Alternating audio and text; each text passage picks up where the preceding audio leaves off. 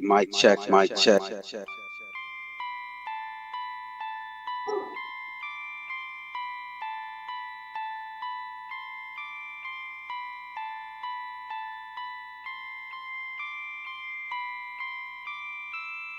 Realist McCoy in the chat, family.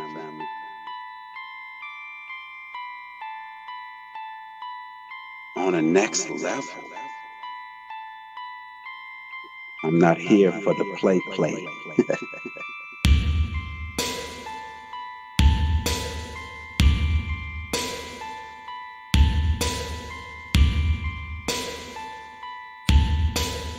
On a next level.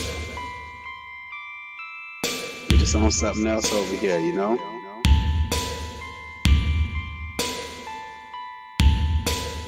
We see a problem.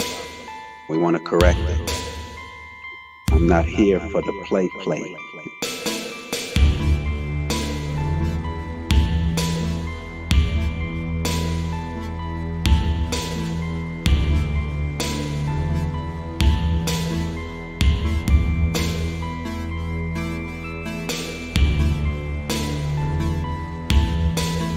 On a next level.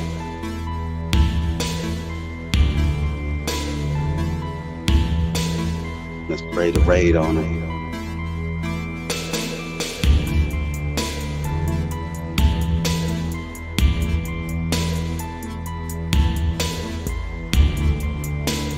Shout out to indegruv.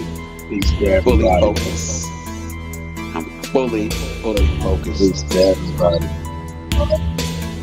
On a next level.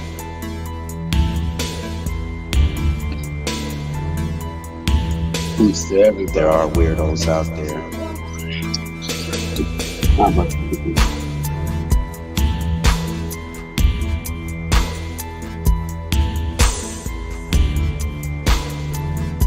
Phoenix Fire in the building, y'all. Phoenix Fire, Paula, integrity and honesty, all day, every day. Infested with those cockroaches. All day, every day. Let's pray the raid on it. I got the realest ones out of my job, man. Crazy. 7 serpents in the building. What? 7 serpents in the building. Salute to you. Got royal and loyal in the building. Yo.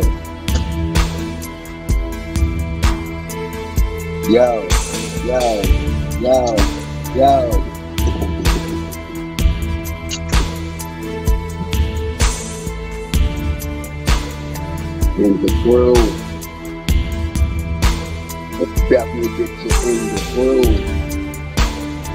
Salute to that. Peace to everybody. 7 serpents. Phoenix Fire. Annapurna. Yo. Royal and loyal. Royal and loyal. Realist McCoy in the chat, family. That's the highest level, to get someone that's royal on a next and loyal. Crazy.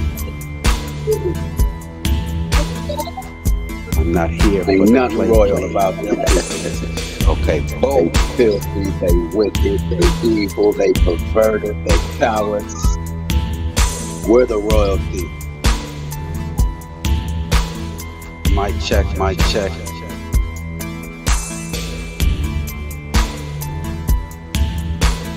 On a next level. Gangster. Mic check, turn the music off.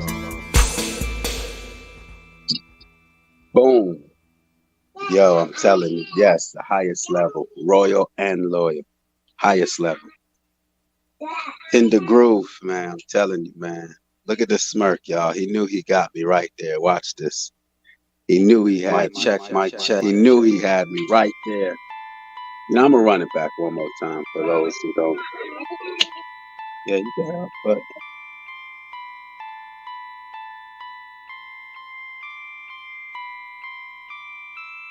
Realist McCoy in the chat, family.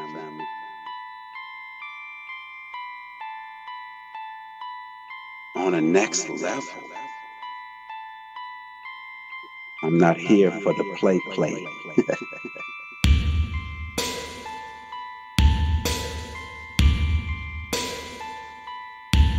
Yo, you know what's crazy is the haters, man. You know what I mean? Next level. The haters, man. Just on something else over here, you know? The haters, man. We see a problem. We want to correct it. I'm not here for the play. Salute to everybody. Peace to everybody.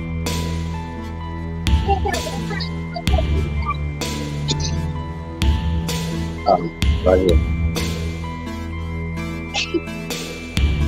Highest level is royal and loyal. On the next level.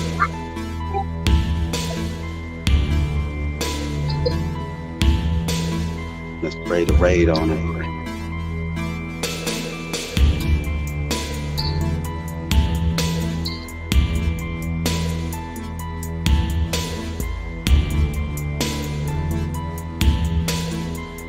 Fully focused.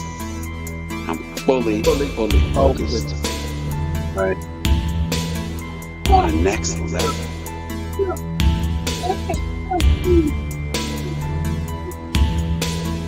There are weirdos out there.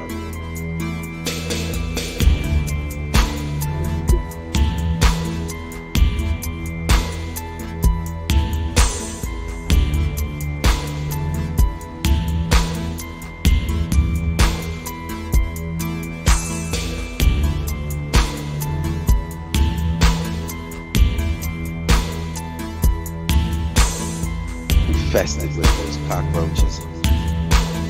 Let's pray the raid on them.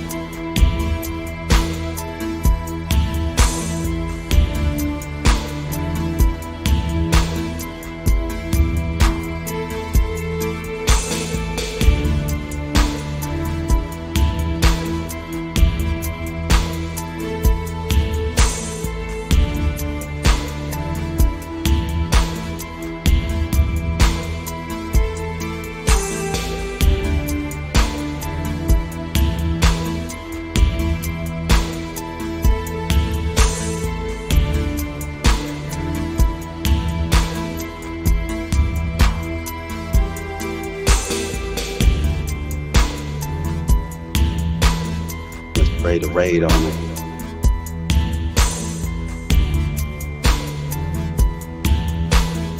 Realist McCoy in the chat, family.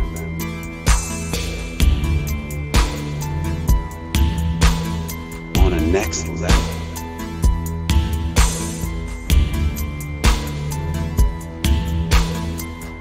I'm not here for the play. Okay, boom.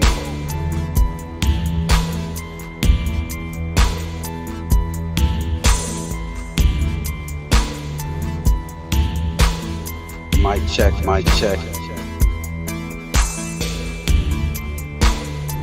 Got the Michigander in the next level. Make sure I think he's modded up. Mic check. Turn the music off.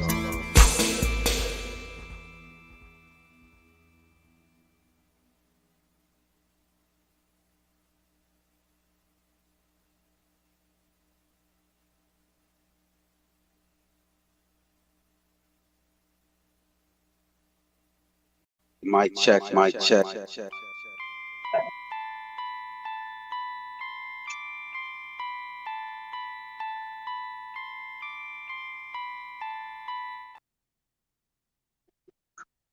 Yeah.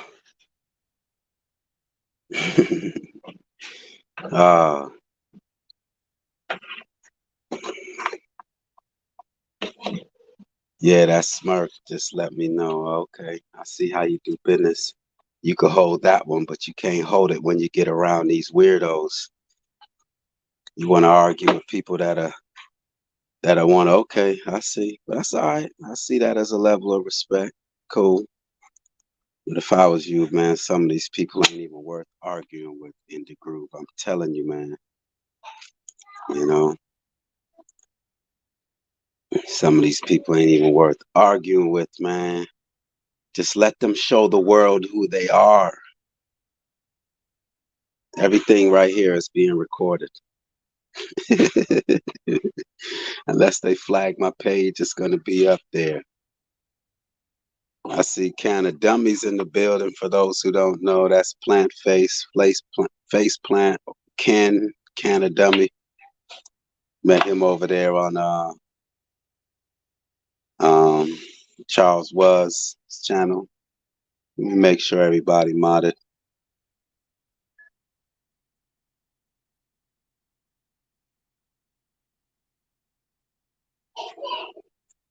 Yeah, all I see is blue. I see blue. Yeah, I mean, y'all see the title of this one right here. Is Can We All Just Get Along? Is that possible? Can we put the religious, the racial, the political, our football teams, our baseball teams, our geographical areas, can we put that all aside and get along for this one cause? Can we do that? Can we put our geographical areas aside, our race, our religion, our ideologies? Can we put it aside and try to achieve this one common goal that we all I don't know, I fired that live up yesterday to try to work on solutions. And it's one of the first lives where I was exhausted and not in a good way. You know,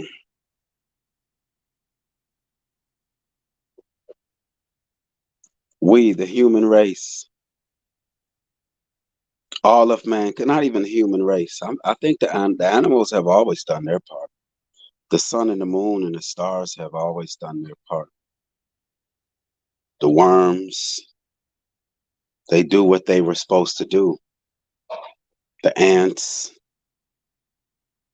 the butterflies, the birds.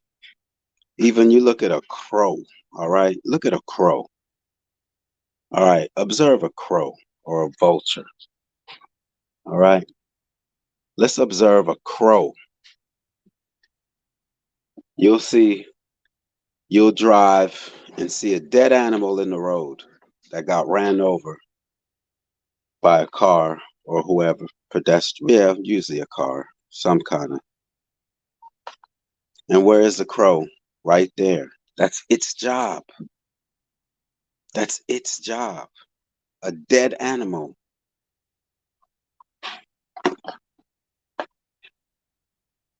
You look at the crow that comes along on the side of the street, whether it's a dead squirrel, a dead possum, dead animal got hit in the middle of the road.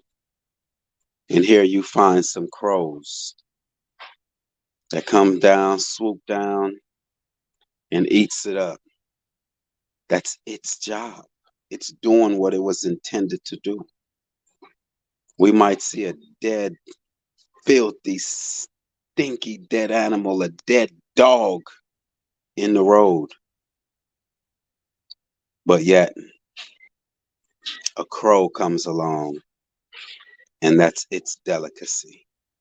That's its main course. It looks for that. It looks for dead animals on the road.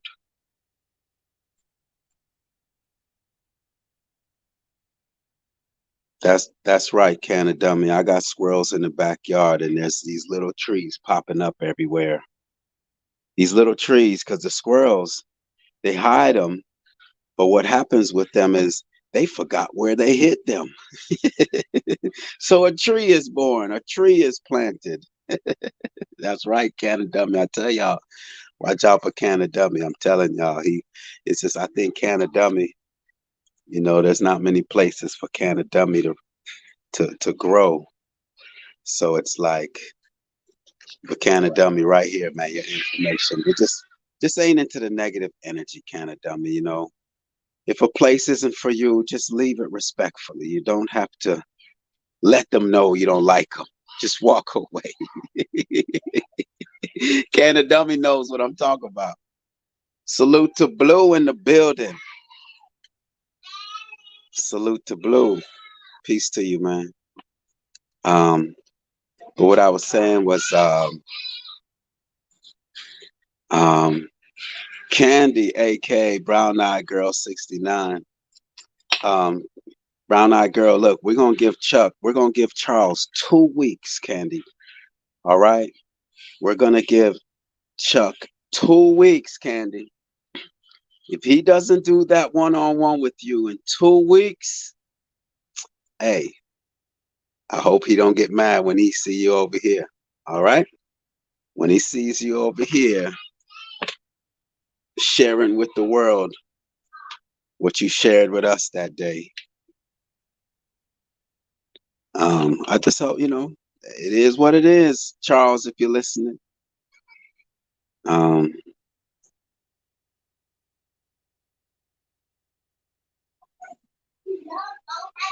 Well, it's the time, 10 o'clock.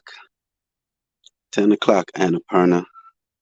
But yeah, I was just saying that all the animals, everyone is doing their part except the human race. We're the ones that's all out of our natural state, and we know why. I tell you all, I don't point the finger at us. I know why we're in the state that we're in. But someone asked earlier, let me make sure, let me see, who was it? Okay. Seven Serpent says, I think we have to define what we means. We means all of creation, Seven Serpents, all of creation. We all play a role. No one is greater than the other. I'm not greater than the worm. I'm not greater than the worm. We remove the worm, things are thrown out of whack. You remove the bees, me as someone who plants seeds and grows, we need the bees. We need the birds. It's just that simple. So we is all of creation, all that exists. All that exists. We all play a role in creating an environment that is conducive to our life and our existence. You think it's by chance that you put a seed in the ground and it grows, and that very thing that grew produces more seeds? Even the human, we're born into this world, and males carry a seeds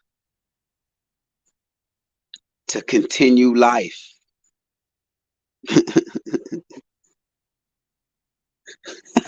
McCoy, I just went outside to let one of my dogs in, and a crow just called at me loudly. He said, you better listen to that, man. That's what he said. He said, you better get back in there and listen to that, man. I'm doing my job. Don't look down on me.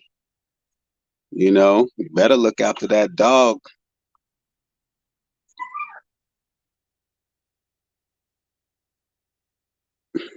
A dog who saves a child is of more value to me than a human who would harm them. But the thing is, Seven Serpents, that's just how we're out of whack, man. There's no way that we should harm a child. That should not be an option. I feel bad harming an ant, a child. That's how you know we're out of, we're just not, we're not, we're not in our natural state.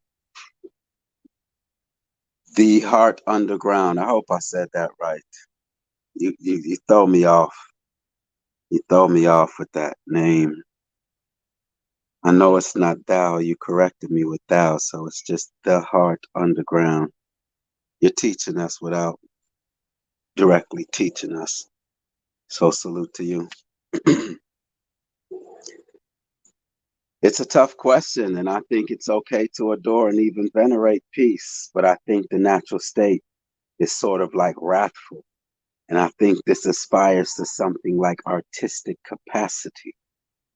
Wow, do y'all hear these type of things that the people in this chat write? It's poetry. I'm gonna read that again.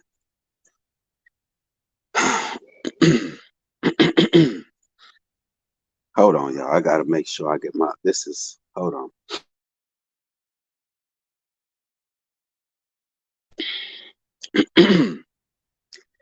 It's a tough question, and I think it's okay to adore and even venerate peace.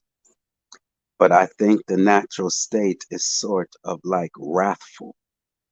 And I think this aspires to something like artistic capacity.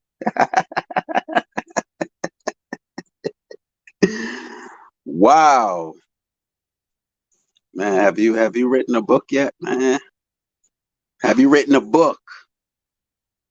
Not necessarily like a book, like a novel, but just your thoughts, your random thoughts, a collection of thoughts by the heart underground. Your way of expressing yourself is very poetic. I appreciate people who can write like that. You know, it's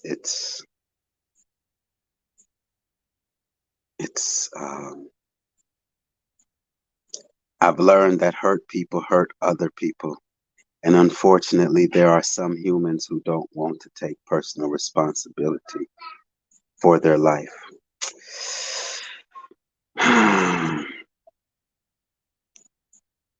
um, yeah, I don't point the finger at each other. I just don't. I know why we hurt. I know why we hurt. All right? I know why we hurt. So, but I appreciate your words. I really do. Your thoughts. I know why we hurt, and I know why we hurt others. You know, what we don't know, or what I don't know, is why these weirdos hurt us.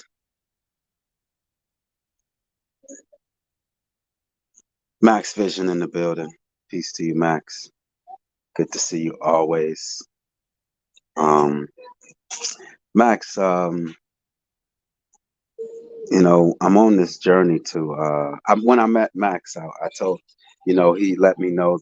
Well, I guess I laid out the problem, and and that's where I had mentioned about opening the third eye.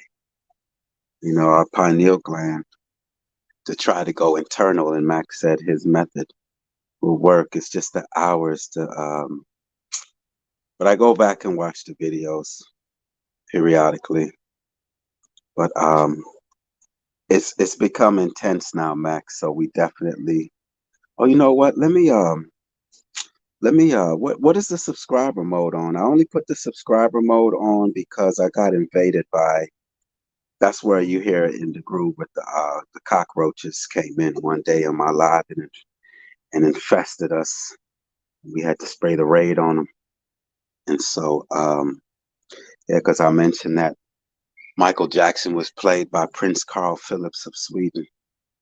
And the moment that I mentioned that and continued to talk about it, then all of a sudden my channel started getting spammed and trolled. So, Mindful Exposures. Good to see you. Good to meet you. Have not seen you here before. Uh-oh. What do you mean, Max? He said, I hope I did not depress anyone yesterday. Indegruv took it pretty hard. Ah, Max,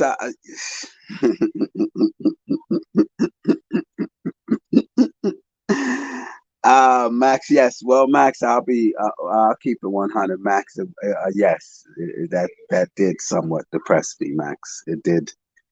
I'll be fully transparent that that it did, Max. It did, man.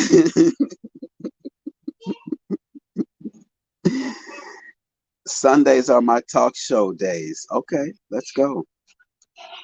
Do you get on panels where do you have a channel? Let me see if Mindful Exposures. Let me mod them up and then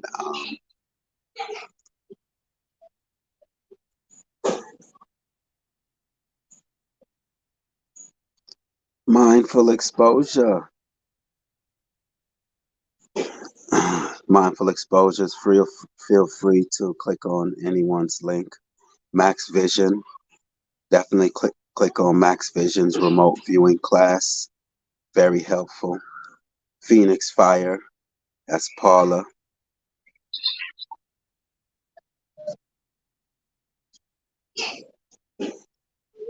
Well, I just got kicked out of that chat, so I'll go here. Um, okay, I'm sub to Max and hoping to catch his next live. Okay, yes, Max Vision, everyone's loose. Max is a resource. He's a resource. There's not many resources here on the YouTube. It's not many resources. Definitely sub up to Seven Serpents. Seven Serpents. Annapurna. The Heart Underground. Do you have? Let me see. The Heart Underground. Do you have just tap on everyone's channel, Candy? Candy, I had to look in your let me sub up to Candy right now because I tried searching for Candy, aka Brown Eyed Girl, and it's just so let me sub up to her right now. There you go. Boom. Go to channel. Subscribe. Boom. All right. I'm like, man, I have to sub up to Candy's channel. Um Let me start over. So yeah, let's in the groove, mindful exposure. Everyone here in the chat. What I also would appreciate though is what I'd also appreciate is that we share our community walls, utilize our community walls.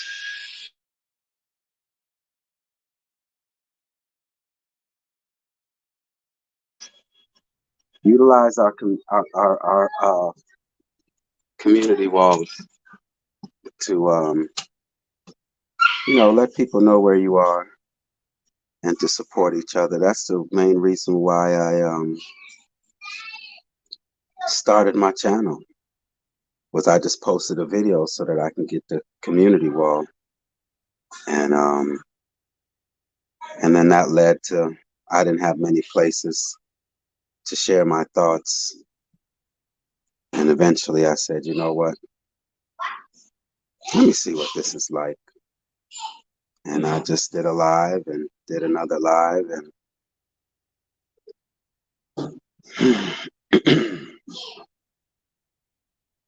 appreciate that, Royal and Loyal. It's the only way that I can listen to my voice is on 2.0 though. When I listen to the replays, the only way I can listen to my voice is on 2.0 because it seems too chilled. It seems too laid back, and that's why I stopped smoking the marijuana. I saw the difference. I don't want to be right now. I don't want to be relaxed, So when I prefer to listen to my playbacks on 2.0.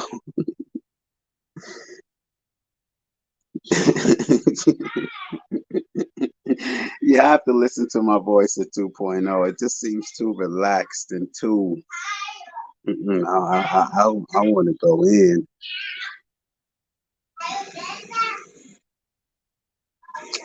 Well, actually, nah. It depends on the activity. because I had my community wall at like 35 subs, 40 subs, because I started posting the videos and people were leaving comments. It's based on activity, just activity. If people are writing comments on you, and I put a short video up and said too much indica, not enough sativa. Yeah, I had to stop with the smoking because I like being alert. I don't want to be relaxed right now. I want to notice everything. You know, I don't want to let anything slide that I normally wouldn't slide. I want to be in my normal mindset, not under the influence of anything. You know, but there'll be a time where I might go, and I'm still researching to see if I know I definitely don't mess with the government stuff. All right. I haven't messed with the government thing since I left California. Um, I haven't smoked the government. I only mess with the stuff that got the seeds in it. Just the seeds. All this manipulated estrogen filled marijuana that they're trying to sell us it's not for me. You know, anything the government approves of. Come on now. That was my clue. That was my clue. If they approved of this, I'm sure it's not good for me. Anything that this government approves. I mean, this government approves of them selling peanut butter with cockroaches in it, you know. So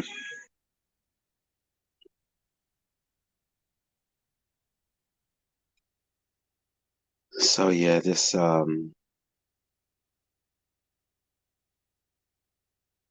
yeah, but you know, definitely anyone over here, just sub up to whoever. And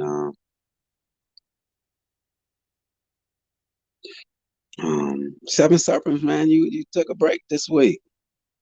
I'm used to you getting me through my weeks, man. At least during the days, during the daytime. Get up in Seven Serpents gives you a thought for the day. Um, um, it's just his. You know, that's when I find like Alive is really, really powerful. Is when that I have no urge to hit the link in the sense of I just want to hear that person speak. You know, I just want to hear that person speak. And getting to know Seven Serpents, I just want to know what he's all about. You know, I'm not. You know, I do that with everyone that I meet. You know, like Smoking in G Sharp, subbed up to her, and just want to hear her talk so I can get to know her. You know, I just hit her link and start saying, "Yeah, vegan life is the best life," and then she's like, "Well, you know," but with her, it's like, you know, I just think everyone should be able. So it's just you just got to get to know a person first and then just hit their link so you can know what if you can add. So that's how my approach is. And with Seven Serpents, I'm just really getting to know him. He's very highly intelligent, very knowledgeable and insightful, and his perspective is really sincere. So I'm just, you know, I'm just more or less just listening. Um, Jack's dreaming. Jack's dreaming is in the building. I know Beck's over there kicking it with Benton, her new friend. She kicking it. Yo, oh, peace to Paula. I'm so how rude of me. Paula. Oh, stop it. You're fine. Peace to you, Paula. Grand Rising. Grand Grand Rising. Rising. How you Yes. doing Do today? you know? I'm good. Do you know what that means? Grand Rising, I hope, right? You do Um, know. well, I know it's I use it as opposed to saying good morning because you know, as a matter of fact, we no longer say good morning in our household. We do it in sign language now. We sign Oh, I love language. sign language. Yeah, Yeah. we sign language. The children and us, we do. We sign language ourselves. Good night and good morning, as opposed to saying morning. It's sign Oh, language because that's what our enemy is using also right in front of us. You all, but right in yeah. our So faces. I don't want to, but go ahead. What you say, Grand Grand Rising? rising, it's a salute to the sun because the sun gives us life. Without it, we die. That's why the rat bastards want to block it out. Makes sense. Yeah, And on a, I don't know. I hear this term a lot. This macro and micro level, right? yeah. Are we the macro is the larger and the micro is the smaller, right? Yes. Okay, so on a micro level, we ourselves are a sun, correct? And can I say that? Well, we are our own individual sons. Yes, I Because agree. we do have a light within us. Yes, we do. That's why we can see in the dark. Yes. You know, it's So, we can see in the dark. You know, you turn the lights off, it's really dark, and then after like maybe what 10 minutes, you can like see in the dark. It's yep. amazing. For a while back in California, you know what? And this reminds me to get that practice back in where we turn the lights off at like 8 o'clock, 8:30, and just um, give our eyes an opportunity. We don't give our eyes an opportunity to utilize that ability to see in the dark. You know, like cats and all the other animals. We I it's just lights all day. From the moment we get up, we mhm. turn the light on, light on, light on. We don't ever give our eyes an opportunity. It's however, I don't want to, I you know, oh, practice seeing in the dark as good, well, like good for you. in case I go blind. Good for you. Good for you.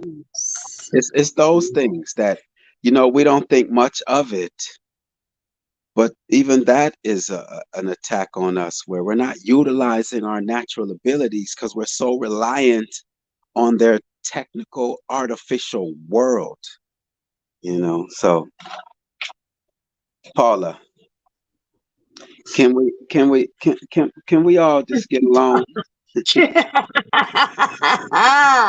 Can we all just get along, or is that too Can we all just get along?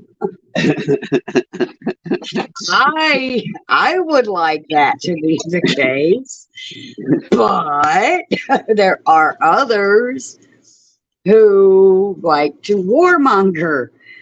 Um, but yes, I would like that we could all just get along. I've been waiting 55 years. I stopped holding my breath a long time ago because I was tired of turning blue, purple, and black. So, but when I say practicing to be blind, I mean walk around my house at night with my eyes closed. I just want to throw that in there.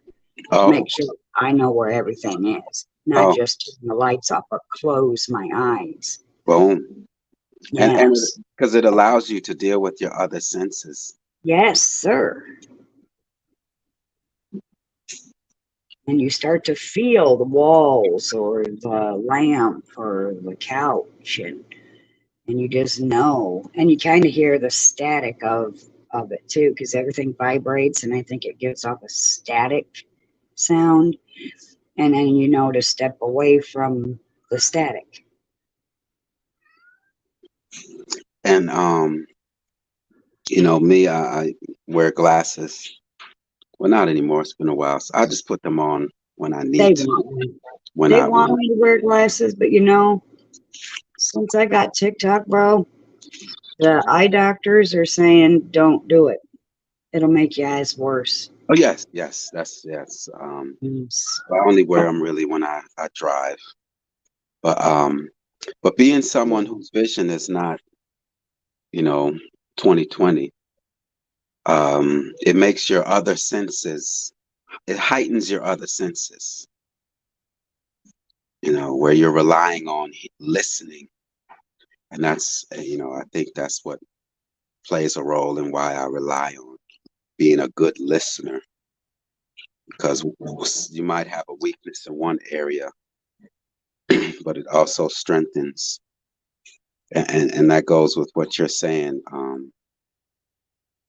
where you're saying you practice being blind in the dark Yeah. and you have to rely on your other senses, your smell, you know, the sense of smell. Mhm. Oh, there's that cat over there. I don't have any pets. I was just saying. Oh, there's that dog over there. There's the fish tank right there. I don't have any pets. I don't cage any animals. Although if I was to have one, I think I would like a cat. And if I had land where had a farmland, I would definitely have some dogs. But I don't really want to have them inside the home. And Protectors and mousers, yeah, yeah. yeah, definitely. But cats, I really like cats. They're really, really cool animals. Dogs too, all of it. It's just this is a wonderful world that we live in. I'm telling you, it's great being here. It's just great. Planting a seed in the ground and watching it grow. Springtime, flowers start to bud. Mm-hmm. Um, it's just a wonderful place. The taste of mangoes and watermelons and coconuts from a coconut tree, and you bust it open and you drink that water, and it's just so refreshing. Mm. The sunlight That's in the living. morning, sunrise, huh? That's living. I'm telling you, it's just a wonderful place. Barefooted, nice, Barefooted screw shoes. Yes. yeah, just barefooted walking through a nice, peaceful place. The birds are chirping. It's just great. And as a man, and you see a woman and your children playing, you planting your garden. It's just a wonderful place here. And then you step outside and you hear all people cussing and yelling. Uh, well, that's when I figured out where we were. That we were in a hell realm that's beautiful, that could be paradise, but it's hell because of what they're doing to us. Um, you step outside and you live in a trailer park and you hear all the drunkards and druggies out at 3 o'clock in the morning yelling and screaming at each other, and the babies crying in the background because they're terrified mommy or daddy's going to kill mommy or daddy. You realize where you actually are. But let me also correct that. I'll correct that for a second. I'll say, okay, you come out from the garden, nice, beautiful flowers. You pick some flowers and got some fruits and picked all your vegetables and fruits you're gonna make for lunch or dinner. And then you turn the TV on, is what I should have said. Television watching news believers. That's what I Yes. should have said was, yes, you come inside and say, oh, what's on the television? And you just hear nothing but tyranny, lies and deception, filth and perversions. And you're like, whoo, let me shut this off. Damn. And that's the that's the power of that television. If you turn it off, you can really see what life is about. But television isn't life. We all know that it's definitely a tool to disturb us and to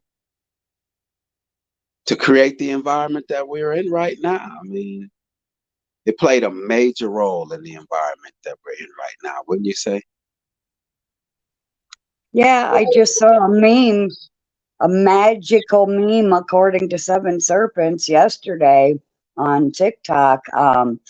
It was a masked person talking to two. Oh, what are they? Dang it, Mike, help me out here.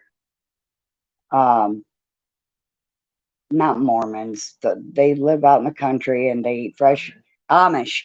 And the masked person was asking two Amish people, why isn't the vid affecting you? And they were like, we don't have a TV.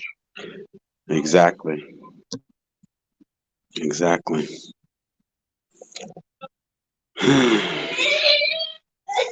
Because I mean, the thumbnail that I have is of Rodney King, who famously, who Rodney famously, King. who famously said, "Can we all just get along?" Yes. How did we know of this Rodney King incident? The TV. That television. And someone just happens to be there at the hotel filming it at the right time in the middle of the night. Back then, before cell phones. Just happened to say, let me look outside, and it's enough lighting for us to see what was going on. Candy says, haven't owned a television since 2009, threw them out into the garbage. Because, Candy, you know why you threw them out into the garbage, Candy? Because they're garbage. Because they're garbage. Yes, garbage goes into the garbage. It's just unfortunate that the earth has to deal with it, has to find some way to break it down, but it's going to pollute the earth. Says, Royal and Lloyd, you're on board with the no TVs in the house? Huh? I'm telling y'all, no TVs. Yes, let's spread the word. Let's hashtag no televisions. Let's get that going. Hashtag no televisions. I'm going to start that. Hashtag no TVs. Yes. Let's shut their world. Let's shut their world off, because that's their way into our homes. That's their way into our homes. Although these LED lights, they have also infiltrated our homes with these LED lights and these smart technologies, smart TVs and smart stoves, yes. Refrigerators, washers, Hashtag dryers. no TVs. Right. I just hope no one sees that as not V's.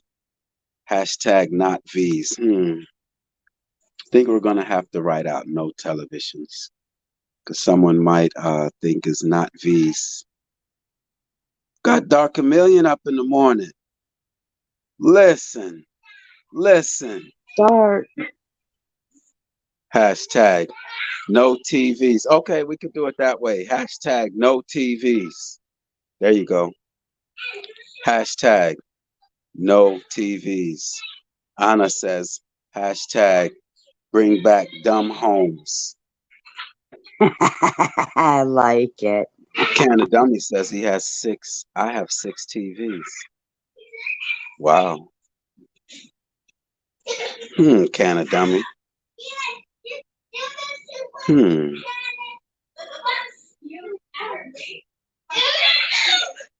Only have a TV because it was my grandma's. Now, indegruv, your grandma's television, was it a HD? Is it a LED flat screen television, or is it one of those big old televisions from back in the 80s and 90s? Because I told a story that my neighbor was moving and gave us one of those old televisions, and my young children were watching it and their hair started falling out. So be careful of those old televisions. I was around here saying, what's changed? What's changed? Why is their hair falling out? What's changed? And then I looked over at that television, and then I Googled and said, are televisions radioactive? And they said, those specific ones, those specific television, those big old televisions. And so they said they're radioactive. And so Did you hear about the new iPhone 14, I think it is? What'd you say? Did you hear about the new Apple iPhone 14? No, I didn't. Or is it 12? Anyway, the newest phone, it's either 12 or 14. They're basically like recalling them because they give off too much radiation. Too much.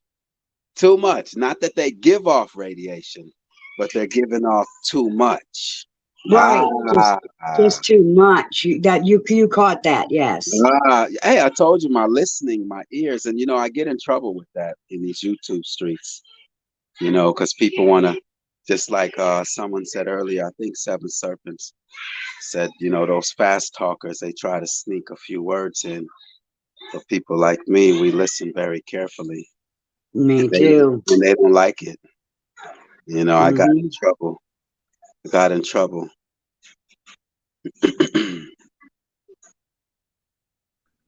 Yeah, you get in trouble for being a good listener, but it's like, if you cannot take people listening to you when you talk, you should not be out here in the YouTube streets. I get in trouble. I'm telling you, I've gotten into Me too. three, three and counting that I know of.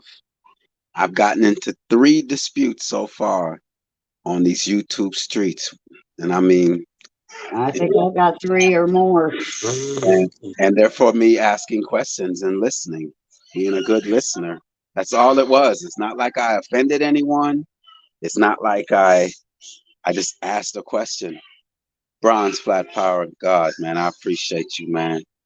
That's a person that I don't want to use the word religiously, but he shares my lives. Yeah, And questions. I really appreciate that, Bronze, man. I really do. Thank you for seeing value in me. Questions get you in trouble. So salute to Bronze Flat Power God. Y'all sub up. Oh, sub up to y'all. Sub up to Bronze Flat Power God. He's someone that can go into the gematria community and then also go into the beach sector, go into the big dog Philly OG, the Bro Sanchez, the Aboriginal, the Pan Africans, the Sarnettas, and he'll make sense of it all and remain himself through it all. So salute to Bronze Flat Power God. Um, Royal and Loyal say I'm outside in my garden right now. Nature counter acts RFID. Yes, put your bare foot on the ground and let them volts go through your body. You are an electric being. When you connect with the ground and that sunlight, they know it. That's why they disconnected you and put rubber soles on your feet for that very fact. Ground those mindful exposures. Peace to you. We're going to get along very well. They put rubber on your soul. It's on your soul. Exactly. Yep. Ground those hands and feet. And do it before winter because you're running out of time for that. Well, there's grounding shoes. There's grounding things. Let's start to. You know what? Then I need some grounding shoes. Yeah, I'm still. The only thing is though, Paula, is the fact that they're so expensive. Like they make it cost so much. It's like, tax time. huh? Do it at tax time. No, my point is that the things that are good for us, they make it so costly. But the things that are so harmful, oh, you can just purchase them like they're cheap. Well, that's not always true because cell phones are way too expensive. But I see what you're saying, yes. Well, that's the play. That's the play because you can get a free cell phone. You can get a free cell phone. But that's the play. They want us to want it so badly that we can't wait to get it. So that's all. Just like the flat screen television when it first came out, they made it cost so much, and then and then when you get it, you feel so much joy and you feel so much prestige. Like, yeah, and then in 2 years, it's free. Yeah. Right. Like you go to Walmart right now, you can get you a big screen television, 70-inch, for $300. Yeah. So it's just that's their way, that's their little system of matriculating things into society. They make you want it so bad that when you get it, you're so excited and happy and feeling so much joy. And then guess what? It's on to the next thing. You finally got that flat screen, and now iPhone just came out. Damn, now I got to get an iPhone. The television is not all that. So it's they keep us in this constantly engaged in wanting and wanting and wanting. Yeah. Okay, so Realisty says get white and brand wide toe shoes only. Yeah, there's a lot of grounding shoes out there, and that's my business venture. I announced to my family about 4 months ago is that I'm gonna open up a store here in Montgomery, Alabama. And it's gonna be like a natural, where get clothes that are made from hemp and linen, grounding shoes. That's a natural attire. It's not here.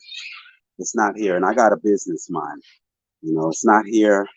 I'm gonna get it done. I'm gonna get it done. Mindful Exposures. Are you responding to that? I'm gonna get it done. Big Dog Philly OG in the building. Peace to you, Big Dog Philly OG. Salute to you. Dog. Yeah, I'm gonna start a business venture here in Montgomery, Alabama. A natural clothing and environmental type accessories. Like we should be wearing copper. Copper is something that we should be wearing. Is copper. Forget their gold. Forget this. Well, women should wear gold and the men should wear silver. Silver and gold. Yeah, Yes. the men and that's what I'm looking at society. They got the men just flossing gold because we can't. Our bodies, our bodies cannot get rid of gold in our bodies. It's not good for the bodies of men. See, the women, you all have menstrual cycles where you're able to get rid of. Men, we can't get rid of certain toxins. We're supposed to wear silver. Well, According to what eventually we don't have those anymore. It's been What'd you say? years for me. I didn't get the first part. What'd you say? Eventually women don't get those anymore. It's been several years for me. So yeah, it's just a lot to learn, look at this dude. Whenever you're ready to franchise that natural store, I got a good spot here. Yes, let's go. What you talking about? What you talking about? What you talking about?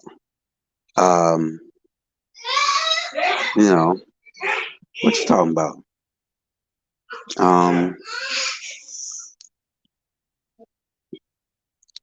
So yeah, can we all get along? I want to bring us, that's what this topic is today. Can we all just get along? I sure hope so. Yeah, It is a wish.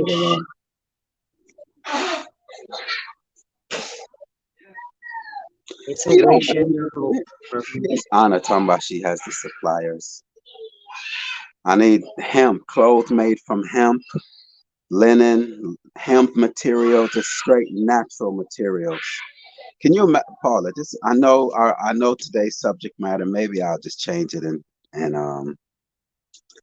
go to a different subject matter. I really would like to tackle the can we all get along, but maybe it's not even worth our time over here. Maybe that's something for someone else to cover.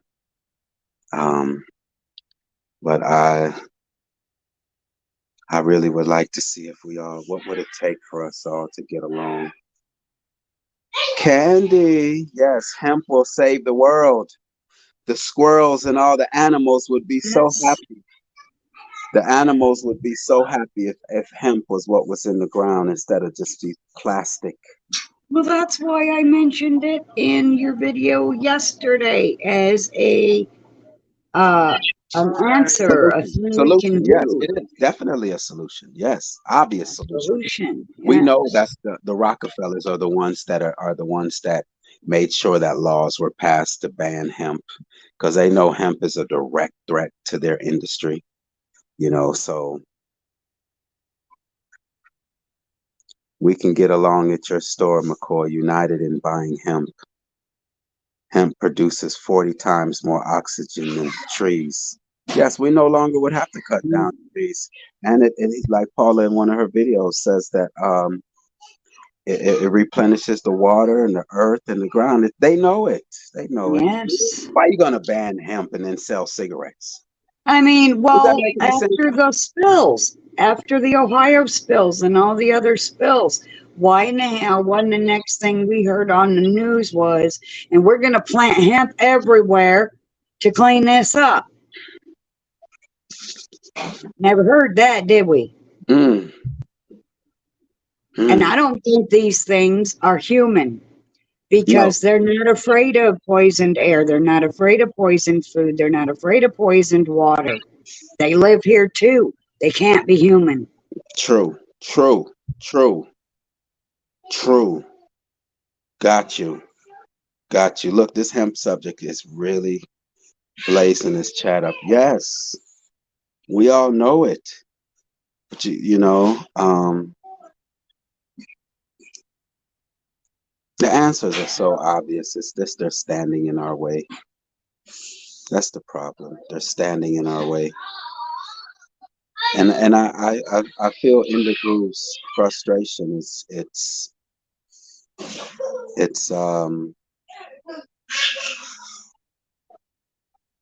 we need to get them out of our way.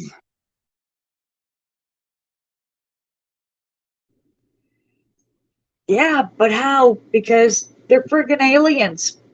We don't even know what it takes to get rid of them. You know, we've seen movies, you know, sometimes like in the movie Signs, water was their enemy. But I don't know if that's the case, but hell, why not? It's just, you know, there's one thing we could try, throw some water at them. Get a squirt gun. Get one of them power squirt guns. I don't know. Mindful Exposure says, "What if we are the aliens already?" Well, I wouldn't think that we're the aliens because everything here is for us. We fit into this environment. This Right. this environment activates us. So you know, this environment. I've always thought that. Yeah. You put your you put your feet on the ground and sun gaze. Let the sun feed you frequencies through your eyes. You eat these raw vegetables and fruits, and you'll feel yourself come alive. Have you seen a plant? You've seen a plant that needs water. You see how it looks? It's all limp and it looks like it's dying. And then you give it some water and it activates. That's us. That's us. The water is our conductor. We are an electric being. The earth is our grounder. We have positive and negative charges within us. Our bones are the antenna. So I don't, not debating anything. I just want to give you my thoughts on it. Mindful that no, this is our place. This is our place. And these weirdos are trying to make us devalue this place. Yeah. Says, yes, I have always wondered if we are evolved aliens and the aliens are coming back to warn us of our own destruction. Of our own destruction? Nah. Nah, we're not destroying ourselves at all. Just look at a baby who came into this world. The parents were told to give that child a vaccine. We have to get vaccines to go to their institutions. Without going to their institutions, we wouldn't have had to get those vaccinations. So now this is our place. We have tyrants. Let's not let them off the hook. All right. Well, did you hear? Pelosi was on what show, Mike? She was on Anderson Cooper, and she was saying how she is a cold-blooded reptilian, straight up. Nancy Pelosi said on Anderson Cooper that she is a cold-blooded reptilian, and she's running for office again. Well, I hope no one votes for her. Of course, your vote doesn't count anyway, but I'm just saying. Was she just trolling us? Was she trolling all those? Was she trolling all those those YouTubers out there speaking on reptilians? Uh, it looked like she was literally saying that's what she is, though. Yeah, Paula, Because okay. they have to tell you, it's that whole thing where they think they can escape the cause and effect, the karma, if they tell you. Yeah. Do you remember a show? I remember when I was younger, they had a television show called V. Okay, it was on television. Yep. Got it. It was called V. Yes. Where it was reptilians and they can take the shape or form of humans. Yes. And you didn't know who was who. I had that thought maybe like at least in 2017, 16, maybe even earlier than that these people are somewhat reptilian. So I wasn't shocked that later on people started looking into maybe that they are reptilians. But that show V, that would be a great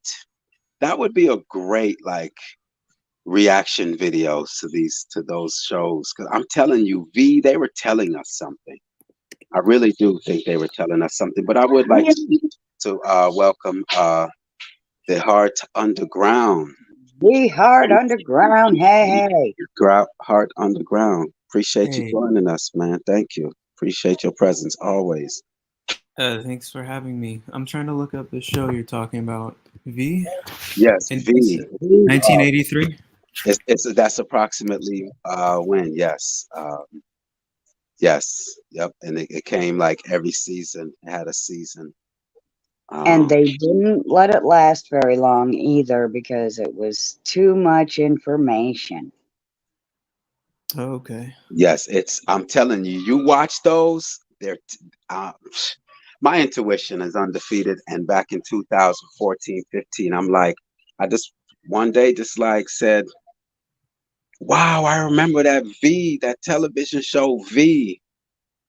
What if they were telling us something right there? Because I had drawn the conclusion that they couldn't be humans.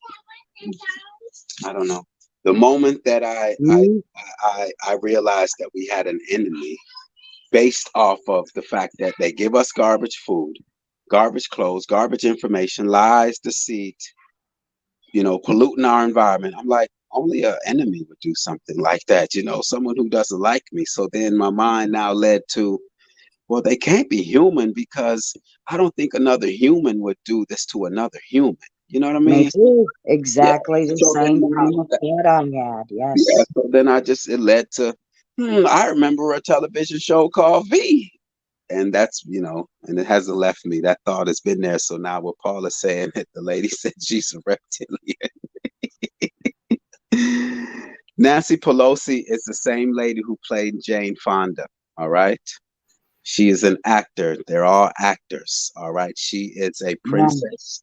She is a princess. She's of the royal family. She's an actor.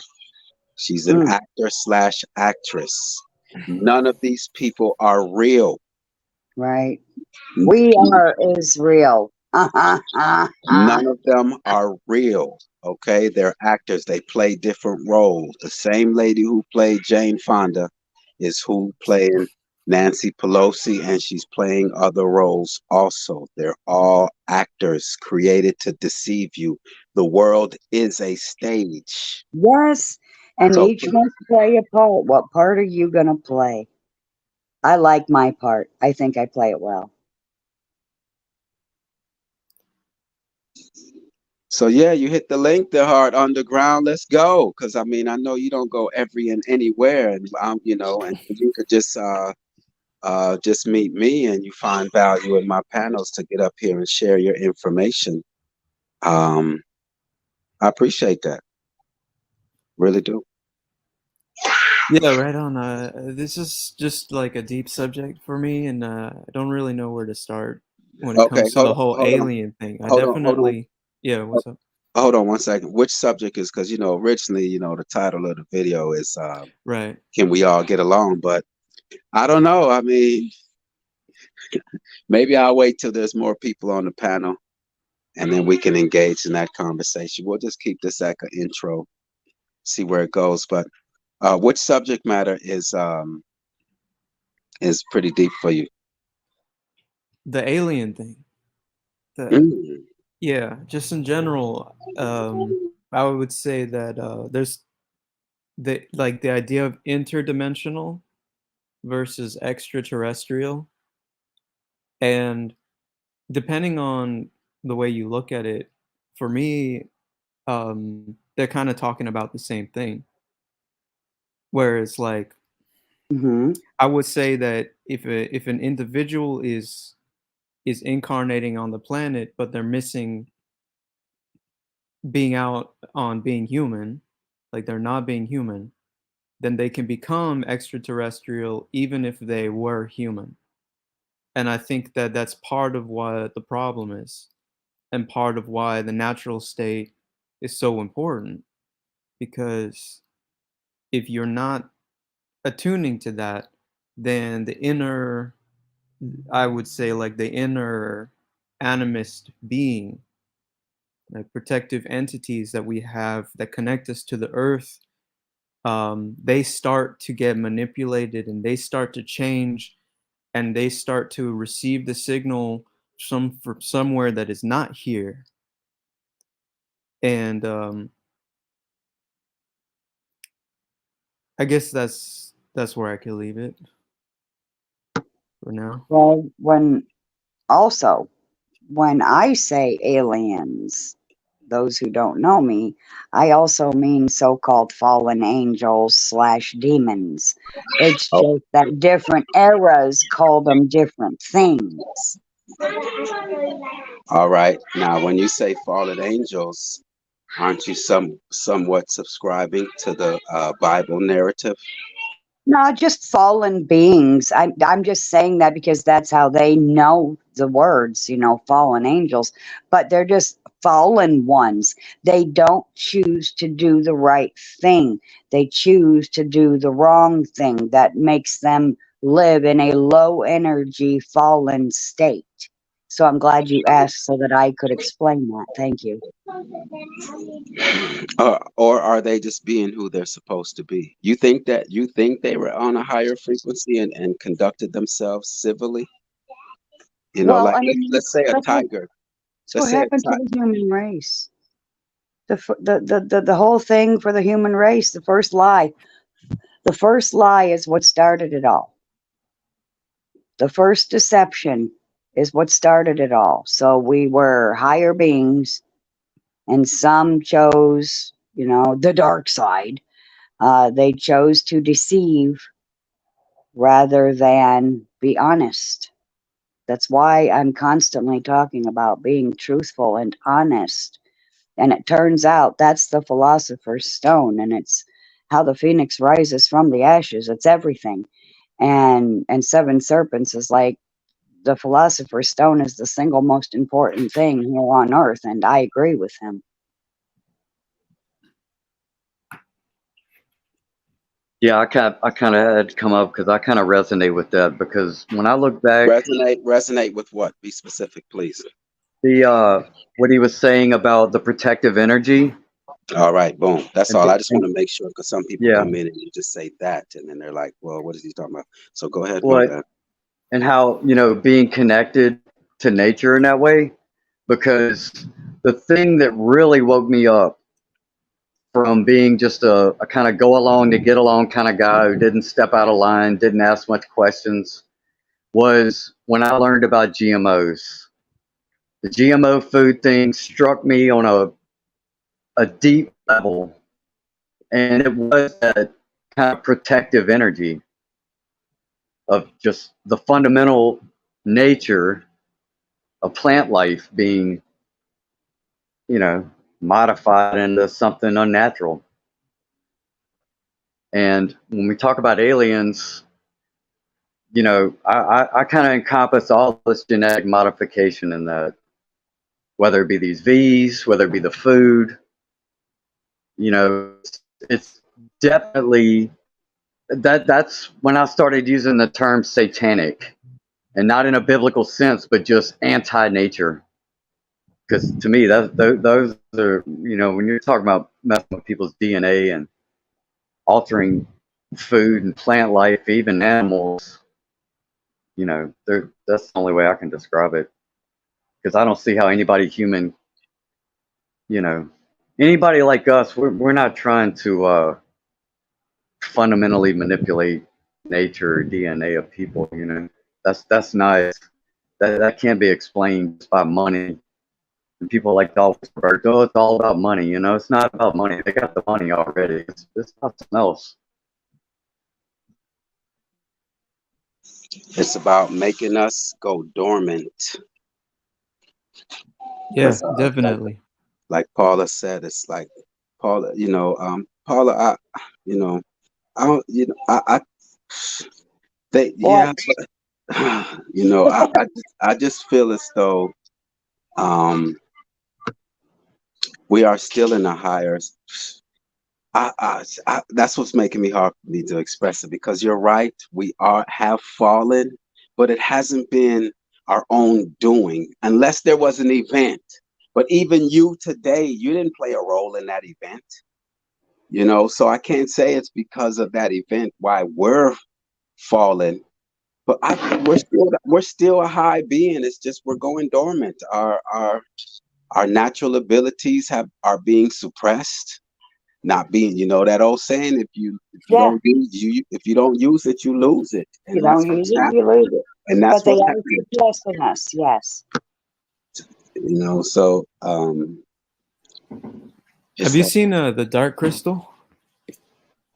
No. It's an old animatronics sort of. It's not an animation. It's all like made with like puppets and stuff. And it's a story about basically this planet where all these like mythical beings they live, and then it's pure magic. The planet's like waking up and becoming more intelligent, and it has like sort of like a treant, a treant like from Lord of the Rings, the tree people. It has like a tree god sort of being who's like the mother, and then someday these aliens like appear, and they appear as like these higher angelic sort of like kind of like overlord sort of beings, and they have all this technology, and they're living in harmony, but something's wrong, and there's something about their past that they're not quite telling. And I think that that movie is like a really good kind of way to think of like how a fall could have happened, where we were higher beings, and maybe we interfaced with another extra dimensional race that was technologically and maybe even in a way spiritually higher. But it's like the higher part of it, you have to be careful when you think of that, because just because something is spiritually on a higher vibration, it doesn't necessarily mean that there's integrity. So something like, for example, if we go dormant, we at some point we can wake up, and the integrity in the process of waking up could eventually take us to those heights.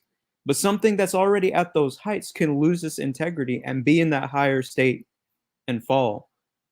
And I interpret the idea of a fall that there were beings who had that spiritual high position, but that they were missing something, and they were starting to lose because they no longer had that integral connection. I think It's like, well, yeah, you can lose your integrity, absolutely. And that's what causes the problem is when you lose your integrity. well, Yeah. these beings, they split into two, and they started warring against themselves. So they split their higher selves into two different types of beings, and then they used the planet as a fuel source to carry out this war, basically. And I think something like that might have happened here, where we could have been fine if we weren't interfered with.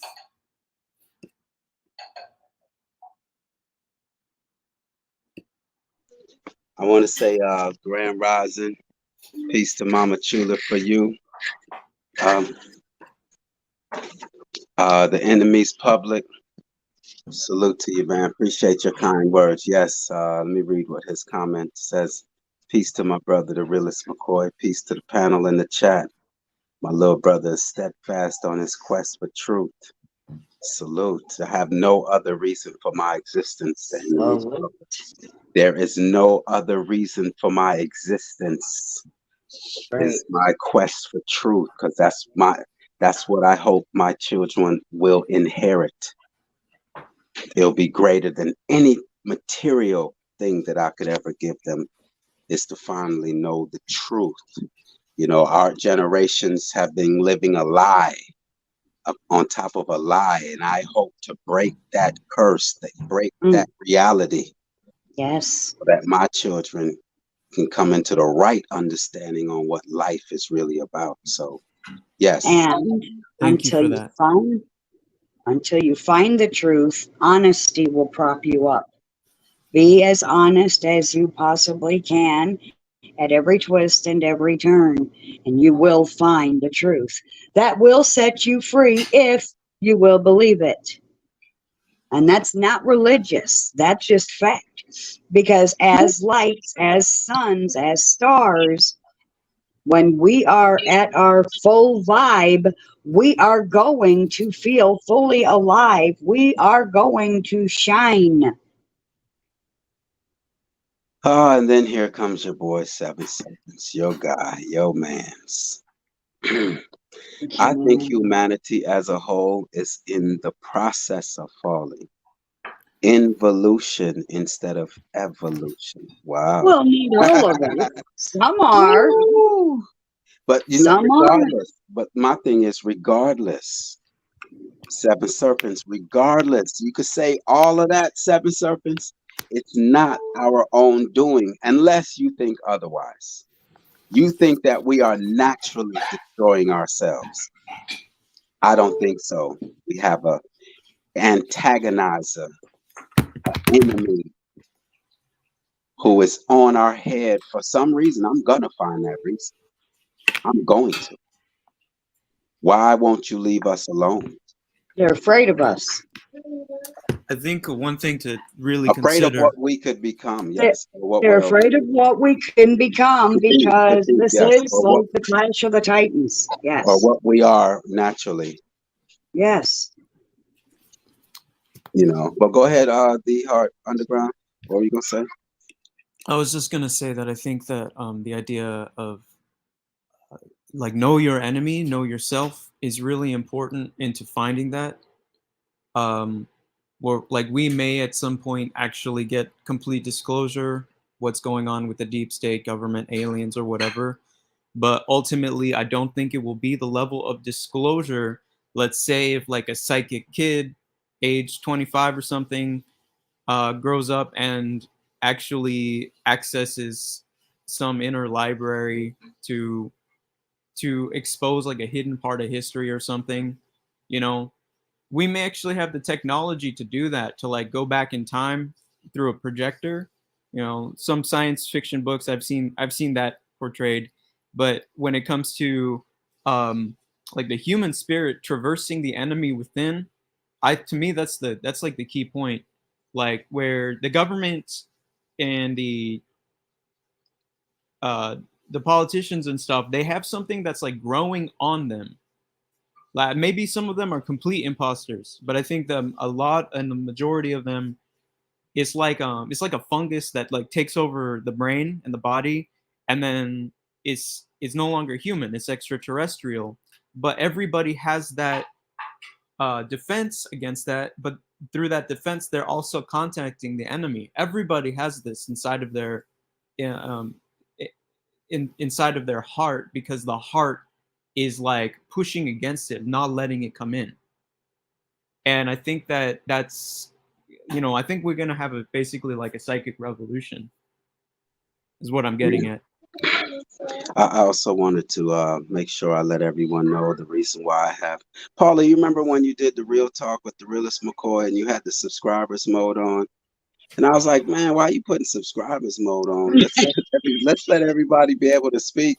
And then you said, Been there, done that. yeah, you said, nah, the trolls and the spam. So I just want to let everyone know the reason why I have the subscriber mode on is that there's certain topics that I do touch on. That is why I'm here. And I've been in these YouTube streets for like 10 years, at least. I got invaded by an extreme situation. So I go with the subscriber mode to make sure that I don't experience that. At least try to deter that from happening. Now they could find some other ways, but so that's why the subscriber mode is on. Is so there's nothing wrong with that. I appreciate it. You know, I just don't want anyone thinking, oh, he's trying to, you know, however. But plus, you know, what's the point of being over here? It's, you know, anyway. So just want to make sure that I get that out. Let everyone know. Let me, as a matter of fact, I'm gonna put the banner up that says it, so I don't have to explain it, because I don't want anyone thinking that. Okay, here it is. Subscribers only to avoid spammers and trolls. Apologies in advance for any inconvenience. All right. I like the other one. Let's get back to the bill. What's the other one? What's the other one? To be denied truth is to be denied life. If I'm saying that right. Am I saying that right? Yeah. To be denied the truth is to be denied life. Yes. Yes, sir. Okay, I'll go back and forth between those two. But yeah, I didn't mean to disturb. I just want, you know, I see, just wanted to let everyone know who was here that Dominique's in the building. Dominique be making his way around these YouTube streets, you know,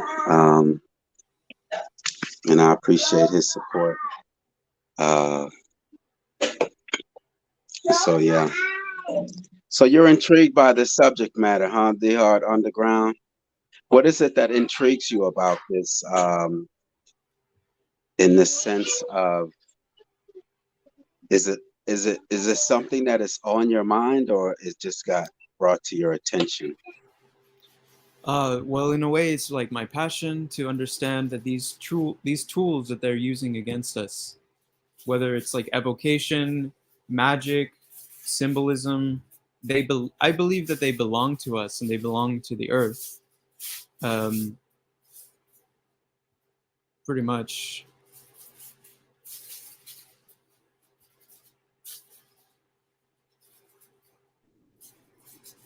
Can I ask that you say that one more again, please? I was a little distracted and I want to hear what you said and understand it. What did you say now?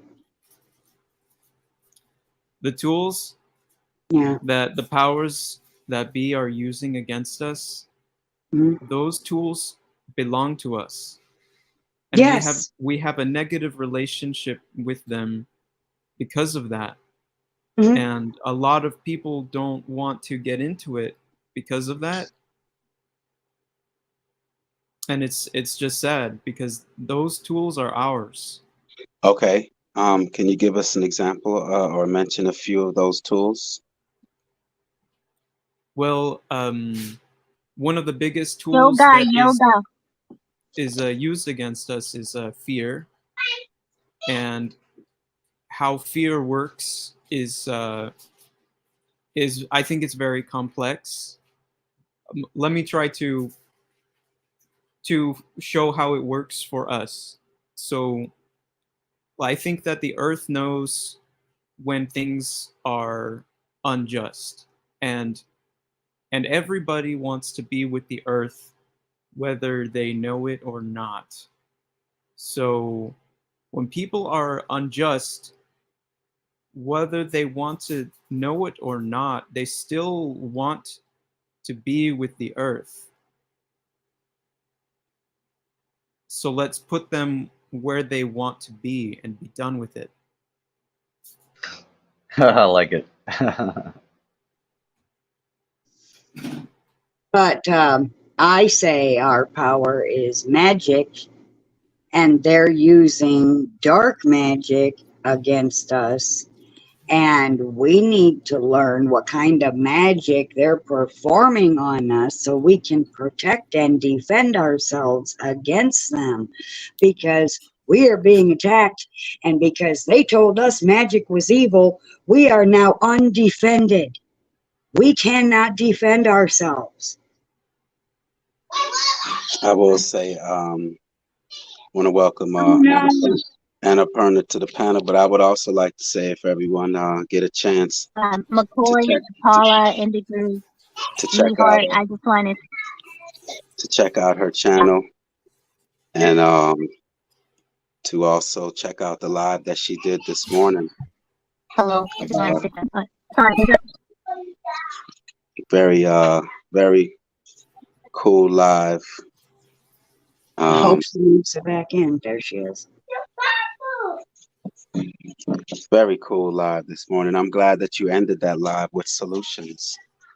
That's how you do it right there. You expose, you express what's going on, and then you left us with solutions, you know, not just leaving us in the negativity, but you also say, yo, you know, so peace down to Perna. I appreciate you. And she just came in with a solution. She said something about Great. yoga. Did y'all say something to me? Yeah, she was saying that that's one of the tools that they took from us. It's yoga. Yeah. Yes. Yeah. So but that's being used against us, all the knowledge in that about the chakras and the astral body, the causal body, all of that is used to entrap. Even the knowledge of the pineal gland is twisted, because if you know how you can liberate yourself, you also know how to entrap. Like, why would there need to be a philosophy of liberation if there wasn't an entrapment? Well, you got to keep it simple is my motto. And I don't say keep it simple stupid. I say keep it simple silly. I'm of the KISS movement. And it's simple. And anybody without a book can do it. Just be honest. Be truthful with yourself and others about everything always. Even in your dreams. If you catch yourself lying, you stop that shit immediately. And that is going to align your chakras. That is the main key, in my opinion. And then if you know how to do yoga, hey, that helps. But you can't be a liar and do yoga because you're working against yourself there. That wouldn't be yoga, Paula. It's like, so the 10% or 20% is a physical posture. Yes. And then another 20% is breathing alone. Mm-hmm. And the rest of it is meditation and spiritual work. So I would even say 80% of it is meditation and spiritual work if you really want to cross that bridge and go there. But, you know, it's like an exercise thing, whatever, you know, it's just, that's the one thing that has saddened me in my life, that I just thought that the West got it. But they really, you know, they really did a number here. But then now that's just transposed right back onto India. Like, people are doing it as a fad, and, you know, they're wearing yoga pants and using yoga mats, and it's just ridiculous. Like, this is ridiculous. Yeah. Okay, go ahead. I was just gonna say, I think one of the things that has hurt that is that we want the relief from things in our culture, and the culture didn't catch because it was misunderstood. And I've seen people look at spiritual practitioners and think like, oh, they're, look at them, they think they're better than us. Because when you come to a person who's been through meditation for years, it changes the way that you think connection and emotions actually occur. You start to let go of a lot of things that we hold on to. At least here in the US, there's so much like, it's like we're cartoon characters. You go into meditation, or for me, you go into connection with these animistic beings, these interdimensional beings, these animal totems and things like that. And you disconnect from all of those cartoons, and then you see that things are a lot slower. Things are a lot more vital, and subtle, not like communication with your body language becomes a lot more important. The ability to hold a gaze becomes a lot more important. And another thing is that seriousness in of itself is also given more subtlety. As long as we're holding on to these caricatures of ourselves and these cartoon characters, and they're being kind of rammed down our throat, it's going to distract us from what's inside the subtlety, and that's in silence, and that's in a way in the seriousness of our emotions. We're very serious, and we have a lot of care, and people who are trying to do this path are just getting kind of steamrolled by the obsession with these caricatures. That's all I wanted to say. You're very right, and I believe they were intentionally put there to entrap. Sadhguru, the lot of them. And I don't think there's been a true one around.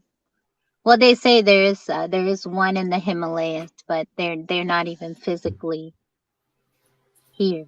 But I don't think there's been a true spiritual master around for a while. But I think there always is the opportunity for one to arise. I just don't think there's anybody out there. I wanted to address this comment by Royal and Loyal.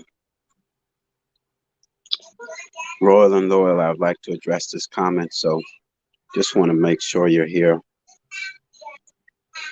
If you don't mind putting a comment in the chat to let me know you're here listening, because I would like to address this comment.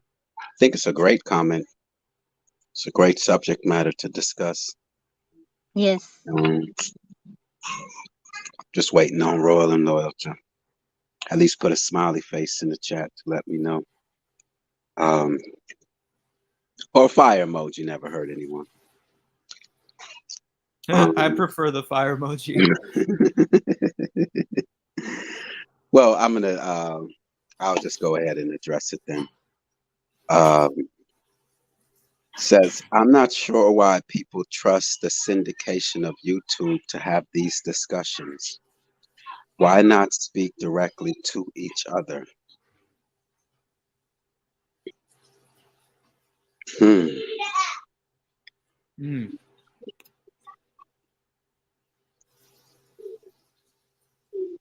Any thoughts from anyone? Let me read it again. I want to welcome Blue to the panel. Salute to you, Blue. That's what we're doing. Appreciate you. No, I don't think you. Yeah, I'm a little confused by that. We're doing that. I'm going to read it again because no, that she said they're Royal and Loyal is saying that we shouldn't. I get it. Okay, here, let me read it again. Oh yeah, peace to the chat and the panel. Before you do that, Royal, because this is gonna put you on a different vibe or a different narrative. That question there, because I've just been listening to what you've been talking about with like yoga and things like that, and so with like just quickly with like the fighting that I did, especially when I was in Thailand. I learned a lot of breathing exercises and techniques because obviously I wanted to be like stretcher, basically like elastic. I could do the splits. I can still do them now at my age. And this is due to having the exercise and the breathing techniques, and also just the science and the chemistry of the body. Now, when people are talking about you know, these natural occurrences in our body being kind of like covered up by nonsense and taking us away from us as such, I feel that this is why when I speak about it, or when someone speaks about it from a spiritual point of view and using certain words like kundalini or chakras, I more see it as like a sports science, because I'm opening my blood vessels, which then get oxygenated and let more oxygen come through, which Yes. then obviously goes to my brain, which then creates certain frequencies, obviously because we're water based as well. And then with the chemicals like the endorphins and testosterone, this is what gives you a natural high. You know what I'm saying? And we've been kind of like led away from that, led away from how to know when our body's prepared to exert, or when our body needs to rest, or knowing what our body does. See, my daughter's a gymnast. The word gymnastics is basically a gymnastic, knowing about your body, knowing the limits of it, knowing how to stretch, be supple, you know, just knowing the infrastructure of it. And we've been taken away from that. So I like these conversations. So in a way, towards that comment that you had up previously, I think these types of conversations can be had on YouTube because they are about us and the insides of us and how we relate to it on a daily basis, and how we can kind of capture the aura within us, the magnetism, you know what I'm saying, and put it all together in a way where we're operating better as beings, you know what I'm saying? So yeah, any of the bullshittery or whatever, I ain't got time for it, because it's not going to get nowhere. When you learn about your body, the health, the structure, the anatomy of it, chemistry, the biology, it opens your mind more.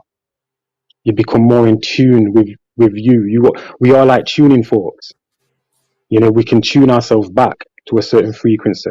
So yeah, I like these conversations. So yeah, carry on, please. I would also like to give an opportunity to the enemy's public. Says the question is synonymous Hey, to I gotta go, guys. My phone is about to overheat. Okay. But All right. Appreciate you, Anna. Thank you. I just Nice to wanna meet you. keep that idea alive of that store. McCoy, you're onto something there. And I just wanna say that they don't want us to talk about this. So that's why this is being talked about on a public platform. Yes. There's definitely things you would not talk about on here. And that's a learning curve. But this is something important enough to discuss out here and bring awareness to, because people might realize that, and they might not pay for a retreat they were unsure about, you know, or they might not, like, you can save somebody some grief. Yeah. And this isn't a popular topic. This is not a popular topic. Everybody and their mom is a yoga teacher now. Everybody and their mom is a massage therapist and a healer now, and a reader, card reader, what have you. And this is something that's suitable for a public platform, because people give boatloads of money to resolve something. They want to heal. Yeah. And what if they could just get that information here? But Anna, sometimes I feel what you're saying, sister, but you know, sometimes people haven't gone through the actual basic knowledge of the body about things like acupuncture. You know what I'm saying? Because the body, see the voice in our head, that's the intelligence. Our body knows more than us, meaning like the subconscious, I mean the conscious. You know, You know what I'm saying? So when you're doing acupuncture, it basically notifies your body that it's being released. So then it starts to do its work. You know, the word acute meaning small. So you have tiny punctures to kind of like let off steam in a way, you know, depress. And then your body starts to realize this and then start functioning and fixing things, fixing nerve damage, sciatica and things like that. Um, Again, acupuncture is quite easy to learn, you know, but me personally, I learned off a Chinese man because I've had it over 50, 60 times. I get it a lot. I get proper massages. Um, and these are see, things will get watered down if you have too many people just doing it just for the money and not really for the practice of knowing of the body,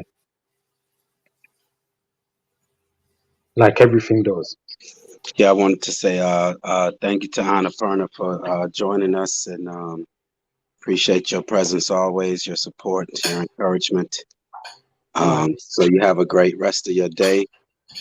And yeah, the StreamYard will drain your phone. I actually literally keep mine on ice at times. You know, I have like a little ice bag of peas, whatever you got. Yeah, keep it cool down a little bit. This yoga, this yoga. Well, I guess we were on the subject of this question that Royal and Lawyer posed, but I did want to dive into the yoga thing also, because I do find importance in the yoga. My children, we do yoga as part of our curriculum. They wake up in the morning and do the sun salutation. So headstands and all the different poses. But yeah, this comment, I'm not sure why people trust the syndication of YouTube to have these discussions. Why not speak directly to each other? It's just we're using what we got, We're just using what we have right now. I think it's the same reason why people wrote books. It's just it was a tool that could be used at the time, and you're not here with me, so I can talk directly to you. So it's giving us. We're just working with the tools we have. I would like for my neighbors. I would like to be in communication with my neighbors, but right now I just want to be in communication with like-minded people. And if I got to travel all the way across the waters to find someone that can give me information on the subject matter that I'm dealing with, that's just what it's going to have to be. Because my neighbors, they're watching football right now. I think football is all right now. Yes, football is. So some of my neighbors are watching sports and all engaged, eating Doritos and drinking Pepsi, and speaking with Blue right now, who's across in the UK. And Blue gives them the opportunity to add to the subject matter, and indegruv right down the street there in Louisiana. So that's why we're just using what we have right now. And we don't, and at the same time, we don't fear these punks. We don't fear them. Nope. Yeah. We have nothing to hide. They're the ones that are hiding. So I don't fear them. There's nothing that I'm doing that I'm fearful of. You think I'm gonna be fearful of a coward, someone who chooses to lie and deceive? So that's why I don't trust. No, I don't trust it. No, they're not worth even thinking about. They don't look. Anyway, go ahead. I think Blue. That's why the masks. I get started because they like to hide and they want to make us hide. Just the thought of fearing those punks and even being mindful of them, it just like what? Oh, yeah. You know the word fear. The word fear is phobia. That's where that comes from. It's just been changed and given different context to it because of imagery. You know what I'm saying? And bearing in mind, the word, what really, it's just weariness, having weariness, just knowing your surroundings, your environment, knowing what's going on. You know what I'm saying? I want to say real quick. I want to say peace to Salima Ellis. Thank you for being here. Let me mod you up so you can have access to all these great, wonderful channels that you see. These people right here, they're on what I'm on, and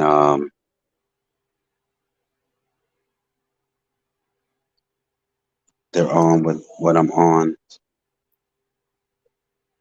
I'm sorry, there's someone in the back that I'm not familiar with. I wake up in the morning, I have a pint of water. When I wake up in the morning, I have a pint of water, and I either have porridge and blueberries or porridge and bananas, because porridge is a slow releasing energy. You know what I'm saying? It's a good carbohydrate to have to release and do exercise on. You get me? I do ballistic exercises, and then after I've done certain workouts, I do developmental stretches, which are like stretches for like 30 to 45 seconds to stay supple. You know what I'm saying? Yeah. So we go to exert energy, kinetic. Just want to welcome S. Ra to the panel. How you? Oh, is this mindful? Hello. Oh, this is mine. Oh, okay. I didn't recognize. Yeah, it's all good because I haven't been on your show before, but Yeah, I'm just I didn't obviously recognize. like nonstop messaging. So I was like, I'm just gonna hop on and talk a little. Yeah. This okay. So let me get this. This is my banner. Oh wait, hold on. Oh, someone's There's echoing. nothing now that she's in here. She had to close her YouTube or something. S. Ra. Is your that YouTube closed? helping? It was muted, but I have had a couple Yeah, issues tell with her to echoing. close it. Is it better? Sorry. Let's see if I speak. Yeah, it's gone. All right. Wait, So sorry. yes. Let me unmute. Now speak. Does it echo Are you? back? I just need to check my settings. Sorry. Peace to you. Peace to you. Peace to you. Thank you for coming through. Yes, we sound good. I guess I didn't hear any more echoes. Let me get this banner. But this is a great banner to have as a reminder. The Jesuit oath. You know, just let me get this off the screen. Boom. All right. S. Ra is here, you all. Okay. I just think this is a really good, I know we've kind of gone off of your, can we all just get along? But to bring it together, I do think that part of our purpose, especially coming together, is to spread this message and to talk about removing the fear and to try to pull people away from the distractions and start to build. Because I do think that we are sometimes, not us necessarily, but just as a collective, as we start to like go into the disjustice of everything, that it can manifest some things and or stir the emotions we're trying to work really hard on. And don't get me wrong, I have so much work to still do. I still get triggered. And I'm still going through a lot of figuring out my own generational trauma and what that's done for my entire life. But I definitely have a story as far as like what I've experienced and being a victim and playing that role, and how that manifested certain things in my life, and now pulling away from it, which is really hard. There's a lot of uncomfortableness. I was seeing patients in follow-up care on a regular, and I really did enjoy that, but it just, at the end of the day, it wasn't like gonna get me to where we are right now, what we're talking about right now, which is like, what's the real form of healing? And I do think that there is some purpose to Western medicine, a little bit with the surgery, because they did used to do this in ancient cultures. They did brain surgery.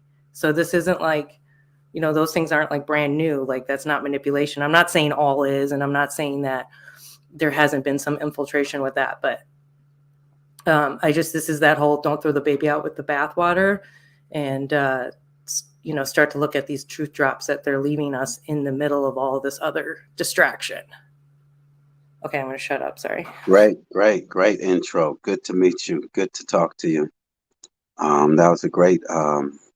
So Sophia Byrne is in the building, y'all. How could I not? I saw you, and then there's so much going on. Peace to you, Sophia. Thank you for joining us.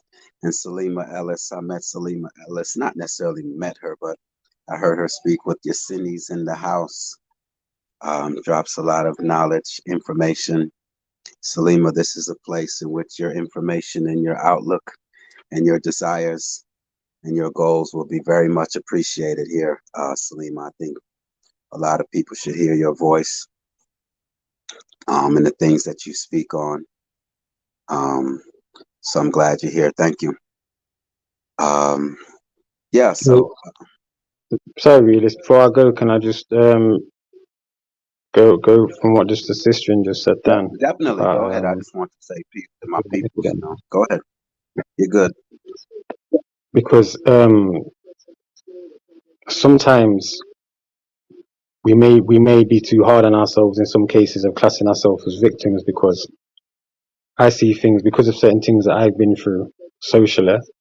That was out of not just ignorance, but just not knowing about social life at a certain point in my life. You know what I'm saying? While growing up in something I'm not seeing. So sometimes, you know, we might later on in life, while we're coming through to truth or knowing more about ourselves, we might have thought, "Oh, I was a victim," or, you know, I fed on being a victim. But more time, it might just be the fact that we just didn't know about certain things. See, you might go through something for the first time and see yourself as a victim because of that, but therefore, maybe if you've gone through it quite a few times, then you might become a victim because you should know the situation, but sometimes we don't know the situation firsthand. So it's all about knowing and experiencing things before you can, you know, label yourself as something, which then can put a psychological block on you going forward as in certain cases. But that wasn't basically downplaying what the sister said. I was just adding on to that, you know what I'm saying, different perspectives. Definitely. I resonate with that. It's really important to be positive. I talk about this, that I used to pass myself in the mirror and say things like, "Oh God, you look horrible," you know, like first thing waking up. And I literally would force myself to go back to the mirror and tell myself that I was beautiful, I was strong, da da da da da. And it wasn't a vanity thing. It was just giving you that positive connotation and not beating yourself up. Super important not to beat yourself up. Well, yeah, you get the rest of the world to beat yourself up with. You don't do it to yourself too. Yeah. Well, not only that, if we're calling ourselves spirits, and espirito is breath in Latin, so therefore the vibration of the breath that's coming through will create a certain context or narrative of the own images in your mind. You know what I'm saying? So therefore, why not just basically force yourself to be positive? Because it's easy to be negative, because that's what this society wants more time, for us to be down and having to go hand in cap for their stuff all the time and for their psychological well-being, or whatever they have in store for us, instead of us saying to us, like, I know myself, I don't need no one to tell me nothing. So when I look in the mirror, all I see is something glowing and something special, something ready for whatever's being put in front of me. You know what I'm saying? Just have certain mantras for yourself, because this establishment does not want us to vibrate on a certain frequency, because they know if we start unlocking certain sciences within our body, and the chemical reactions which can help us adjust and start vibing differently, just like when you get goose pimples sometimes, that's part of it. You know what I'm saying? Let me riff off of that. I get goosebumps all the time. Yes. Yes. I wanted to pose a question. So, what would you do if you found out that the enemy, that what they were doing that benefited them wasn't just cowardice, but actually something to be respected as well? Like, beyond the cowardice, beyond all of the evil and the weakness that they have, but there was something about their methodologies based on secret understandings of the interconnectivity between the physiology and cognition and space-time. This is why I talk about the wrathful nature. I think it's important to stop becoming relief-based. So, to wake up every morning and to have a good start, I think is important. But then at the same time, we need to become goal-oriented.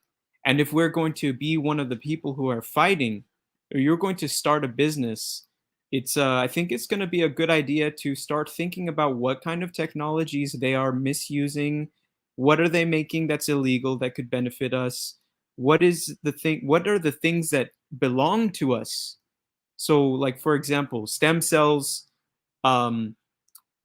to a certain degree, are highly regulated. But in Mexico, you can actually just get a shot into your cartilage to regenerate a joint.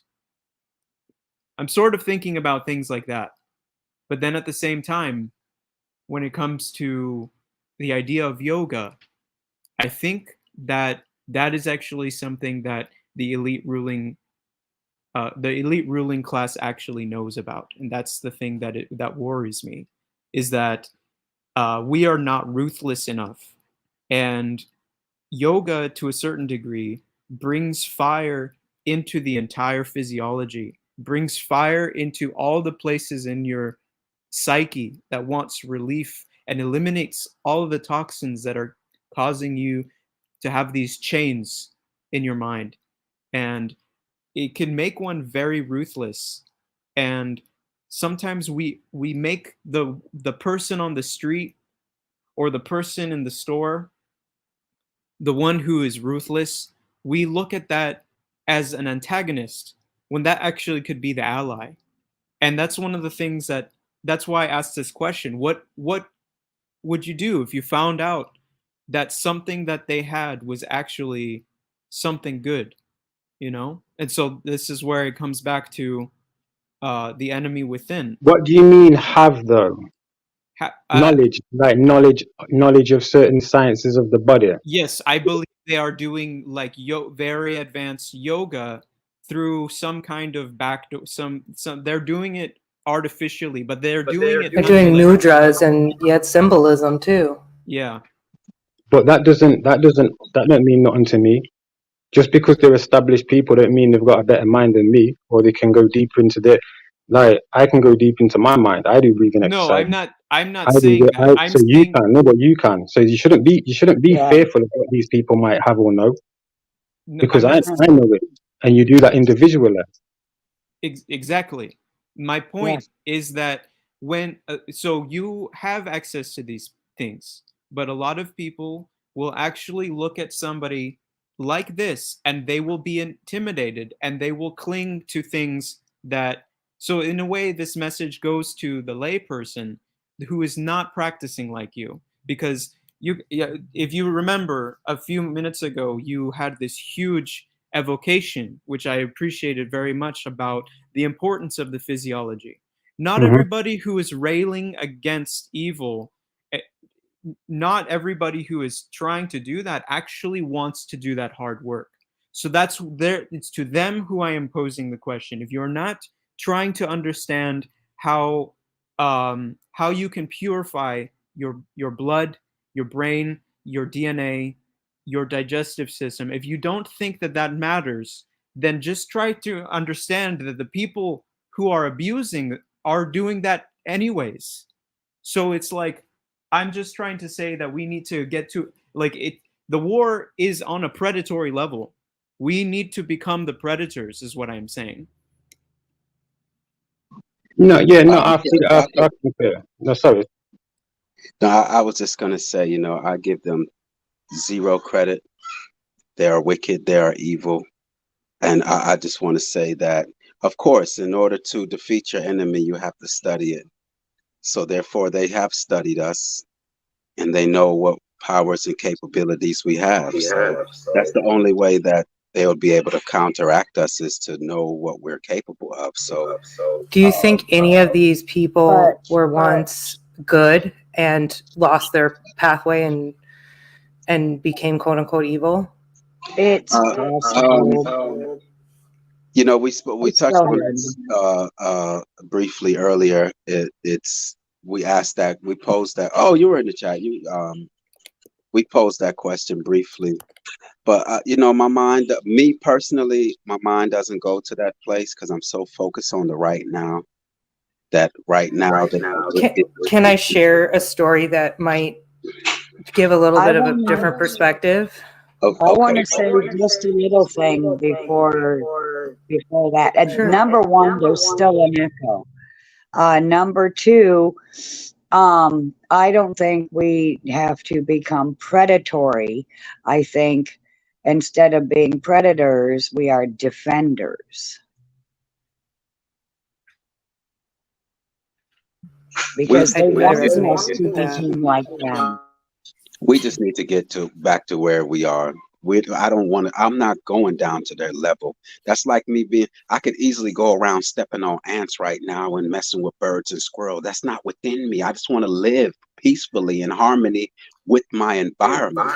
But That's the exactly but, what we're saying. That's exactly what we're saying. but the Instead of thing focusing is, on the evil, focus on how we're moving forward. So, but it's just when he says that, we become the predator. No, I don't want to be a goddamn no, predator. no. I I just think want to.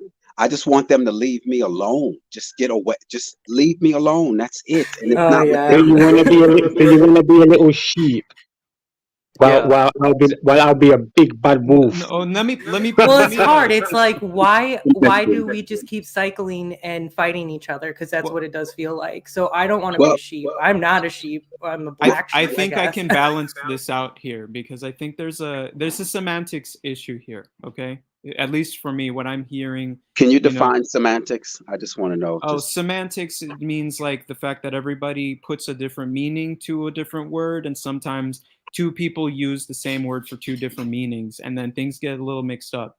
So when you said like I do yoga, I'm very focused.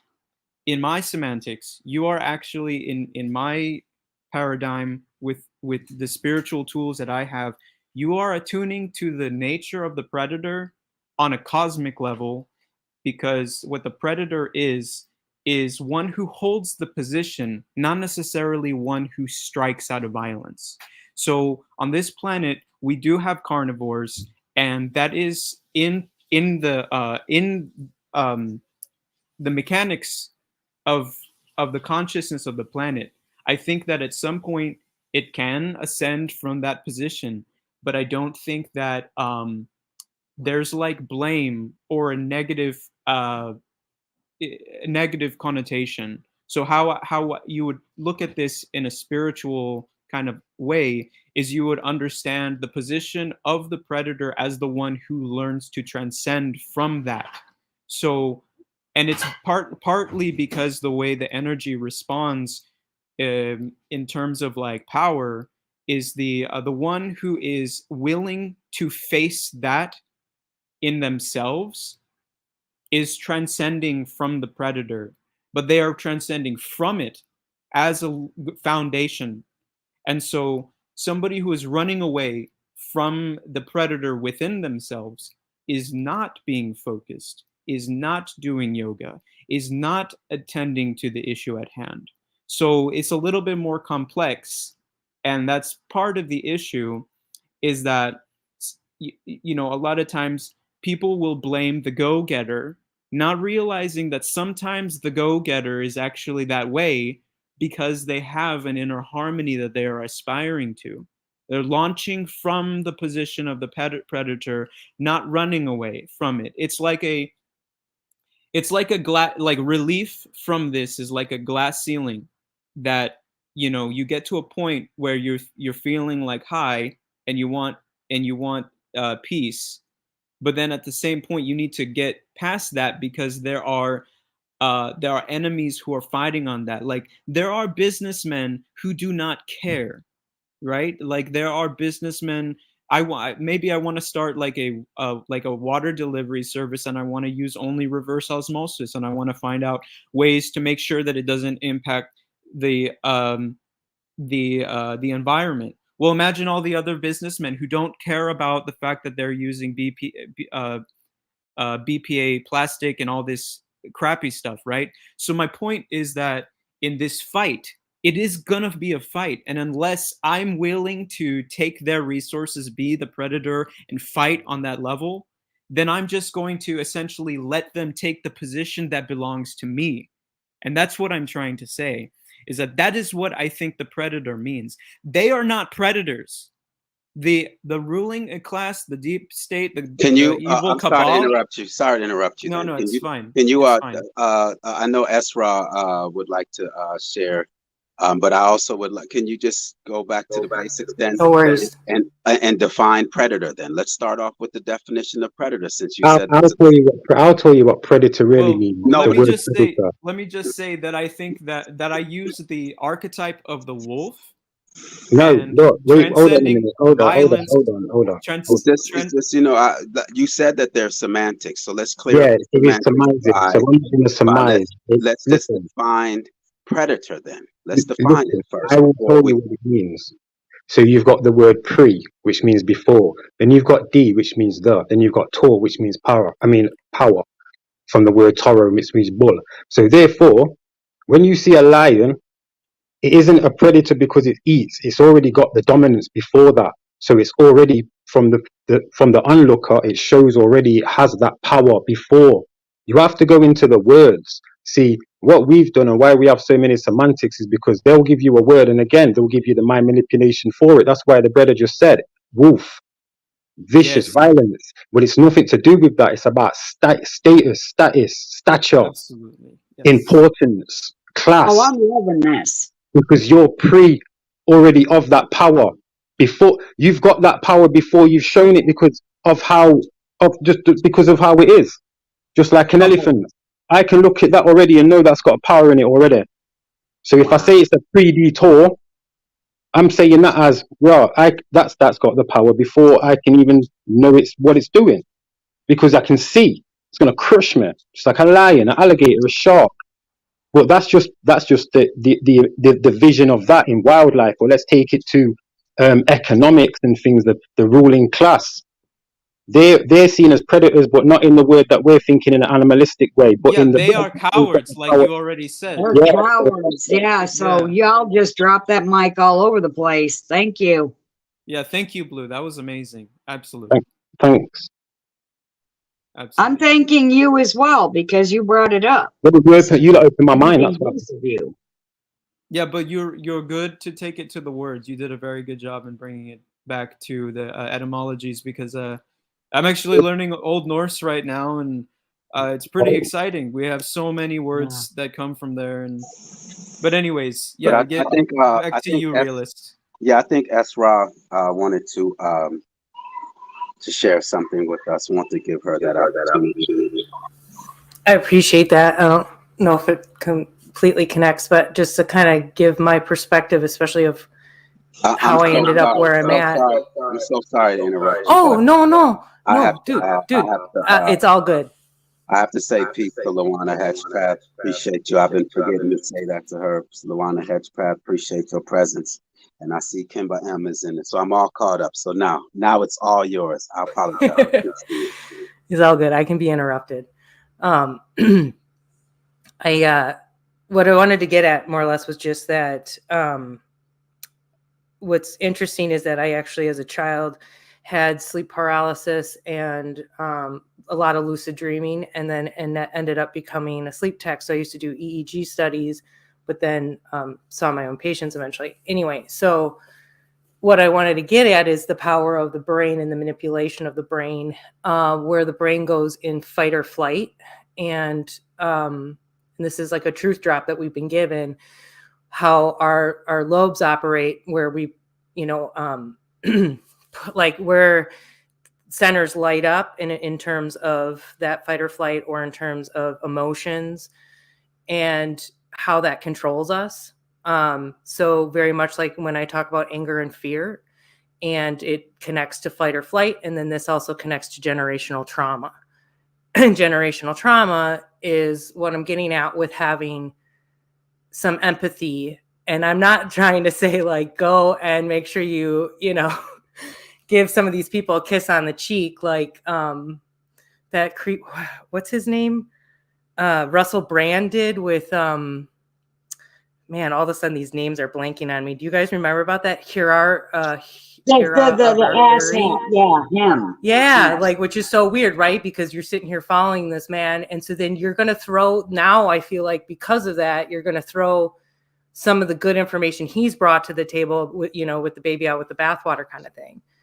And, one of the things he did an interview on was with Wim Hof. And I'm sure you guys have heard of him. And Wim Hof talks about in his interview that they, in a hospital setting, cured bacteria in patients with breathing techniques alone. And they did this, in a study. So it's not just like the hearsay kind of thing. so some of these things, I kind of just flipped around a little bit, but like Shaolin monks are able to actually move the pain sensors in their brain through heavy meditation. And what I've seen with like my patients is like, I don't think they're thinking straight. A lot of these people aren't thinking straight.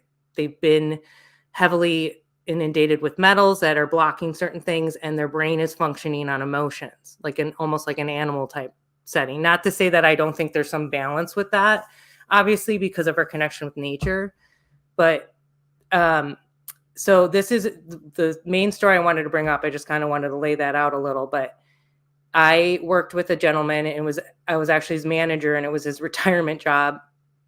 He was such a cool guy. And he would, on the weekends, it was like once every 2 weeks, he had this job. And this is very controversial, everybody. So I want you to be prepared. This could trigger a lot of people, what I'm about to talk about, if it has to do with sexual abuse. And which is another weird thing about my history with Sleep Lab. I found out that we actually used to do studies based on exposing people who said they were impotent. We had to do these special studies on them, because when you go into REM sleep, that's what happens. So we had to like come in and document that that's what was going on. So connected to this sexual abuse thing, this gentleman was doing a study with a psychologist, and they were trying to use therapy on pedophiles. And I know that's very controversial, because I think a lot of us are ready to throw people like that really quickly out the window. And don't get me wrong. I mean, of course, that this is what I'm getting at with generational trauma and the abuse that's been done to probably all of us. So that's just something I think to keep in mind as we move forward and we start working with each other and we work through some of these conversations and trying to make these connections, and not just saying, hey, you just have to do this to heal yourself. Because a lot of people shut down. I mean, I still get it every day with my family. And it's like, I have 2 videos on my channel. I'm not trying to promote myself, but that have reputable sources. One was a discussion at the University of California. Another one was a TED Talk, and they still won't make those connections. And that had to do with like resonance frequency therapy, more or less saying, that how we talk to each other, how we treat each other affects us disease wise. And that's also another controversy, because, childhood cancer. But then again, start looking at generational trauma. And that's what some of these people have done with the stress and disease connection. Are they also, and I'm echoing back at myself, but anyway, are they also in the study, do they have people that have been molested that never molested a single soul just because they were molested? Is it a complete study? Like, are they looking at that side too?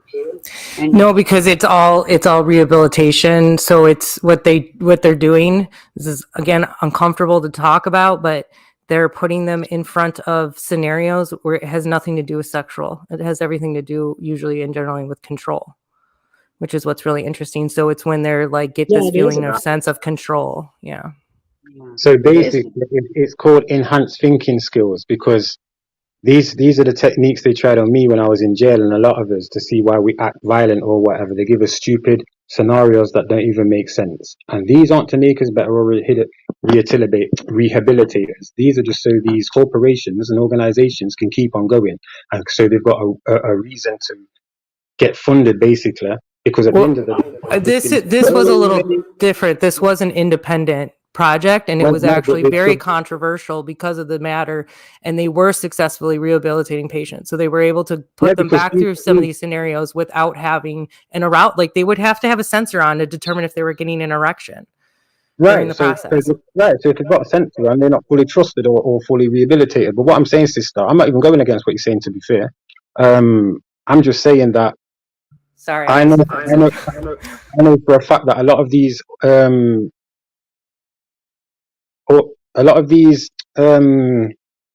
what are they called, interventions for pedophiles, come out of Canada. Lots of them. Lots of these are called independent things for all these courses for them to do and things like that. And the fact that there's so many levels of molestation and pedophilia and things like that, it's why it's always going to continue. bearing in mind as well, the laws that they had, like over here in the UK, only up until 1980 or 1979 was it illegal to send out videos of under 18s. That's why there was a lot of nastiness going on. It's been like that for a long time. This has been passed Oh down yeah, from I'm the not denying that. right. So this has been put in our faces. You can still see it in their artistry and things like that. And again, it's the mind manipulation, like you say. It's the imagery that's being put constantly in your face, and the fact that it's been minimalized and basically not seen as that serious because of because of the sentencing and just the nature of it, where it comes from, the BBC scandals and things like that. All of these scandals. And I'm not saying these people should like be released or anything like that either when I talk about this.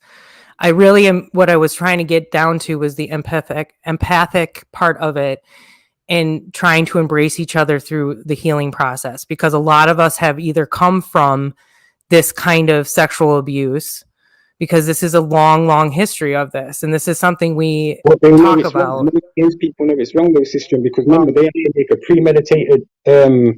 premeditated thought and a conscious decision whether to not do it, and that's based on what they've been through. And what they've been through, they know it's wrong because they've gone through certain trauma. So therefore, they're adding to us. They know, people know what they're doing. And I would disagree with that. I would disagree, actually, that their right and wrong sensors are messed up, and that's what rehabilitation in this format is what I'm getting at was trying to do. And I can attest to that with my own patients. Let me. I think it's important to add real quick, please, that the reason that they want to control someone else is because they can't control themselves, hence the molestation. So what they need to be taught is how to control themselves. Well, and actually like a rewiring of the brain. This is like that connection with depression and anxiety and PTSD. Same thing, rewiring of the brain. And this is another fascination of mine because I'm really into the idea of bioneurofeedback, because this is all, again, connected resonance therapy and binary beats. It all ends up connecting. It's like when you help somebody, when you can help someone better than you can help yourself in a way. You know what I'm saying? Yeah, that's definitely something I'm still, I left my career, so I'm sorry, finish what you were saying. No, sorry, sister, I keep cutting you off. Sorry, go on. All I was just going to say is I left my career so that I could focus on my own self-healing, which is, what a ride. And then I'm going to get some other credential, like I'm going to become a licensed massage therapist. And I want to work on breath work because of my history with working with CPAP machines and ventilators and watching how that messed up patients even worse. And this whole, if you give the body oxygen, it will actually get weaker. And this kind of coincides with all kinds of other things. So sorry, go ahead. I want to do a stream with you, miss. If you're talking things like that, I wanted to say something too. Yeah, I wanted to go back to Esra. And because you originally, before you said that you wanted to tell this story, you asked a question, and I wanted to go back to that question that you asked that ties into your experience that you shared, or yeah, please. Yes. What was the question? The original question that you had? Oh, I think it was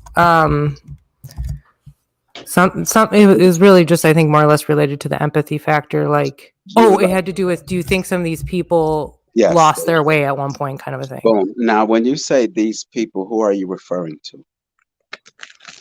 Well, it's hard because I personally believe like the actors we see on TV are either like some kind of hologram or whatever.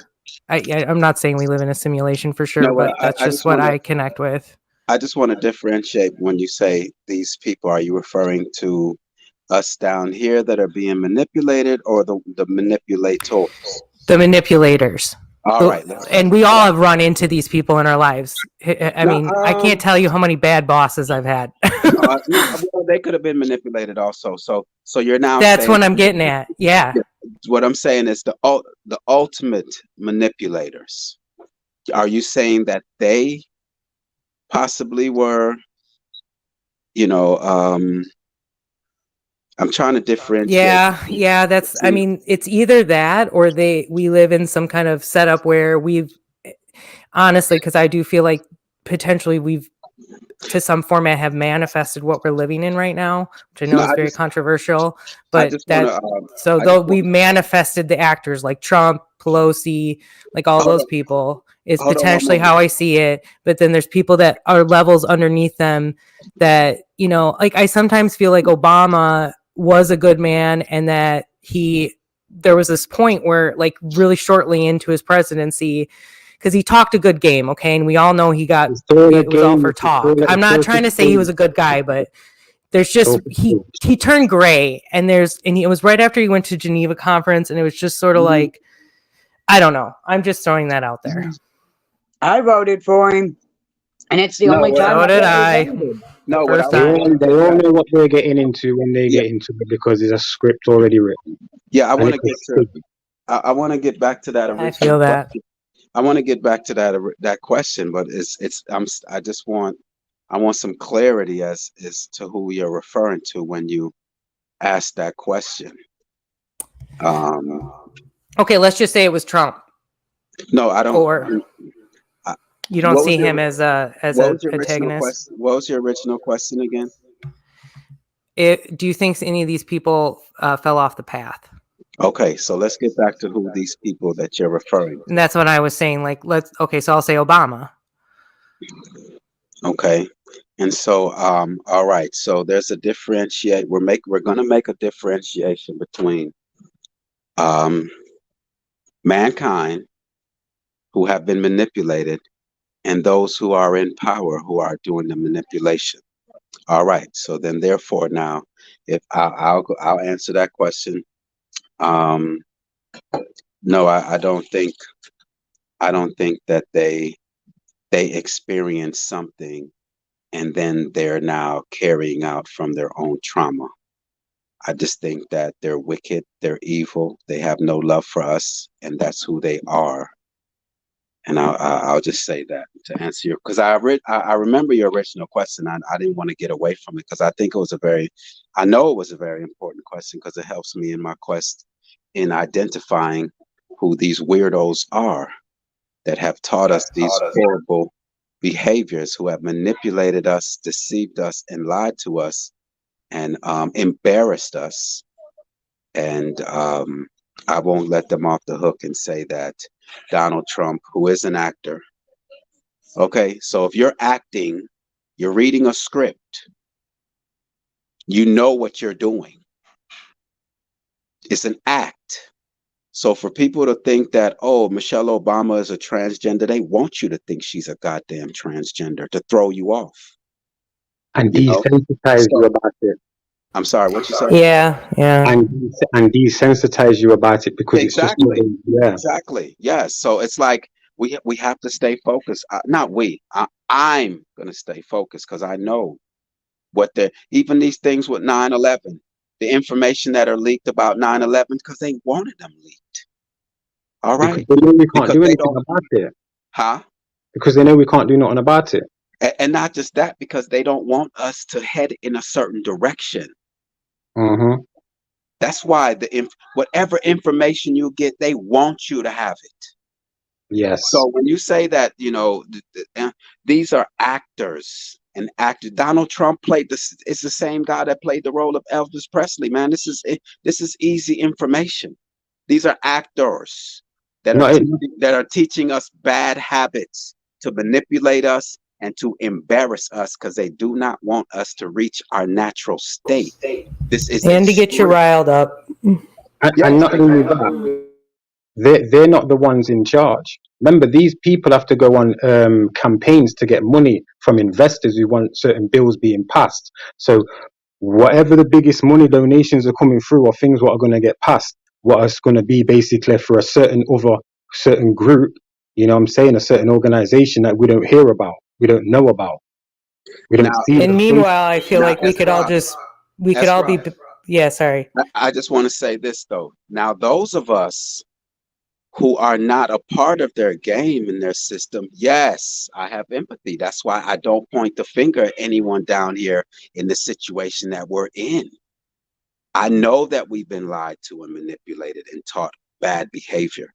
That's why I stay strictly focused on those who are trying and are enforcing their will upon us and have the power to do that, at least on their level. We know they don't actually have the power, but through their manipulation, they have gotten the upper hand. Yes, we'll give them that. I think through structuring our society a very specific way has also been a part of it. So like we're still have to often, we're all on these computers right now, when really, like, what if the best way to live is that whole regenerative process where it's all within the land, it's all within, we're all within each other in that sense. Like our ancestors are coming back to the same place that we've been setting up and living in that soil and not having to deal with any of this. I mean, some of that's uncomfortableness. Some people don't like that because that's like the idea of tribalism, and that's uncomfortable. There's so much nepotism, right? So they can keep this intricate tree of deceit continuing. You know what I'm saying? They only have people within bloodline and marriage. You know what I'm saying? At the highest forms anyway. So it's it's hard to change certain things even at lower levels, because even lower level elections, there's still nepotism in that, because they need a grip on everything. So, but and it makes me wonder, if we weren't feeding any of this money to any of them, what would happen? They don't care about money. Money does not exist to them. I know, that's why they have to manipulate us to pay for all these things. It's our time and our energy that they need and want. Which equals money, right? That's what I'm getting at. Like, you spend what you do. Do you go to the grocery store? I'm not trying to vilify you. I'm just saying, like, we're stuck to certain processes. It doesn't cost me any money to sit me in. I don't make money sitting in front of a television. They want my time and my energy. That's what they want. They want me to go left when I should go right. That's all they care about. They use money as a tool. That's why they call it cheese and we're the rat. All right. I think they take you left and right to confuse you as part of the process too. However, away from where we should go is my point. Yeah, away from center. Yes, regardless of the center, away from where that should go, the direction that we should go in. As long as we don't go in that direction, we can go anywhere else. Like, let's use the LGBTQ. You think they care about our sexual desires? As long as you don't have babies, they'll give you any option. They'll even give you the option that you can mess with an animal than to have babies. It's all that I'm saying. So whether you go left or right, as long as you don't go in the direction that you were intended to go, that's what path they don't want you on. And yes, money is a tool that they use to control us, but they don't care about no goddamn money. They own, in their minds, they own every square inch of this earth. That's why we pay a property tax. Who does that property tax go to? Because the royal family. These people are wicked, they're evil, they're liars, and they're deceivers. And they need to be burnt to ashes. They serve no purpose. They watched us put masks on our babies. They're not getting let off the hook. It's just that simple. Money don't go to the royals, The royals just get diplomatic immunity and dignitary, just get treated as dignitaries, so they don't have to pay for nothing anyway. More time it's the crown, which is kind of like separate. But I was just surmising. Immunity. There's a fun with words.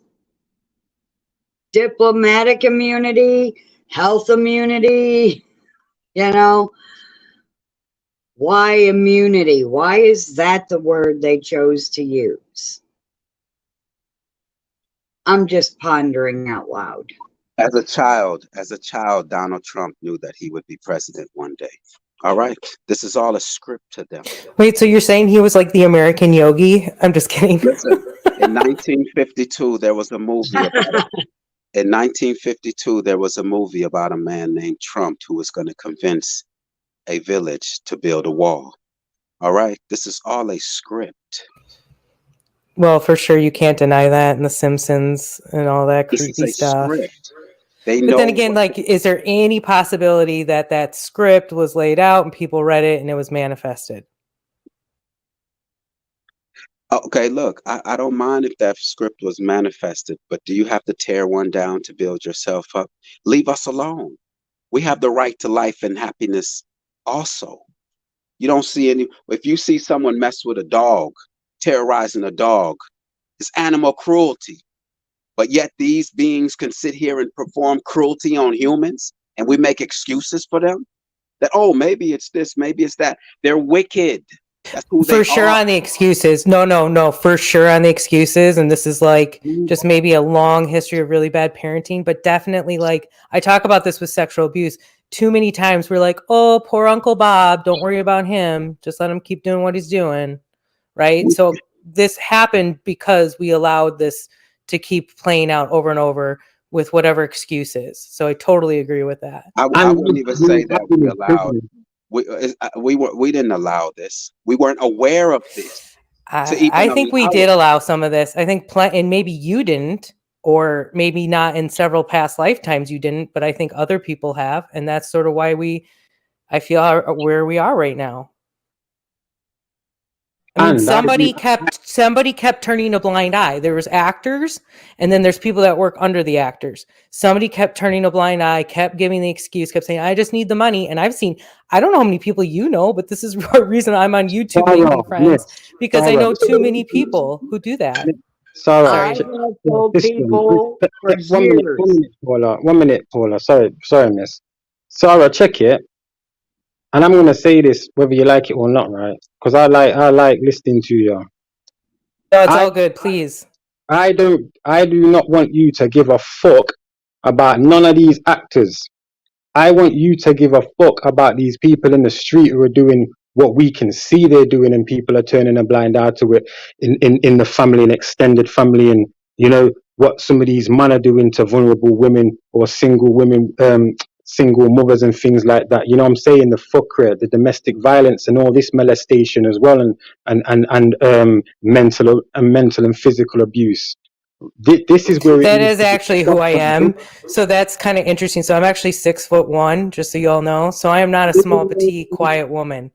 I have actually been the voice of righteousness, and I've sort of just taken a step back a little bit to sort of understand this generational trauma aspect, to understand people a little deeper. But I totally agree with you, and I'm going to shut up on this subject because I think I've made my point. I think we're all on the same page as far as like, it's time to just, whether this is a script that we had some part to do or not, it's time to move forward and build. And I'd love to talk about that more too. I appreciate that reply, miss. Thank you. Because you could have shouted at me and told me, but I appreciate that reply. I knew you'd be like that. I know you. Now, I can tell you're adult. It's taking a long time. I'm saying Esra, but I noticed that Blue said Sarah. So what would you prefer? It's actually, so my name, just so you all know, is Sarah, but I've always had nicknames my whole life. So it is Esra. It was a nickname someone gave me. So yeah, but it has nothing to do with satanic cults. So we both were right. It's all good. So we both were right. Okay, so Esra, I like Esra. Okay, welcome back, E Heart Underground. What's going on? Yeah, hey. Hey, I just had to jump in because I really like this topic. It's actually really close to what I am thinking about pretty much every day. I mean, I've been getting into neuroscience. I'm reading Phantoms in the Brain by Heck yeah. Ramachandran, and some actually mathematicians who are kind of interweaving some stuff with cognition and neuroscience. So there's like Mark Solms, Carl Friston, and the reason why I think this is a really big deal to get into like the brain and like how it's like in misinterpreting signals, because I think that's exactly the situation. I think that sometimes we have intentions which actually are not coming from our actual being. And this is kind of what I was trying to say earlier, is that there's like this initiatory process that if you do not deal with, you will become extraterrestrial. You will become external to yourself. And people who are like in this cabal, the enemy, I would classify them as people who are no longer themselves. Like it's Show like that again, it's Blake. almost, it's like there's this idea of possession in religious circles and esoteric circles, but I think that we might actually have a way to actually determine this literally. And it sounds like that's kind of like what you're involved in. I have a little bit more to say about it, but I don't want to just keep ranting. So what do you think? No, that's, yeah. And this is what I'm getting at with it. Science is literally laying this out in front of us with the quantum physics and the whole 0 point biofield connection. They're literally laying this out for us. There was a whole thing on Carillion photography, which is like showing that auras are real and our energetic levels are visible, you know, outside of our bodies. So yeah. Also the Dan Winter, I don't know if you've seen, he's on YouTube and he's got some really good content, and he gets into the structure of EEG waves and it actually being connected to sacred geometry, having like a 369 type pattern, which is really interesting. Okay, So. right Well, on. That's before why we get I too love these far away from conversations. this, I What's need the- to add my thing because we're getting further away from it.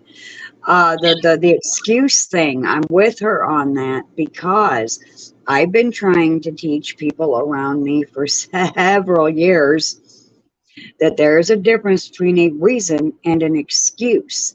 And I got so sick of the excuses being falsely used as reasons for why someone did something that I started calling it a feeble excuse bag. So yes, excuses also got us into the trouble that we're in now. I would like Well to, said. I Please, would like, realist. I would like to, not necessarily right now, but Esra, I would like to dive into, because you named a few individuals, in the Barack Obamas and the Donald Trumps and those type of individuals. So if you know, you all can continue, but I do want to dive into that. I just want to add a quick thought since we're kind of on this topic, and I think it fits in the middle of kind of what Esra is talking about, and it's the topic of circumcision, because to me that is definitely, it's obviously trauma on a baby, and I see it also, it's a sexual abuse. This, you know, the first week of life it's done to baby boys, and I think I can't deny that, nor that not having it doesn't have some effect on your microbiomes and how your body operates. So this is the same thing with C-sections. When you come out of the womb, you take on a whole other level of immunity. It's like they call it your second immunity, because you're inhaling all these secretions, and it's all about. So this is what I mean, like, stick your face in the dirt. And I'm not saying like go down to, you know, where they had a chemical spill or something and be mindful of those things. But I'm just saying, like, we are so disconnected and we're over sterilized. Yeah. You Yeah, mean so like when you was young and it was like go and play in the dirt? And shit, yeah. So one thing that's interesting is that we have this thing called epithelial tissue, and it's connected in the brain through the respiratory, digestive, reproductive, and excretory tracts. So all of these things are sort of like one type of cognition. So I think that we've figured out, we don't know exactly how the brain works exactly, but we know at the very least that you have all these inference processes, basically. Like, you know, sight is like an inference process, taste is like an inference process, but the most mysterious of all, what connects us to the breath and stuff, is like the idea of touch. Touch can be really, really weird. If you get your foot cut off, you could start accidentally orgasming in your other foot while you're having, because like something can get mixed up in that part of the brain. So this thing is called the sensorium, and one of the things that it also handles is passing waste. So what is that about? It's like noticing what kind of form it is, like whether you have to go to the bathroom in one form or another. can you give the correct signal to make the right decision in the body, so that you don't accidentally, do the wrong thing. And what's this about? It's about like integrity, keeping things separated. So it's like about having boundaries and managing boundaries. And I think it's also about sexual drives. It's about being able to understand whether or not there's issue in the boundary of your skin tissue. And my guess is that the boundary goes on a spiritual level as well. So when this is fucked with, um, where is this affecting the psyche? Well, this craving for relief that we don't understand why people go towards, like religion, kind of blind, like nuts. You can be a good devotee, do the right thing. I've met good Christians, but you can also do it with your tail between your legs and never really like find God. And I think it's because this thing is being damaged. So when you start talking about uh,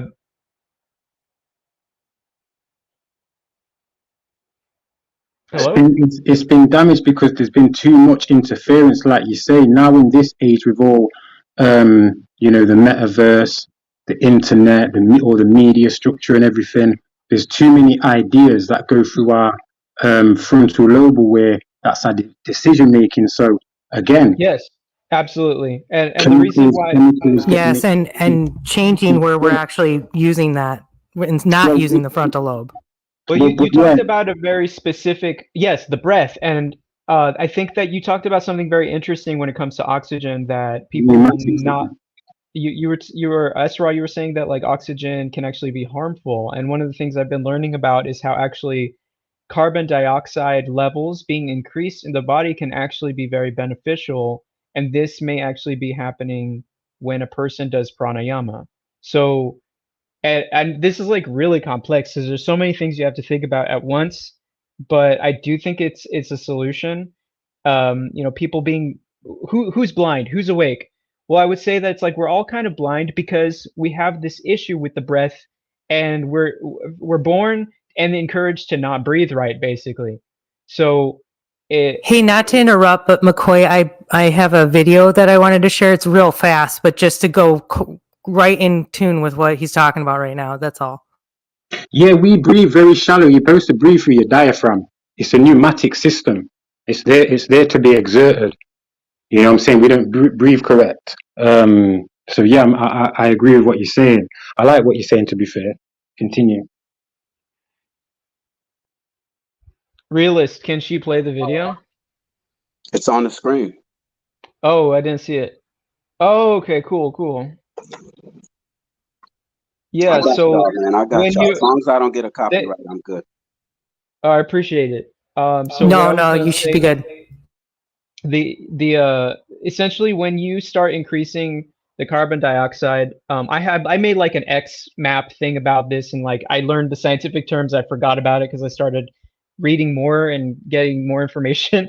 But basically, there's like a process of exchange from oxygen to carbon dioxide, and carbon dioxide building in the breath is where most anxiety, in my personal opinion, where it comes from. Like you can't deal with it. So I have to say something really quick. Yeah. This is the controversy. This is sort of the hilarity that I was laid off from a hospital in the midst of everything because I was trained to work on ventilators. But this is the number one thing this is the problem is the CO2 retention. So it's supposed to be removing it, right? That's like the purpose of it. Oh my God, there's a whole other level of what's actually happening. And I worked for neurologists and pulmonologists, and there is a very interesting, distinct difference of what they're focusing on. And neurology is they should be focusing on the brain. It's fascinating. Can you? What was the point of that video? I must have missed it. So she was showing the brain. The left side. Yeah, sorry. It's okay. It's your video. Go ahead and explain. Yes, if she could, yes. It's all good. It's to show the impact of deep breathing. So it's showing unamplified breathing versus the deeper breathing. So you could actually see the movement throughout the entire brain. It was like pulsating the brain. And this is what I get at with resonance. Can you play it again for me, please? Thank you. Oh, yeah, sure. Sorry. Hold on. I like to aid that explanation. So you have this exchange process, like I was saying, right? And if you do not have high levels of carbon dioxide in the lungs, there's not enough pressure to basically exchange with the hemoglobin. So the carbon dioxide needs to go into the hemoglobin so the hemoglobin can carry it to other parts of the body and other parts, like other organs and cells, like in your toes and in your brain. And when this starts to get accumulated and you build enough pressure, it starts to vasodilate your whole body. Your blood vessels actually become bigger, and your brain starts actually compressing. So you're like, you get your brain right now without this is not, or not, you know, you do yoga, so you probably have the benefits of this, but somebody who doesn't have these benefits is going to have less blood flow in the brain because there's not enough compression, making it, it's like, you know, it's like a hydraulic system basically. So the carbon dioxide building, which you can only do by breathing slowly, is how you're starting to get that pump to start to build. So overventilation. Hold on one moment.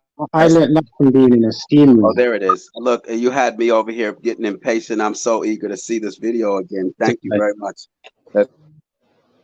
I really appreciate the opportunity to come up here and share. So thank you so much. And thank you for your open-mindedness. This has been wonderful. Peace to Maybach. No disrespect, Maybach. I seen you, but this video right here, if you can rewind it, I mean, I'm all in on this video right here.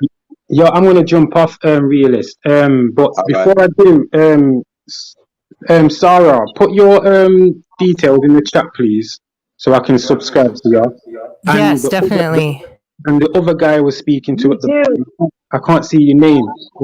Put your thing in the chat so I can subscribe to you as well, because I want to hit you up and carry on these type of discussions. So yeah, I appreciate the knowledge and the conversation. All right, Blue. Yeah, it was nice to meet you. We'll definitely hit you up. Okay. All right. Respect everybody. Respect. Yeah, big up yourself, man. Have a good day. Salute to you, Blue. Appreciate you always. Yeah, I'm with Sophia Burton right here. That's an astounding video. Yeah, Sophia, that's why I was like, I gotta take y'all time. This is what we need right here. My goal right now is to open my pineal gland right now, my third eye. All right, and I'm looking right at it. I'm looking at the amygdala. All right. So anyway, let's go. And this is just awesome because I can back this up further with what I was doing. So I'm teaching people how to breathe properly using a machine, realizing that if I turned it around and taught them how to breathe properly without a machine, they often would not have like things like sleep apnea. So the didgeridoo, which is circular breathing. And if you sing and use your throat muscles when you're doing it, and obviously moving your diaphragm, these are both ways to improve your breathing and or if you had sleep apnea. And that was something I learned as an alternative therapy. That's the other thing, is that my patients are the ones that taught me about pH balance. They were going to clinics in Mexico to get a treatment done where it was all about sitting on an IV of vitamin C for 2 weeks and then being put on an alkaline diet. Okay, hold on. And they were coming back cancer-free when they had terminal. Hold on. Okay, can we okay, because you're saying a lot right now, but I want us to. Sorry. Yeah, I mean, but what you're saying is what I'm about. So, but it's at the same time though, you're saying so much that needs to be touched. To see, that's what. See, Sophia's on the same thing. Please say that again. But actually, I want you to first focus on this video first. Let's see what's happening in this video. Can we explain to those of us novices, and can you point out certain areas of this brain or this skull and take us through that step real quick, and then we can go to what you were saying. Okay. I apologize. And this is something I'm actually trying to work on with my own videos. I'm trying to put together, because there aren't a lot of good talks about this. So I'm trying to put together more concrete, like to explain this, especially from the brainwave side of all of this connection too. So, what you're seeing obviously on the left-hand side is you saw the described as unamplified versus amplified. Okay. So okay, again, you right can there. see Stop some right movement. You see that? Stop right there. No, stop right there. Stop. Pause. Please. Can you rewind, please? Yeah. Can you rewind for one moment? And it's just a repeated video, just so you know. But yeah. No, I got you. But you see, I have people. There are people who are listening and watching, Yeah. and people that will watch. So we have to be as detailed as possible right now. Oh, definitely. Because even Salima Ellis said, amplified by what? Breathing. So, okay, Deep so breathing. now, deep breathing, Salima. Deep breathing. And the reason for deep breathing is to increase the oxygen intake, correct? And the movement of the pineal. Do you see what it's pressing on? All right. So okay. That's why I'm saying we got to be a little more informative.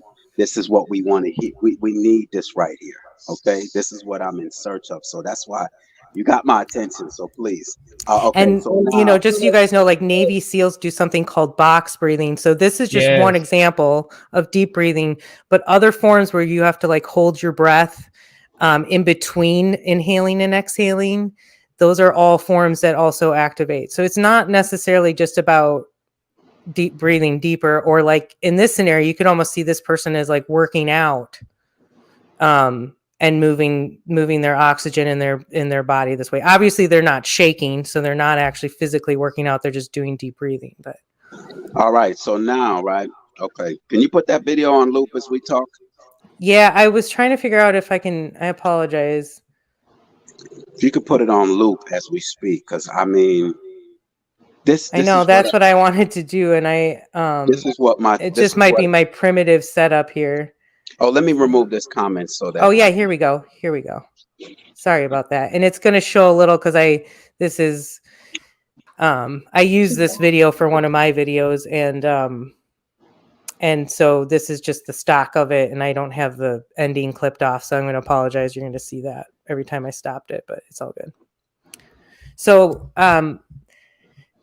what this is getting at is like it's that's the main thing that this video is showing, is actually the activation aspect of what it's moving. And this just all coincides with movement in general, flow, blood flow, proper flow, so there isn't stagnation. And that's, again, what's motivated me to get out of the field I was in and try to move towards empowering patients as themselves. I got a question related to the, because you mentioned ventilators, and we know that that was part of a certain protocol, but it was also stated very early on. I heard a lot of people say that it was actually harmful. So do you think the use of ventilators in a protocol, was that just an honest mistake, or in your opinion, like, did they not know better, or did they know better? But I don't think they knew better, personally. even though they said it, The emotion. Sorry. Esra, I had muted you because of the echo, but so we didn't hear that you were speaking. So I'm sorry. Yeah, because the echo while Indegruv was asking his question, there was some echo. But okay, look, wow, you got. Oh my goodness, you don't understand that right here is. It's beautiful, huh? You see this comment right here? That's mind blowing. What you're trying to show, what you're showing, at least to the people over here. But when I saw this, it blew my mind too. I mean, I already understood the impact, but to actually physically see it like this, and that's part of what I'm trying to do, because there's so many people that don't want to believe these things are possible. We all understand this. This is to help us like show this to the people who don't believe this is how important this is. And this is why earlier I told you that they're not concerned with money. They're concerned with making sure we don't know what we're capable of. That is their currency. I'm telling you. So now let's see, right? All right. So boom. You mentioned the alkaline diet. Okay. See, that's why I'll just take your time. Your information is appreciated over here. All right. So just take your time. If you're going to show us this video and then give us commentary, because we're focused on the video and trying to figure that out. But at the same time, you're giving us great information. So we're just missing. So take it. No, I appreciate that. I need that kind of feedback. I'm like sitting here, like you mentioned, and my ears picked up because, I live on an alkaline raw diet, raw alkaline. And my goal is to open up my pineal gland, you know, my third eye. You probably already have. And so it's just like, well, that's a different subject for a different area, for a different. I want to say, hear you, sister. I want to say peace to Smoking in G Sharp. Spoken in G Sharp, Grand Rising. Thank you for joining us. This is Dean Kendall's in the building. Y'all came in. I mean, we've been doing some searching on here, but y'all came in on some wow, I'm speechless right now. But you know what? And that's not easy to do. That's not easy to do. So have you heard of breatharians? Yes. Okay, cool. Please don't go there right now. I'm not. I'm just curious. Do not go there right now. You're going to overwhelm us, and let's not get overwhelmed. Let's go down. Okay, all right. I have a question for Paula, Indegruv, Esra. I think the Heart Underground's been here the whole time, and whoever has been here in its entirety, what would you rename this stream, and in what direction would you like to go in? Because I have in the title, "Can We All Get Along?" and a picture of a fake actor named Rodney King, who named Rodney. Yeah, we're beyond that. So yes, so it's like, you know, what direction do you all want to go in, and what would you rename this stream? Because, you know, if what let me just add this, you know, these YouTube streets is very chaotic, and it seems to feed off chaos. And I'm trying to stay away from that. This is what I'm into, is what you got on the screen. And truth, you know, in our health and our development, and being aware of who we are and what we're capable of. This is what this channel is about. But I have extended myself to other channels, and I get in trouble. But if I can get people like this over here, I won't ever have to go over there. Right. So understand, this is unbelievable right here. I have my answer. This is crazy. Okay, so if anyone would like to write it in the chat, what's the name of this video? I got an answer. Unfortunately, Dean Kendall, you can't participate. You just got here. I don't know if you will be able to participate in that. But in the name, what should the name? Who We Are. Okay, rename it Who We Are. And what direction would you like to go in? Okay, go ahead, Paula. What would you like to? Wow, this is crazy. Thank you, Esra. MindfulExposures. Thank you. Sub up to her channel if this is what she's on. Hit her link. It's Sophia Barnes, right? Yeah. Sophia Burns. Burns. I got her. I think. No, hold on. No, this is Esra right here. That's Sophia Burns. Sophia Burns is someone else. These are two separate individuals. Sophia. We still need her link back here then. But I love the name. Please share Esra back here and back. MindfulExposures. Yeah. MindfulExposures is her in the chat. That's also my tag for, it's all one word for my, it's at, you know, for YouTube and Instagram, which is not exciting. Look at the numbers up in here now. I'm telling y'all, this right here, this is what this channel's about. All that other craziness we was on, people like, oh, no, we can get that somewhere else. This is what we want right here. Peace to you, Esra. Thank you very much for your presence and what you're contributing right now. Thank you very much. I just think this is a really good panel, and you all have had really, really great things to share, and then like all the connections we're making. So I also have to say hi, Lizzo, because I haven't seen you in forever, and he's up in the house, and I love Lizzo.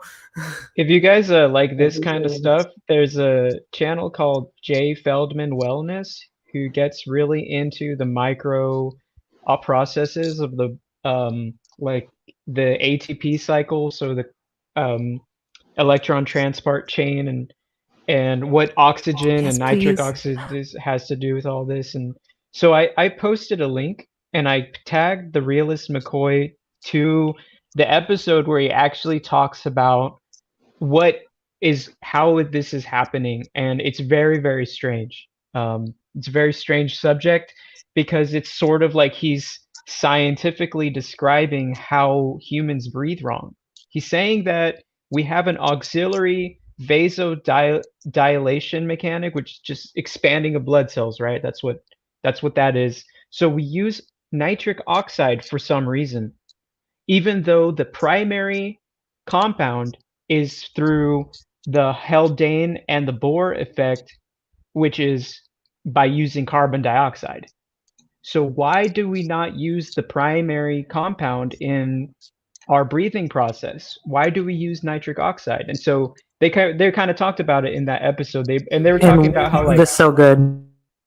they were talking about how everything that you do that gives you an artificial sense of energy, like caffeine, alcohol, sugar, pretty much anything that produces nitric oxide in your causes you to use nitric oxide more in your breathing process, is taking away from this right image happening, basically. So the left image is on nitric oxide and the right image is on carbon dioxide, basically. And that's what I was trying to get at before, because she mentioned how too much oxygen too. That's also the left image. I wanted to share my screen because I have the scientific. Hold on. Yeah, one go moment. ahead. Sophia Byrne. See, Sophia Byrne is right there with me. Peace to you, Sophia Byrne. I appreciate you so much. Says just proves more and more to me what the agenda is. Yep. That's all that I'm getting at. It's like also I see a House of Nathan in the building. Appreciate you. Salute to you. I missed who else? Come on, y'all. Yo, Esra got me all just discombobulated over here. Hold on one moment. Not knows in the building, the Michigander, Maybach, Canada Dummy. I missed someone though. I saw someone and out of respect. But y'all sub up to each other. This is what's going on. Salima Ellis, peace to you. You got okay, right? did we ever take the time to rename this stream? Did everyone? Oh, right. Okay, my bad. I have one. Okay, can you type if you all don't want it, you could type it in the back. I'll screenshot it. Go think about it, and then boom, and we can move on quickly. Oh, you want me to type it in the back? No, if you want it, no, go ahead and share it. If you want to share it, that's also. Okay. Yeah. How to walk your talk. How to walk your talk. Okay, boom. Also, yes, write it down. Write it in the back also, but share it with everyone because I'm not going to remember all of these. How to walk your talk. Okay, boom. If you don't want to participate in this, boom, it's just look at the name of the live stream. It's can we all just get along? And here we're going into a different total direction, which is the direction I want to stay in. But there's certain issues on these YouTube streets and in this community of people who are still stuck on racism, still stuck on religion, still stuck on politics, still believe in the television and the news, and causing all type of separation. Green Bay Packer fans can't mess with the Chicago Bears fans. So I'm just saying, like, can we all just get along? But that was what I envisioned. But this is, I probably won't even go down those roads anymore. I want this right here, But peace to you, everyone. Yeah, Peace. this is high white life info for me. It's for the high waters, not that low vibe, low white brain. This is high white brain. Yeah, once you step into this, you can't go back. That's right. Do you have an idea on what you would rename this stream right here? It's too hard. I liked what Paula said, and I like what Sophia's is, and I was just gonna say, like something that was just really like more like what Sophia like. I like that who we are, so that's what I'm gonna go with. And sorry, Underground, can you put that link that you said you put in the chat? Can you put that in private chat for us, please? If that's sure. Okay. Yeah. Oh wow, this is. There you go. This must be on fire because the hard Underground left and said, no, I got to get back in this. Well, she started talking about the oxygen and stuff, and yeah, pretty much, yeah. Yeah, I got you. No, I don't. Look. You see how I'm reacting right now. I'm trying to calm myself down right now. So no, I was just saying that. Yeah. So yeah, okay, let's go. All right. This is so cool. It's so important. Yeah. So one thing I'd say about the name is that probably like, I don't know, we got to learn to breathe. Okay. All right. So you can't. Oh yeah. Okay, go ahead. I was gonna say like I don't know. It's all fine to me, honestly. I feel like the original's fine, but who we are is pretty good, I guess. Let's see. Another thing. Let me see. What was I gonna say? Damn. Dang, what was I about to ask? It's all right.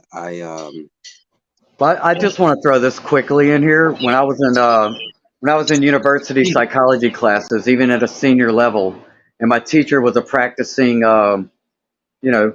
psychologist with a private practice.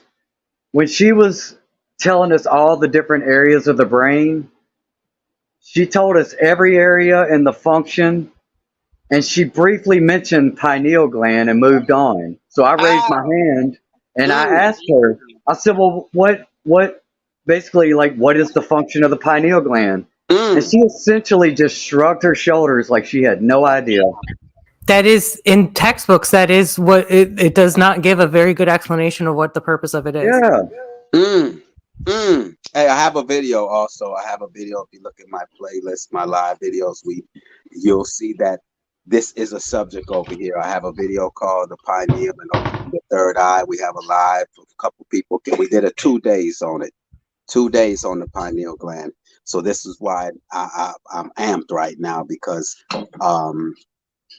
y'all let me know if this is where y'all want to go. This is what I'm on, but what I'm on may not be what you on. And I'm here for the peoples. You know what I mean? Oh man. Anyway, look. Can I you mentioned real quick, the alkaline. And remember, I want to touch on Trump and Barack, but I guess that's low vibration anyway. Forget them. They're garbage anyway. So let's deal with the real. So now you mentioned the alkaline like diet earlier. So let's not forget about that. I want to touch on that. But go ahead, the Hard Underground. Yeah, you wanted to share something, right? So I'll stop my screen here. I was loving that screen. Oh, Maybach must be Maybach. Damn, Maybach did come through. Damn, and who else dropped? Maybach came through. Salute to you, Maybach. Must be having technical difficulties. And I also want to ask Esra if she has an answer to the question I asked a few days ago. When it comes to this pineal opening, does she have an opinion of what that is? How will we know? Wait, we didn't have an answer for that the other day. Nobody really knew, right? I'm just wondering if she has an opinion about it. I do think there is a connection to lucid dreaming and the opening of it. But that's a complicated question, especially with like there's they don't really understand, right? Is what they tell us, like the operation of the brain. They know that REM sleep recycles memory. So I often joke, people be like, oh, my memory's not good anymore. I'm like, no, you've just dumped what's no longer relevant to you.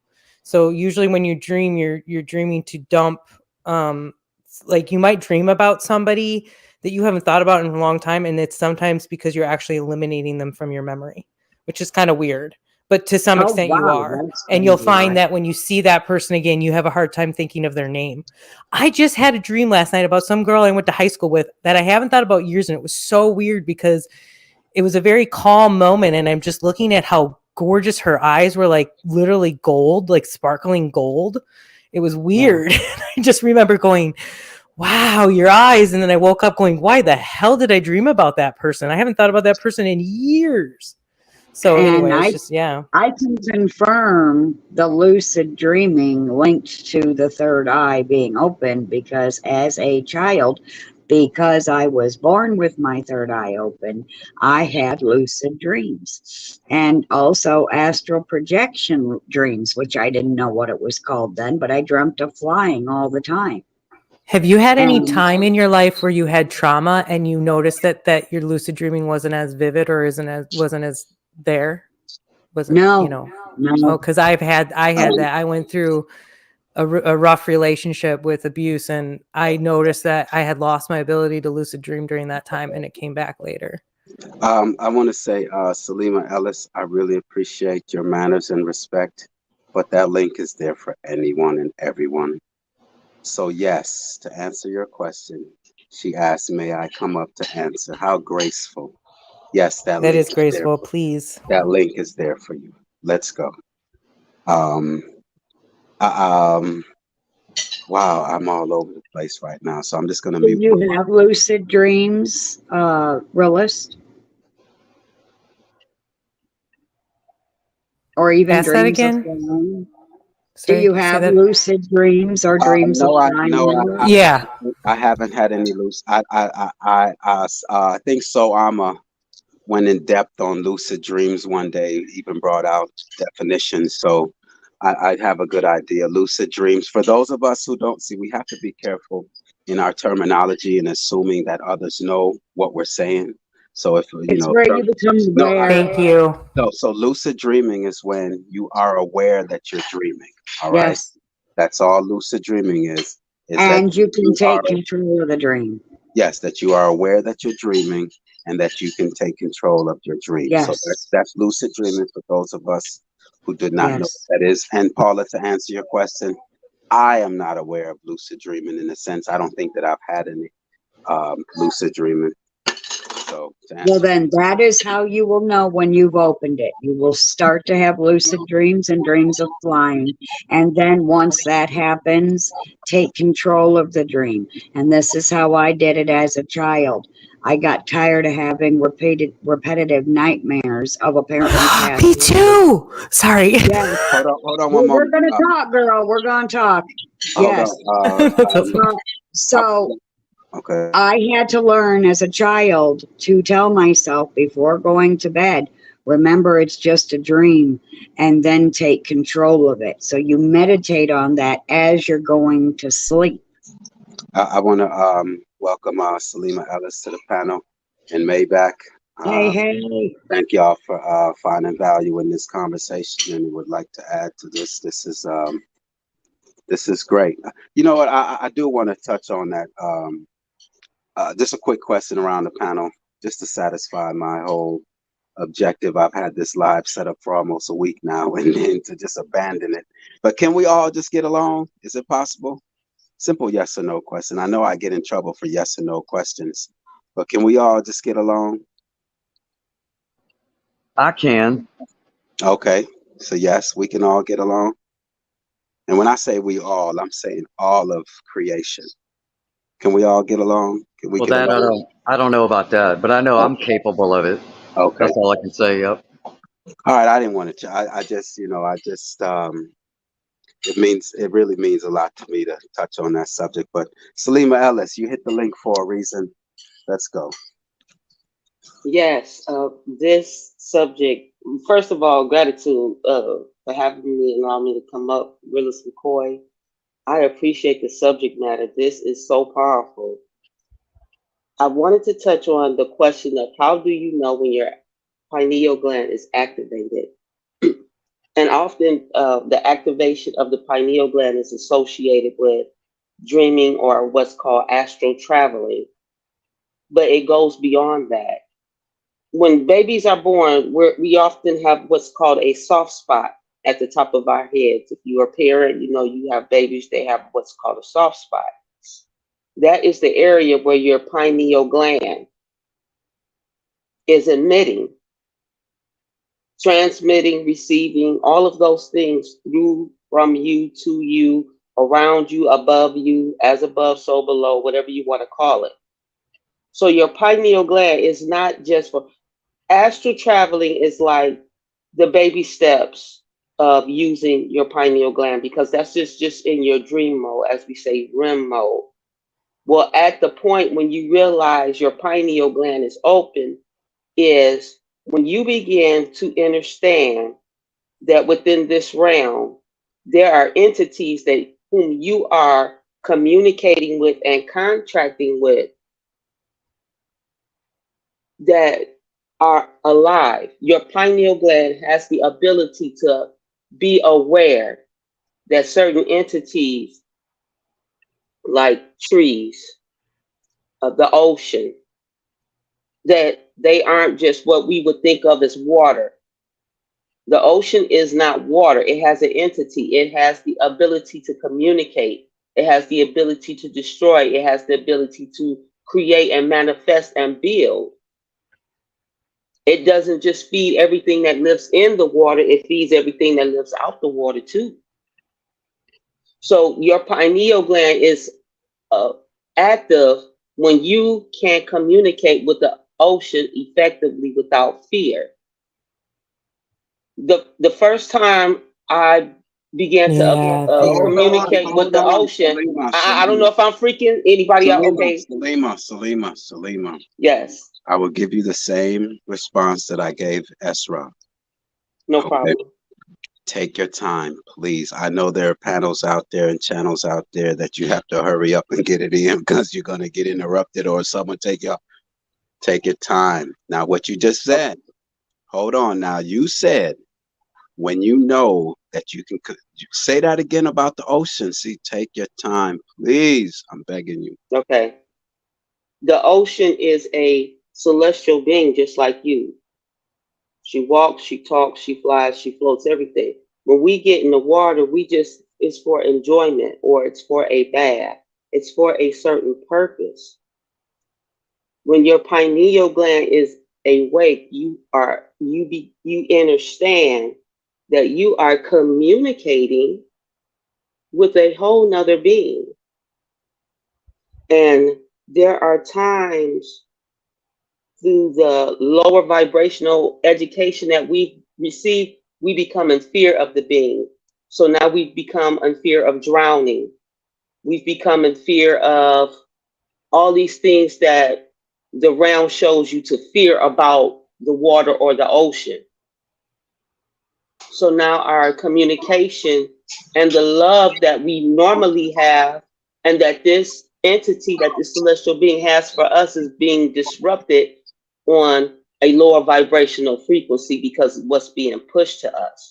All right. But your pineal gland, okay, let me slow down. No, finish that last. Finish. You seem like you're going to finish that last statement. Okay.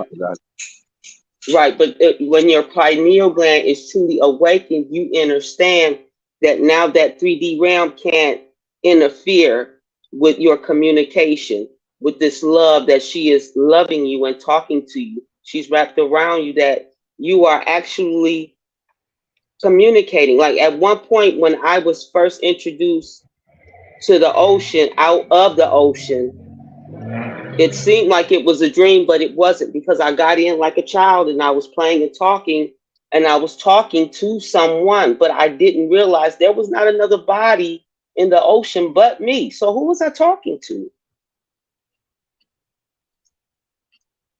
I was talking to the ocean, and only in my fear through the 3D matrix that she could eat me, or that she could drown me, or that I would become this thing that would become insignificant in her, that I was now pushed out of that mode. My pineal gland had been shut down due to fear. I believe one of the brothers said it earlier, that fear, that certain programming that they give us, when I was listening to you earlier. So once I overcame that. I apologize. What you say? Sorry, just saying I resonate with that. I mean, because I've talked about the fear factor, and that just makes sense. So there are times when we're communing with nature, and then all of a sudden, because of our previous interaction with the 3D matrix that shows us to fear that side of our realm, we're not having the conversations that we can have with our realm because our pineal gland is being shut down through the fear programming.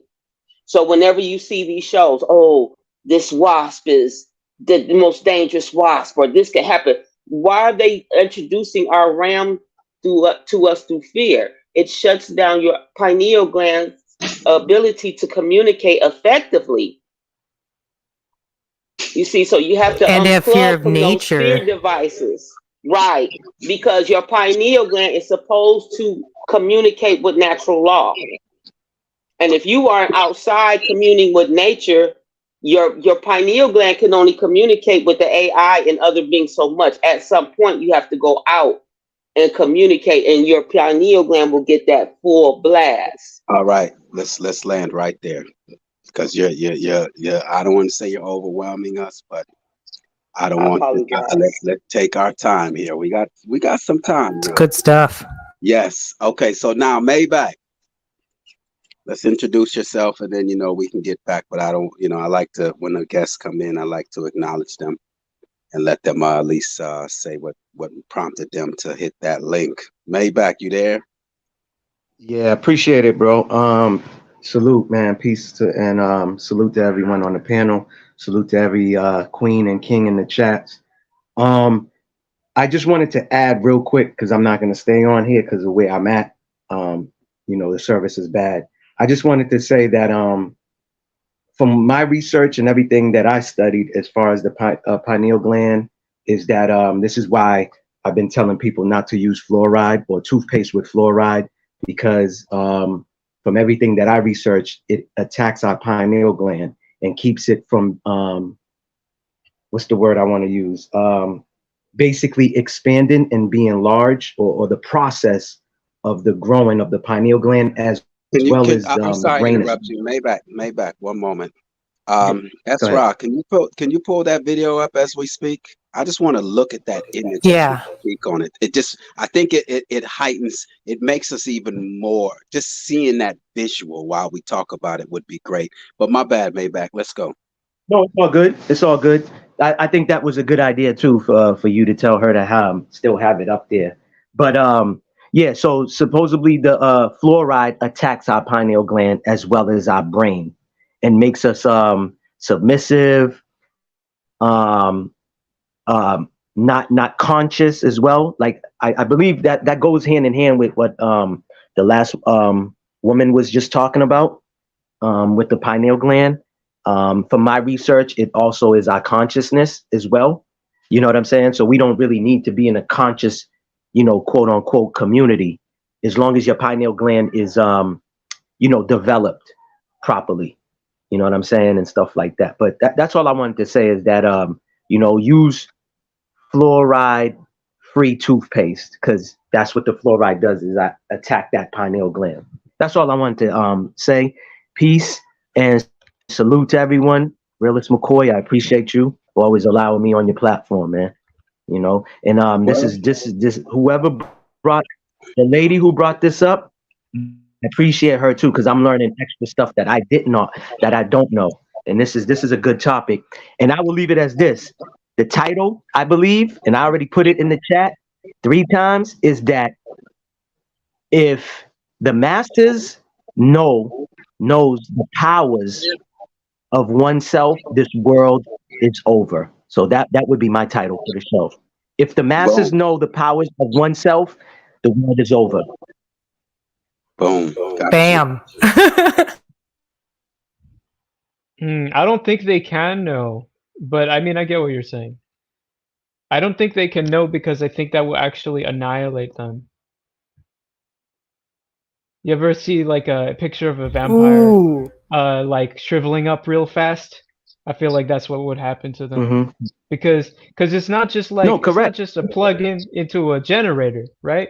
It's a generator that has a particular intention, which I would say it's the survival of the natural part of the world, which includes the human race. That doesn't include them. They would probably catch fire or some bullshit. Well, I mean, I'm with you with that, but that's why this corporation, like McCoy keeps saying, they lie, they're deceptive. The whole, when you go to other countries, I've been to outside of America. Let me just say this: outside of America, they let the people know the true history. They let the masses know their true. You know what I'm saying? It goes back to, if we know where we really come from, because I'm not ignorant, but I don't subscribe to the slavery story. You know what I'm saying? I've done multiple research that basically said, there was no ships that was, can carry that much weight, a whole bunch of stuff that just makes me question everything, because it's only in this country. It's the same thing with our food. I've been to Belgium. You know what I'm saying? It's simple as tomato paste or ketchup. Ketchup on the back of it says tomato. But when out here, you look up, the back of our Heinz or Hunt's ketchup bottle, it's a bunch of, chemicals added to it. So that's what I'm just saying. Like, basically, I'm a land like this. In those countries, right, They let you know who's the god. It's the melanated person. There is no lying and deceiving and whitewashing things. They let the facts be known. In this country, they don't want that because, again, if we know where we come from and who we are, it would be over for this corporation. And I need to stop saying the country because it's not a country. I'm sorry. Over. But I see what you're saying. yeah. Yeah. Meaning, What's like, interesting yeah, is you know, that's actually a prophecy. Hold on one moment. Go ahead. Ezra. I was just, yeah. What is that? What is that? What is that? Can you put your cursor up on the video real quick? Yeah. Okay, so now the third button over from the pause to the right of the pause. Right there. Isn't that the replay button? Yeah, that's what it's replaying. It's been replaying. Oh, okay. It just has that stupid. I thought you. Yeah, it looks like I'm doing it. No, I think it. Okay. Yeah, Gotcha. it pops it up every time it replays it. Okay. But no, thankfully I'm not. I really appreciate you helping me figure that out. Now, Sophia Byrne, how many titles do you have, Sophia Byrne? I mean, I can only. Sophia has gotten she didn't change the title so many times. Now it's at One with Nature. So I'm gonna rewatch this. Okay, here's a yeah, this is what we're on over here. I'm gonna she said I can't help it, I'm a writer. We'll eventually, by the end, I think we'll all have I've heard quite a few that will definitely reflect on what we spoke on today. So yeah, Salima, did anyone want to continue before Salima? Is Salima still up here? I can't see who all is up here. Oh, Salima left. Okay, yeah, I wanted Salima to continue. I just wanted Maybach to just say what all he wanted to say. But okay, whoever wants to jump in. I wanted to say something about what Salima was saying. So when she was speaking about the ocean and the activity of the pineal gland, yeah, that was actually powerful, man. That was very powerful. Because hold on 1 second. You know what I thought of when she said that was the biblical story of the Jesus figure walking on water. You know, and yes, he personifies the whole pineal situation, that his pineal gland was open. You know, so that's what I thought of as soon as she said that, you know, the ocean, you have, what she said was just, it's also the land of meat and honey. Salima Ellis, one of the things that link is always open to you, Salima, always. No permission needed. This is why I was crying when I was reading about the 7 churches. This is part of it. This is part of why I was crying, because I knew what it meant. If you do not do what is right, these things will be taken from you. But if you do what is right, these things will be added unto you.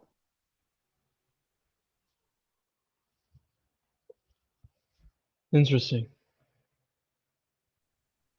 Anna, what do you mean by this statement? In the Gospel of Thomas, Jesus says, I have not come to pacify the world. I have come to set the world on fire. While she says that. Okay, go ahead. The Heart Underground. I interrupted you to when you started saying when she spoke. I like that, Anna. On the ocean, when she spoke on the ocean. Well, she said that it was her activity, and that's something that I think is really important. She said that it was the activity of the pineal gland is the activity of the human being. If you play it back, she's clearly trying to say that this is us.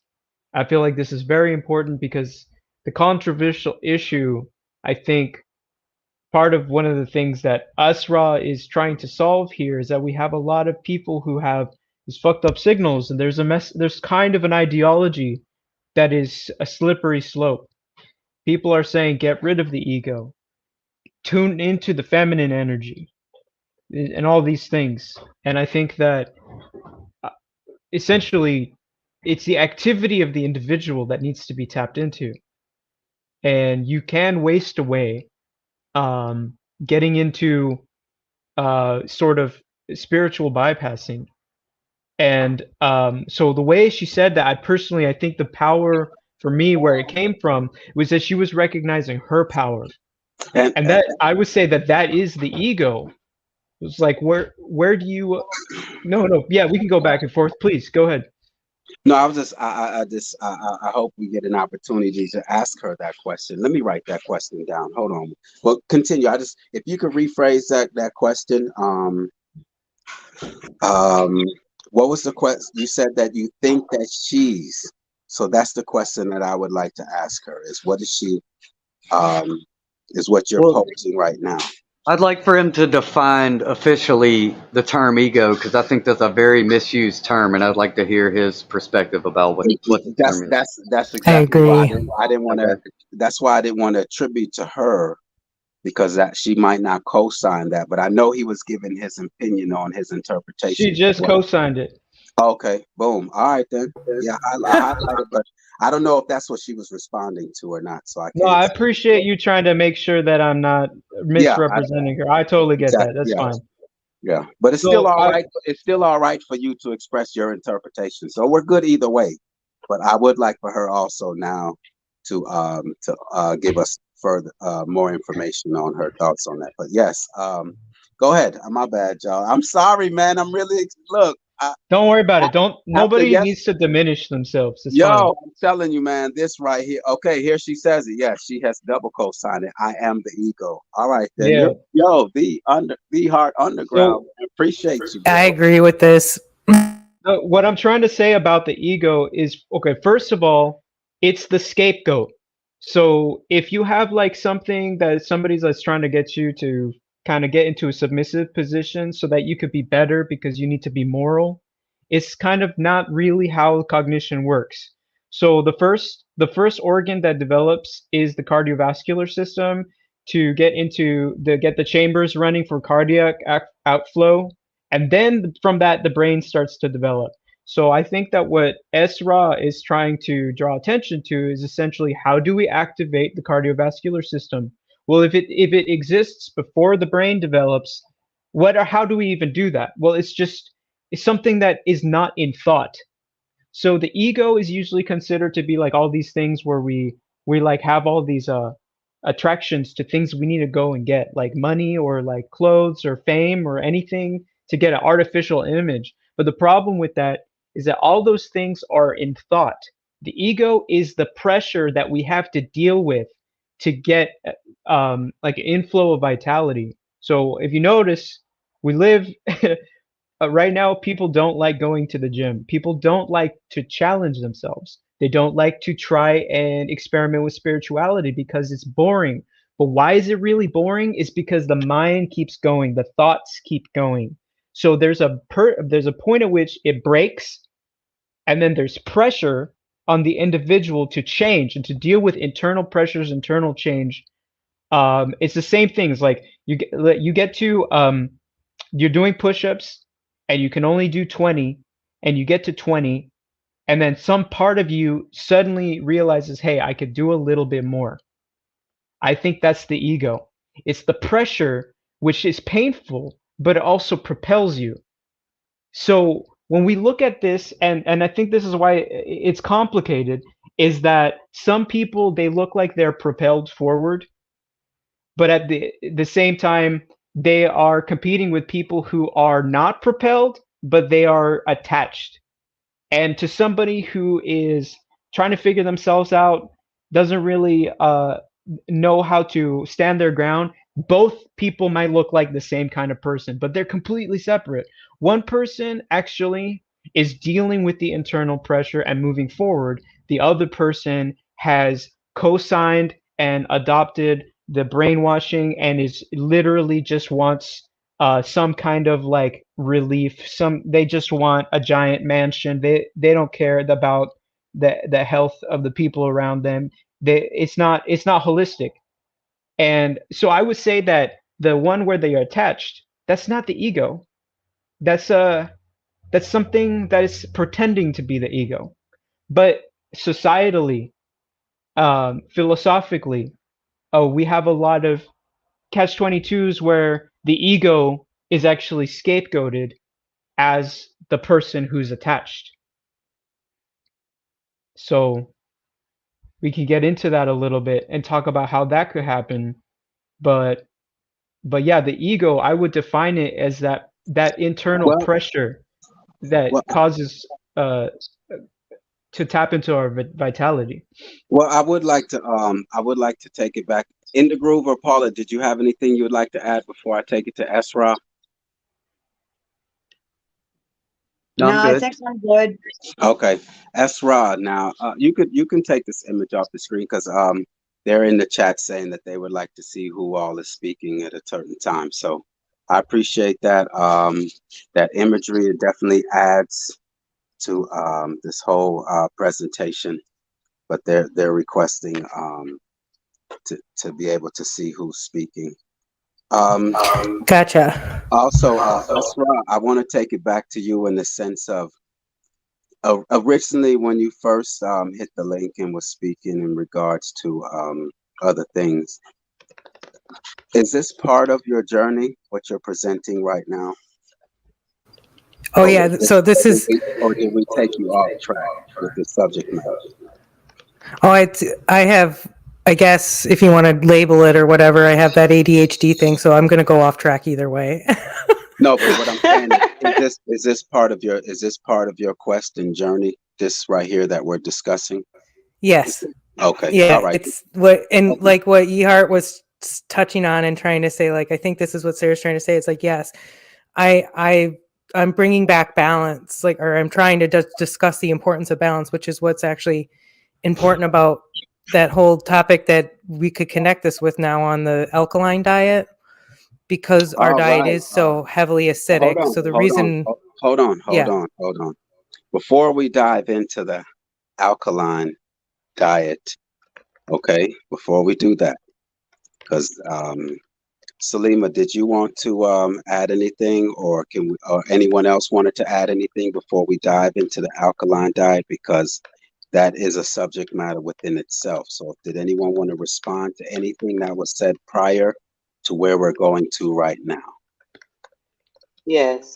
Okay. About the ego and arrogance. I've been accused of being arrogant before when I'm teaching, and I wanted to definitely make there's a difference between ego and arrogance. Arrogance is arming the outer image, and ego is arming the self. I am intellectually and spiritually armed. My armory is full, therefore I have an ego because I'm confident when I step out on the field. And not for combating, but for teaching, to learn, to just live in grace in this realm. That's ego. And arrogance is a lot like fake it till you make it, where I'm going to dress the outer self and give this good presentation. But I don't have that arrogance because often, even when I'm teaching, I say things wrong. I don't fit the image of what the society says should be feminine, so to speak. You see, so there's a difference between arrogance and ego. I don't know. I can dress to fit the image physically, but I'd rather have an ego than arrogance. Yes. I don't know if we've already defined it, but is it possible to define in your terms what the ego is? Or the ability to, it's the ability to determine your path. Like I can't allow anyone to instruct me. What I do allow is myself to be open and find instructors who I find that are capable of elevating me the way I want to go intellectually, emotionally, physically. So I'll find somebody that'll help me physically if I want to lose weight, and I work out that way. I'll find somebody intellectually, I want to grow scientifically, or maybe I want to grow politically, or maybe I want to grow spiritually. So that in that sense, that's the ego. That I don't know it all, and that I'm willing to go out and search for those who can teach me, to elevate me, because I want to soar like an ego. I don't need arrogance to be. And arrogance is just, I'm dressed. I probably know one good subject, and I'm going to shut down anybody. No, the ego has to soar, and the soaring is that I go above, I go up, I go under, I go around, I go everywhere. As I teach, so shall I learn. Y'all have been blowing my mind today. I'm amazed. So that's not, I could come up here with arrogance and be like, oh, I know everything. I don't know. No, my ego says, I am amazed. Thank you all. Gratitude. I will never forget this day. But my arrogance will say, y'all don't know what the hell y'all talking about. Blah, blah, blah, blah, blah. So there's a difference. I don't know if that makes sense. It does. Annapurna said down here, it is the will to live. And I think that the will to experience and the will to give credit, the will to be, I feel like is how I would kind of interpret what you're saying. To me, this is very important in occult research. I think that the idea of the ego in its true form, not in its false, arrogant, co-opted form, is essentially what has been taken away from philosophy, I think. If any of you are familiar with the concept of the north and the south nodes in astrology, even if you don't practice or believe in astrology, it's really powerful to understand the myths associated with the North Point. You can kind of interpret it, the idea of what it would be like if energy struck the center of a planet and became aware. So like, what is governing the intelligence of all the beings on the planet, and why are they even here? Why are they coming to be? And to me, this is what you're speaking to, is the essence of this. Well, I also, my first response when she spoke on arrogance and ego, it seems as though the ego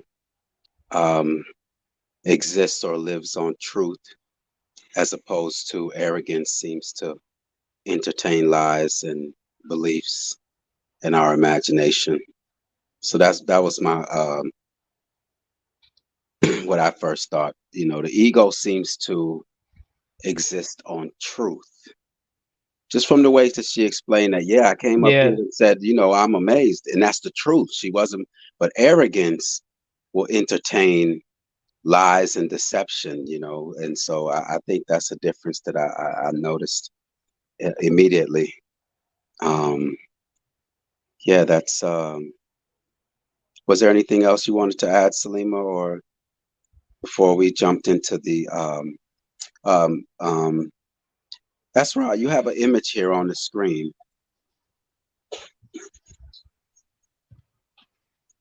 I brought it up because it's sort of what I wanted to get into, but also I feel like what you're saying with ego and arrogance in a way is sort of like the light versus the dark. It's the ebb and the flow.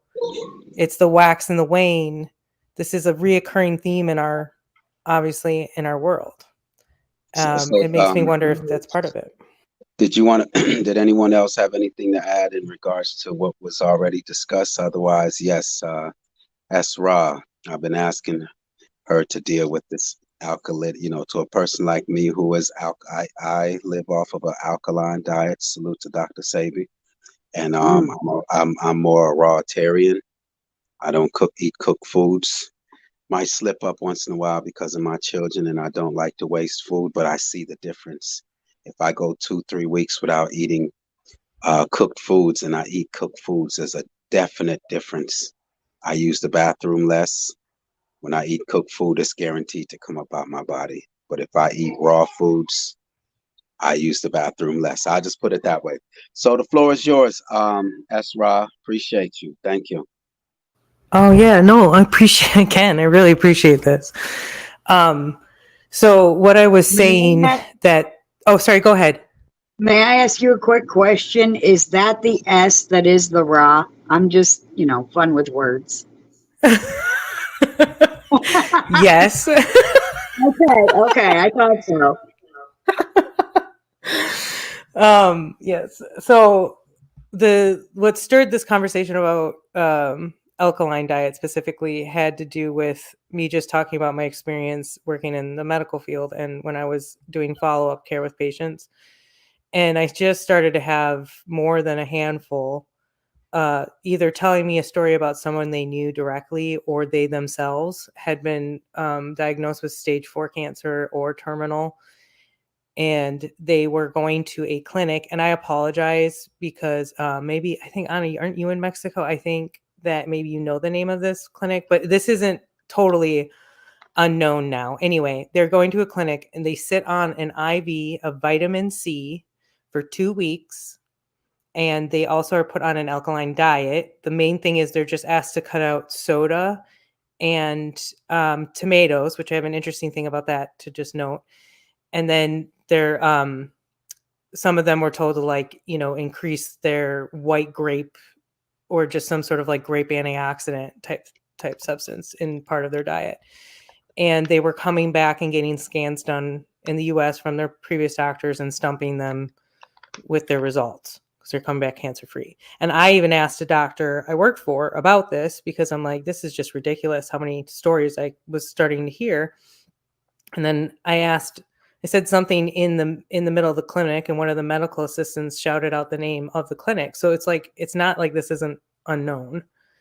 And but what I wanted to kind of get at too was with finding that out, I also found out that some people who had for long periods of time had actually also done the reverse. So had made their instead of being acidic, they were too alkaline. And actually, like, if you consume too much apple cider vinegar, you can actually create an acidity from that imbalance. So this is what I was getting at with balance. Well, can I touch on that real quick? Yeah, and I think the raw Reason- diet though is balanced. By the way, I think there's a huge the and there's a whole reason- life energy. The reason why the apple cider vinegar would be acidic is because it has yeast in it. I just wanted to add that to it. It's just that it has yeast, and that's what makes it acidic. And yeast is not good for the body. But I'm sorry, I just wanted. Yeah, to no, that's why they put yeast in everything. That's good. That's a very good point, and that is why you're right. And this is where the, like, fermented food isn't necessarily that is actually a pH balance factor. It's not necessarily making you more alkaline. You know what I'm saying? Like vinegar, if you were regularly taking in vinegar, you were regularly taking in the fruits and vegetables that go under that category, and you were consuming nothing else. That's where the problem could be. Are you a vegan or vegetarian, McCoy?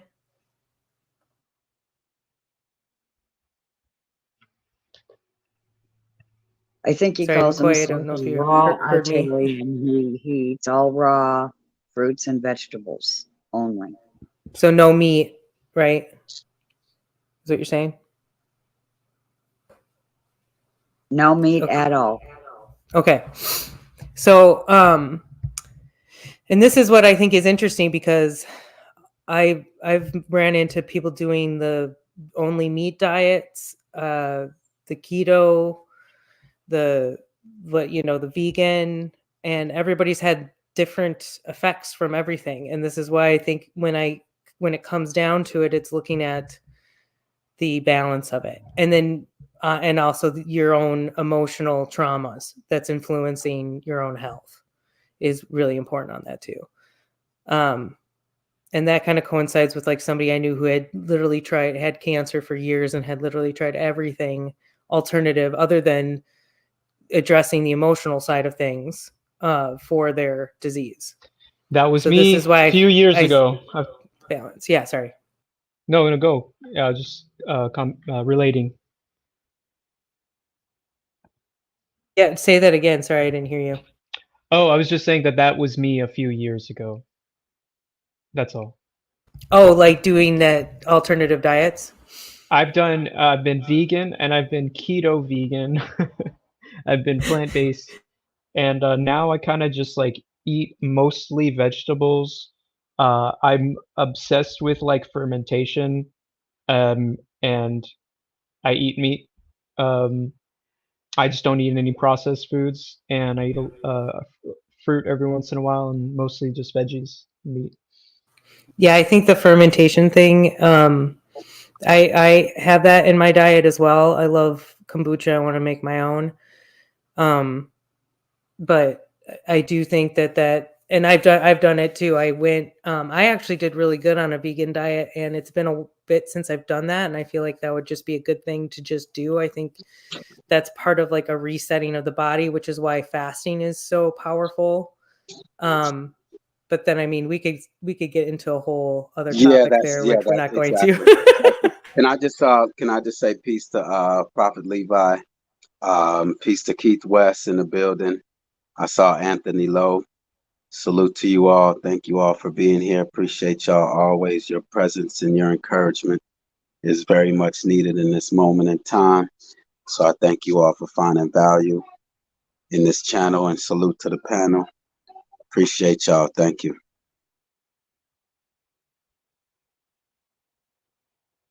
We appreciate you. So yeah, I think that it's coming down to, when you start to look at all these reoccurring patterns, they are pointing at balance, which is why this picture is up, because we know this is yin yang, wax wane, ebb and flow. But let me interrupt you real quick. I apologize. But, from my speech and my spiel earlier, you are proving why I know that they know that what they're doing is intentional. Because everything you're speaking on, they're doing the complete opposite. You speaking on an alkaline way of eating, and they feed us an acidic way of eating. You're speaking on and it's also like what's happened to our soil through the food we've produced, which, that's again where people have made an excuse and they're allowing this. But like our soils are heavily depleted of the proper minerals that we need. Hold on. You're proving my point once again. Who's depleting this soil? I mean, unfortunately, the farmers. I'm not saying that there isn't somebody above that's influencing this. We obviously know what Monsanto's done to the soil, but yeah. I mean, they're the ones that are agreeing, because it's become about somewhere along the line, we've made this excuse for quality over quantity and me over you, and an eye for an Commercial eye. fertilizer. Synthetic fertilizer, yeah. Esra, I'm gonna ask you this question. This was a subject matter. Was it last Saturday? I'm gonna just ask this question. I'm not trying to make this about this question, but I just wanted to see what your perspective was on this. Do you think that we have an enemy? That's where I'm not the most favored on talking about this. I heavily feel that we've all had a play. Yes or no? Do we have an enemy? I can't say yes or no. So you're unsure. Because I think that we've created it. So that's what I'm trying to say. Just say you're unsure then. You're unsure?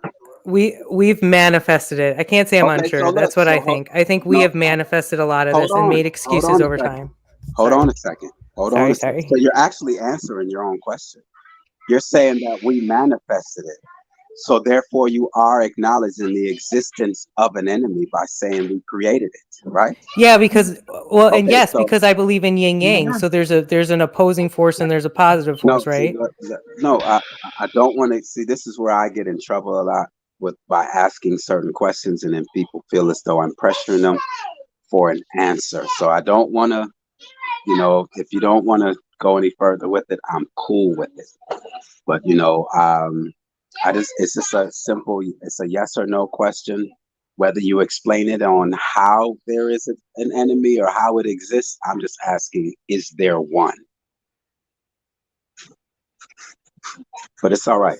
So that's just like, it's so hard to say yes or no to that. Okay. All right. I got you. I'll just leave it at that then. Thank you. For those of you all who want to know why I even answered that question, is because I'm detecting that. I'm detecting that when you speak. And so I just wanted to just get right to it. And Paula, this is why I get in trouble with, you know what I mean? And She I answered that with grace, I would like to Paula. add. So you know, Thank and you. that question has gotten me in trouble. I know, And, sir. Yes. and what I'm letting Rod know that that question has gotten me in trouble.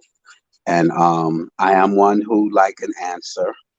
And at the same time, like I teach my children, when someone asks you a question, you could answer the question. You could say you don't know, and you can also say you don't want to answer the question. I'm good either way. But Could I also say I would have to elaborate more? I couldn't just give any of those that you just mentioned, you know, like none of the above.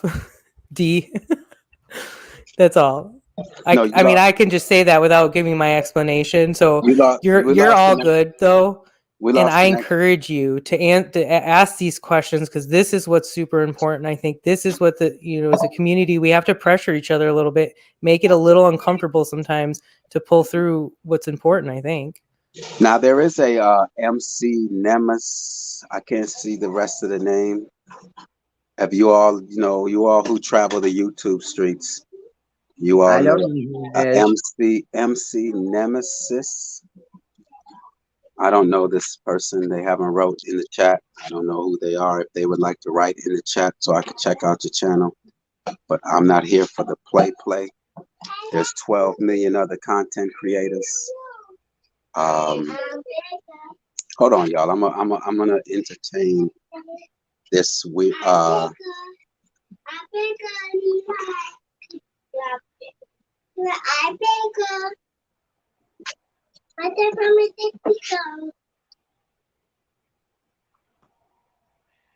they left. So I was gonna let them up, but I was gonna put up my Jesuit oath on them. That's my screensaver. So yeah. All right. I didn't mean. I just I detected that, and so because I hear when you speak, it's not. And me, my life's work is the fact that I know we have an enemy, and that's my focus. That's where I'm headed, and that's what sparked this channel. Is the fact that I want to address that. My children, I don't feel comfortable leaving my children here knowing that they are here. So I'm going to do whatever I can to at least get as close to the truth. And the truth is we have an enemy, we have an antagonizer. And so that's why, my ears are perked to that. I've gotten in trouble, like I said, because and you had asked that question of me, if you wouldn't mind me just saying this one thing. My role that I have figured out was that I'm an educator, and so I am challenging some of these questions, but what I really do want to do is show our power within. And that's why, sharing that video and the breathing and all that. So just connecting, and I actually found out that numerology, I'm a master builder 33, which is a master educator, or not master. Not trying to use the word master like it puts me superior or whatever, but I'm an educator is what it is. I'm superior. By course, I'm master number 22. Wait, you're 22? Yes, by my birth date information, I am a master number 22. Okay, yes. This is kind of crazy, Paula. You're the first 22 I've ever met. I've only met 11s. I don't know. I know one other 33. 43.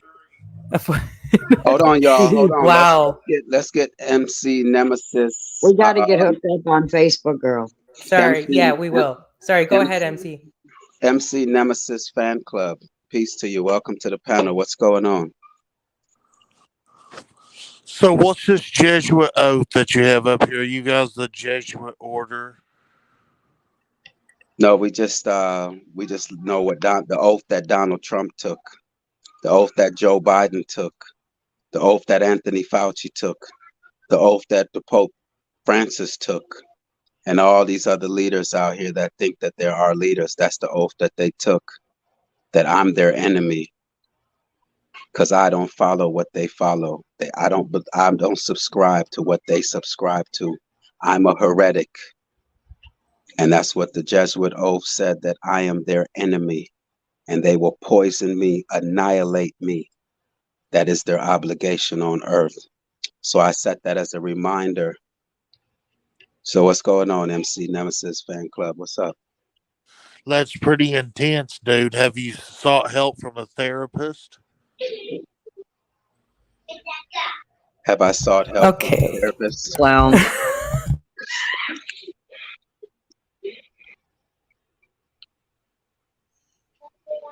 Yeah, it was a big warning with the word nemesis for me.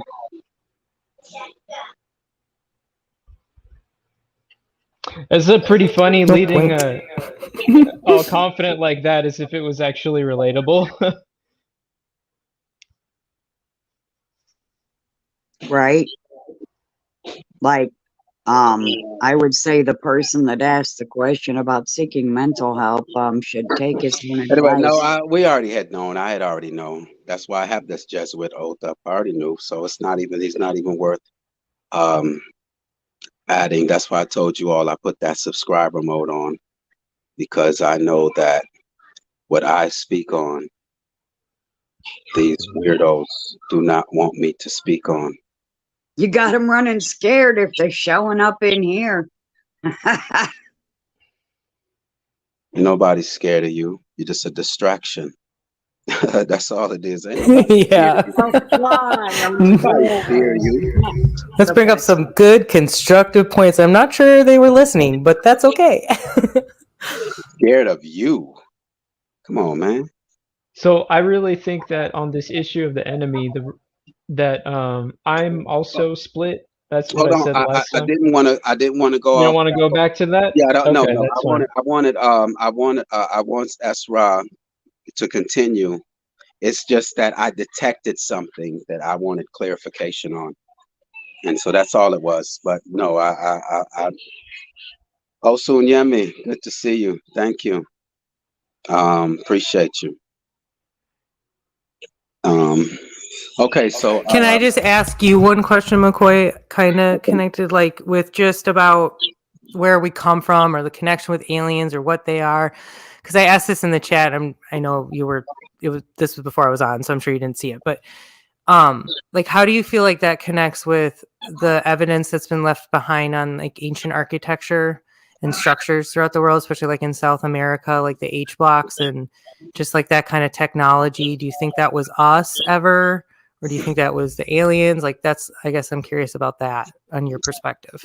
Well, I don't entertain those thoughts right now, because the same people who are giving us these histories and all that is, I'm in the I don't really trust nothing outside of what I see and what I deal with on a daily basis right now.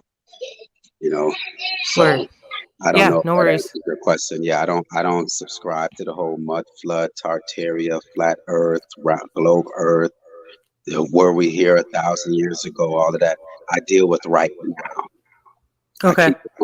So not to, but I don't give it any energy. Not right now. I want to get to safety. Then we can discuss those things. But right now, the walls are closing in on us, and that's what I'm focused on. So PMA,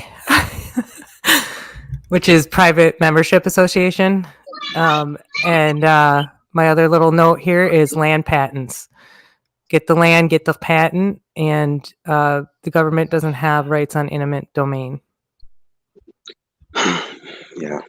So yeah, I didn't want to throw you off track. It's just like I said, I detected something that when you spoke, it felt as though not you were doing it intentionally. It's just who you are. And so I want you to just go right to it, and you just won't go right to it. But it's because you haven't decided on who that is, and it even exists. So I'm cool with that. So if you want, but I disagree with it. I'm sorry. Go ahead. What you say? I disagree with that. She's not getting right to it. I think that hold on. You can't disagree with it when she's also said she's told you that she doesn't really. She said it in her own words. She didn't say yes or no. Well, I think she's saying philosophically no. Obviously yes. Obviously there's sexual predators. Wait, hold on a minute. when you say that, she's right here to say it herself.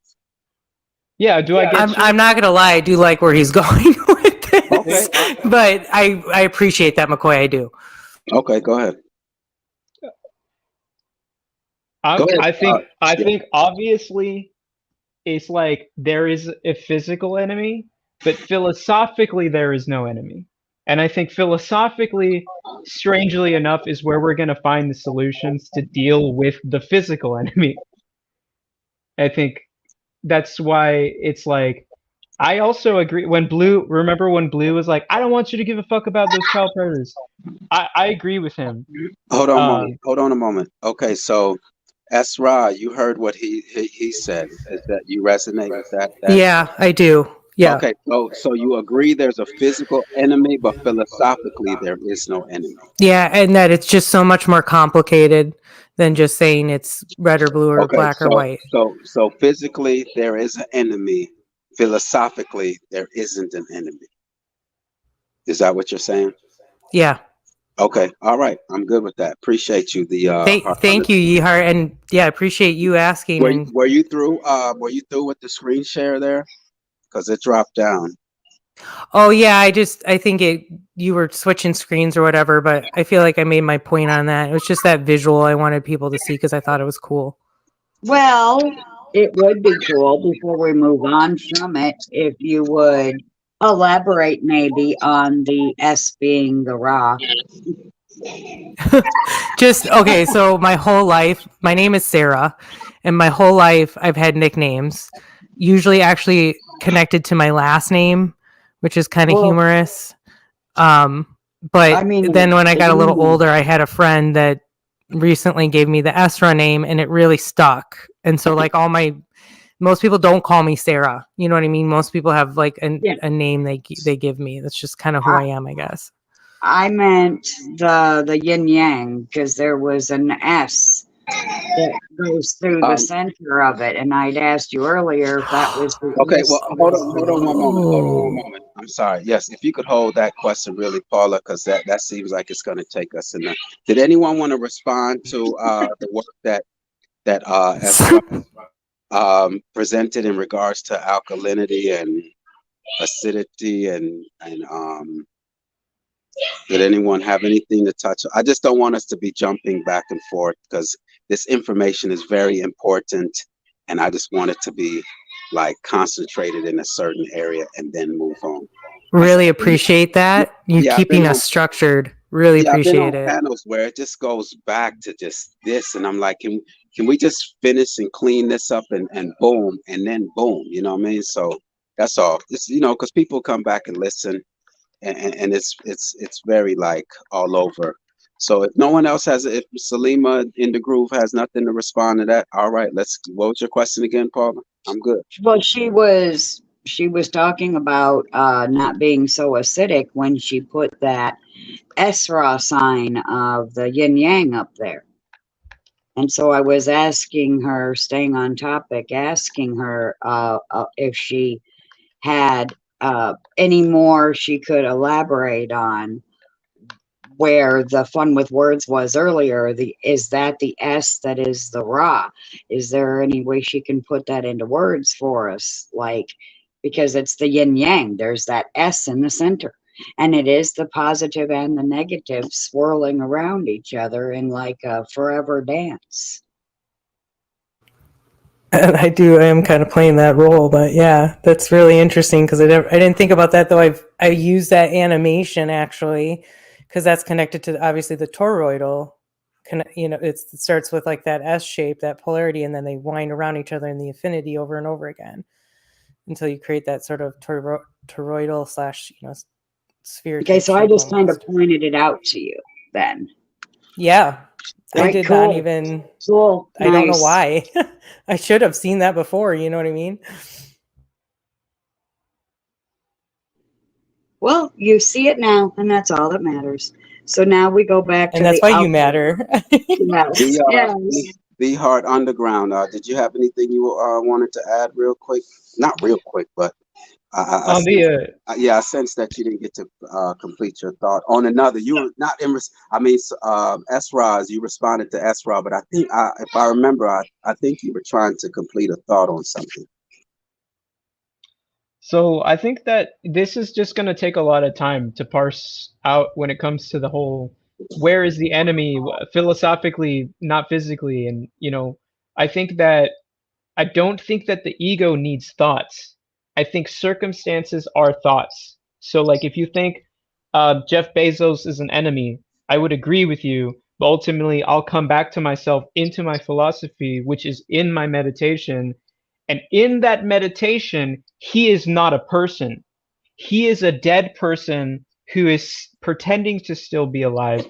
And that applies to all enemies. They do not exist because they are like thoughts that no longer have relevant processes or bodies that actually need to be sustained. So it's like, it's hard to explain how to think this way because it's like understanding that it's like who was saying it earlier, what's her name, Salima, was talking about when the pineal glands and you start to realize that there are like entities who are in these things, right? And then you realize what real beings are, right? So it's like the ocean. Is that a person? Well, it's like, well, it doesn't enter into the framework of is it an enemy because that's like an object, um that is an object proposition, that's a noun, right? But you don't think of the ocean as a person in a noun. So suddenly, if you see how it's being tilted, if you think that it's relevant to like rage and to call out the enemy philosophically, to always remind your children of the enemy or something, it's like, no, you don't need to do that. You just need to remember of the actual beings that exist and where intelligence actually comes from. And I think that, and then on the other hand, in place of this kind of conversation of pointing the finger, is actually we can just type psychopathy. We can type it. We can learn the modus operandi of evil. We can get into defense of the dark arts, and that's why I would advocate in place of this framing, where it's like, no, there is no enemy because they don't exist in the tribe. They don't exist. What's outside of the tribe is not human, is not part of nature. And maybe, like Esra was saying, we could develop programs to learn how to rehabilitate, but you have to balance on how much attention you're willing to give.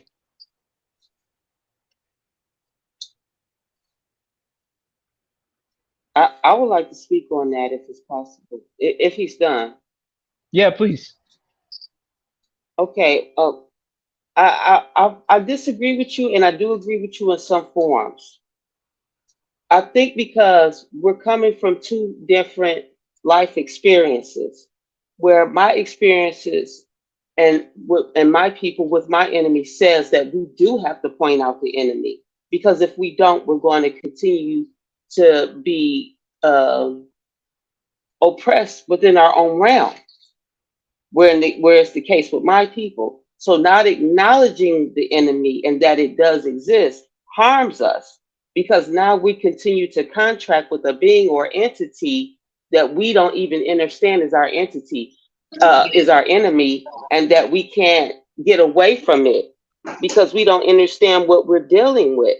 So as what you say, our defense against the dark arts is one, knowing and in agreement with on the realm is who is who.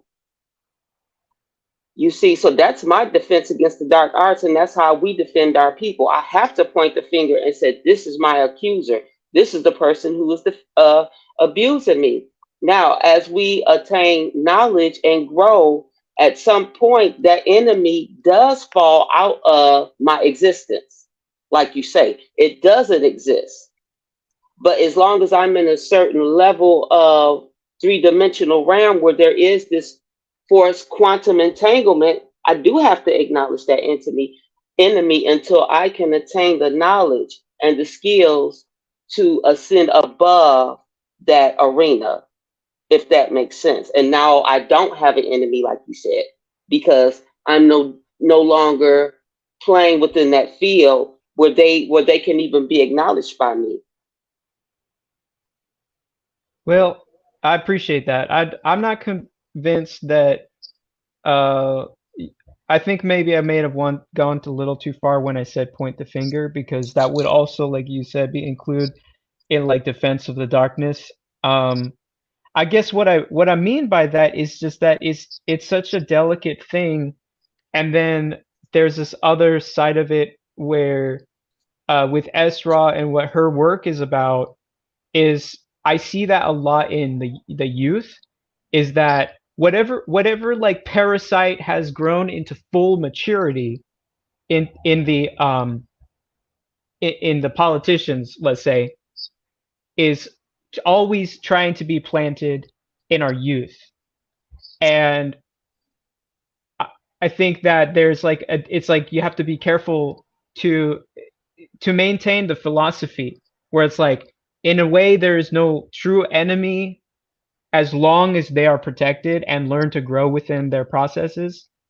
But that does not negate that there is a place and a time for the defense of the dark arts, and that we do need like a tactical strike. So in that sense, I hope I can show that I maybe I overspoke in how I presented that part, because I do like, we need Spider, like Spider from Elysium, the movie, where it's like this like crazy hacker who's like helping us build the underground resistance. Like we need that, and we need targets on the foreheads of the fucking evil cabal. So I totally agree with you.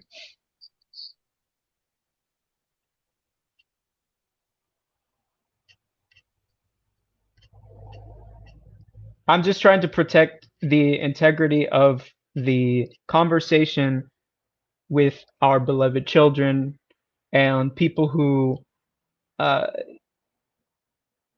if you go right straight to the matter at hand circumstantially, a lot of people will you will lose family members, and I don't necessarily think that you can always avert that. I totally get that. That's like that's a hard conversation, because I know that happened to a lot of people.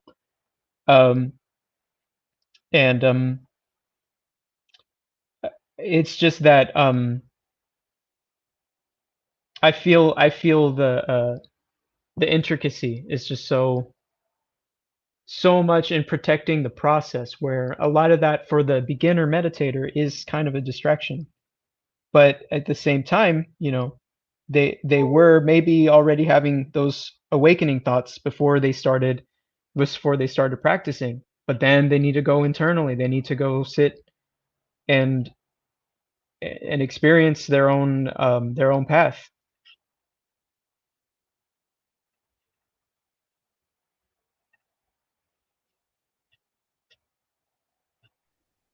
Yeah, I see what you're saying. The Heart Underground, do you have children? No, I have a lot of younger cousins, and I've been thinking about kids. I think about kids a lot, actually. Okay. Yeah, because what you were saying, it applies to me. But I would be setting my children up for failure if I didn't let them know what the world was really like. That they do have an entity that is not only trying, but is bringing harm to them. That same entity wanted me to put a mask over their face, that wanted me to vaccinate a 6-month-old over something that wasn't real. So, it's just, I would be setting my children up for failure if I didn't let them know that there is an entity that is hell-bent on bringing them harm.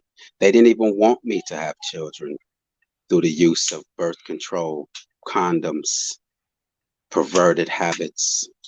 They would prefer I be a part of the LGBT than to have children. They would rather I lay down with an animal than to have children. And then once I have my children here, they want to tell my children to be a gangster and put guns and drugs into their hands and then build prisons for them. So I would be setting my child up for failure if I was to tell them that there wasn't an enemy. Yeah, I totally agree with that. I'm very sensitive about the way it's done. I'm not saying that it's wrong. I think that the kids deserve a place in that underground bunker. You know what I mean? I believe with them being at the table and them knowing the bitter truths, and it's better if you were the one to tell them rather than to find out the hard way. Of course, that's why I don't send my children to their schools. That's why my children are homeschooled. I have an 11-year-old and all the way down to a 2-year-old. Wow, you have my respect for that, man. So I don't send my children to their school system. They are my enemy. There's no way that a deer would send its offspring to a lion to train them. I'm always scared that parents are gonna coddle their children. And when I warn against this stuff, that's mainly what I'm getting at. What we have a lack of coddling, actually, because these parents will sit their children in front of straight filth for hours upon hours daily. Tell these parents to throw that television in the trash. These Disney movies, these trash that these children are intaking through their minds. Do you have a problem with Disney? Do you have a problem with Yes. the filth that is being shown on these television, these video games? What we're learning in school, I don't think school is who should introduce sex to my child. Is sex that important? Teach my child now in like third grade or something weird like that. That's what really. That's that's fucked up. So and then the whole like giving them like this is happening in Portland because I'm in Oregon and told you guys that, but that's like a big push. But they're like giving out toys or having them available at these fairs. Like anyway, that's my biggest thing. I'm just saying it's like you can dress up and be. Why do you have to strip in front of children? You can dress up and be some character without stripping. I like to speak on that. There's not enough coddling, but go ahead, Salima. I have 5 children, 33, 26, 24, 20, and 8 years old. And I find that no one should be leading the sex education of the child but the child. Because when the child becomes curious, they're going to ask you. I'm a homeschooler. My children have never asked me anything lewd or lascivious about who they are or about their bodies. It's often natural curiosity questions. And that's when we, as the parents, get to fill in their education. But someone coming to our child and said, this is what you need to know about your body. This is what you need to know about sexuality. That's a whole no-no in itself, because children have the ability to lead education.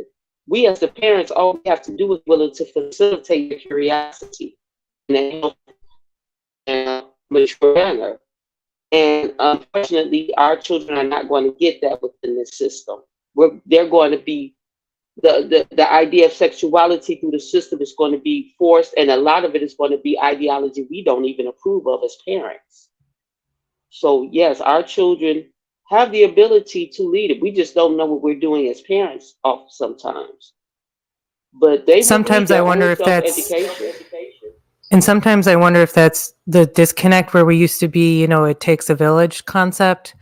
We used to be a little more integrated and helpful. And this is my opinion on, we all talk about like that the masculinity is the problem or that it's toxic femininity. And I actually feel like it's the matriarch that's kind of fallen. It's that divine feminine that was like the true mother, the true, caretaker of the children that's sort of fallen apart, and that we used to have more matriarchal like society.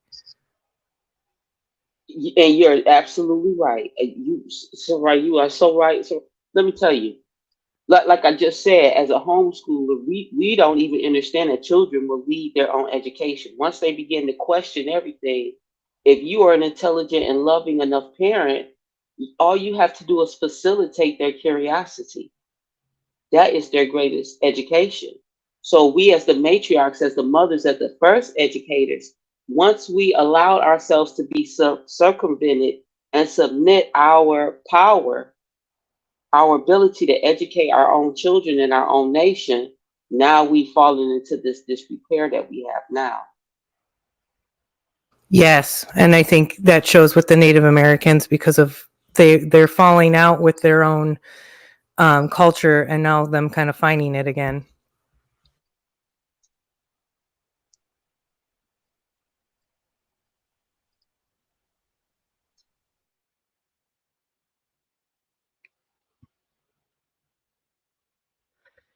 This is pretty heavy, and I appreciate it. It's I think when you speak truth like this, when you talk about it like this, you're essentially recruiting people into their own truth. And I've dealt with a lot of sensitive people with a lot of resistances. I feel a lot of responsibility for like taking somebody unawares and trying to educate them. It's very it's just very sensitive. That's why I appreciate this forum, the opportunity to connect with you guys.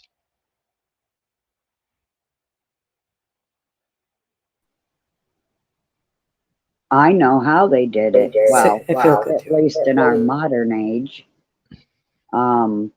They took the men out of the home, forced them to go off to war, forced the mothers to leave the home to go out to work, to pay the bills and buy the food. And that's why the mothers aren't at home anymore, taking care of the children. And I would just ban that dude, realist, because he's back in the back. No, he's gone. I kicked him from the studio, but my thing is that it has. Hold on. No, my thing is that it says like when you ban a person from the studio, it asks like it says to ban a guest, you need to require all guests to authenticate with YouTube or Facebook. Existing guests won't need to authenticate unless they refresh the page or you kick them. You can turn this off at any time in your settings. So I didn't want you all to have to go through that process. That's all. That's why I didn't. Well, y'all see why I said subscriber. So this just confirmed what I said earlier. That's why I put it on subscriber mode. I'm gonna put it on. It shouldn't affect everyone else because of a few bad apples. I'm gonna have to write StreamYard about that, because that's insane that it should affect all of us because of one bad apple. I have to admit that I came for the last 10 minutes, I'm coming at this in sort of a Scorpio kind of way. So like, I don't know if you know what I mean, but it's like when somebody pushes back against you to see how far you're willing to catch them, sort of. And I think that might be sort of my relationship with the enemy thing, because if I wasn't feeling so sensitive about it right in this moment, I probably agree 100% with what you guys are saying about it being physical and representing it like that. It's just that when it comes to the concept of bringing it into a forum, like especially with other people, to me, in my psyche, in that setting, it is an ashram. It's like a temple. It's a protected space. It's not a public space. It's like where these things are like explicated very carefully, very dispassionately, analytically, very spiritually. And, I realize that that's what you're doing. So yeah. Realize that who is doing, what is doing. This is the space you're trying to create. So I realize that. I mean, yeah, the enemy is that obvious. It's obvious to me. It's I see it. I mean, like, I don't know if you've been around where you've heard me say I left California in 2018 because I knew they were going to shut down the U.S. Oh, wow. Okay. No, I never heard that. Yeah, in February of 2018, I got up, saw an image on the television that said it was an influenza outbreak in Riverside, California. And I saw the image I saw the image, and I said, I'm getting out of here. This was the middle of February of 2018. And by April 1st, I was in Alabama. So that's why, there's one thing to state a problem, but then to find a solution and then to act on it. And that's what kind of personality I have. I see the problem and I'm working on the solution so that I can act on it. I'm not in denial anymore. There is an entity that is out there that's trying to that is enforcing their will upon us. And 2020 showed us that. They put a mask over our face, told us to suffocate ourselves, embarrassed us. Okay? So, Yes. and want to put a jab in us over something that was not real. All right? So I know Okay. I saw that we had an enemy. This is what I saw. I saw that they gave us garbage clothes, garbage food, garbage environment. They lied to me. They deceived me. Everything that they give me is unnatural to me. Only someone who dislikes me would do that with such consistency.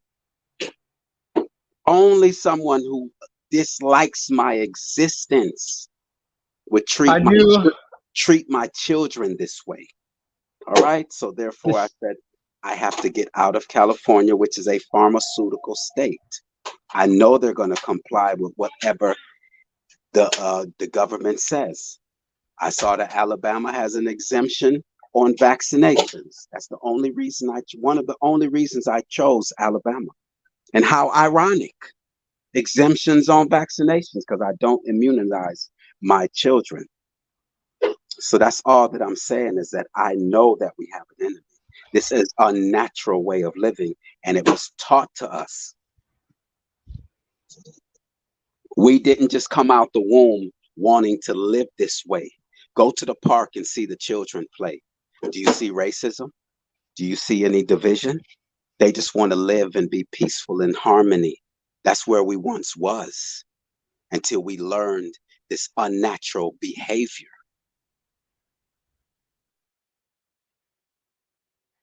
Till we were conditioned, or they tried to. I remember in 2020 there was a YouTuber who used a 300, I think it was, yeah, no, I'm trying to remember if it was like $300 or $3,000. But it was a military oxygen tester, and he was testing for the oxygen levels inside the mask. That video got taken down, and now you got all these people with like $20, $50 little oxygen testers showing, oh, there's no difference. Oh no, this is actually well documented in the hospitals that the best way to get the proper oxygen flow when you're wearing a mask is if you're going to wear an N95, you have to have that little like filter, so like a little mini pressure, little mini ventilator in a sense, like within the mask.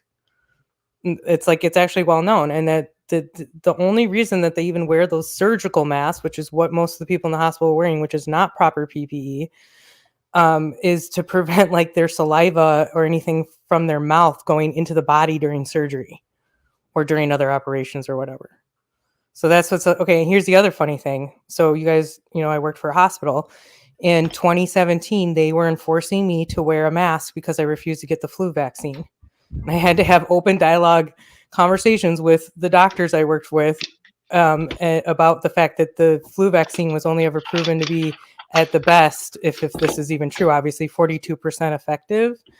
And so then therefore there's absolutely no reason. And I ended up getting both the doctors to agree with me, which was just hilarious.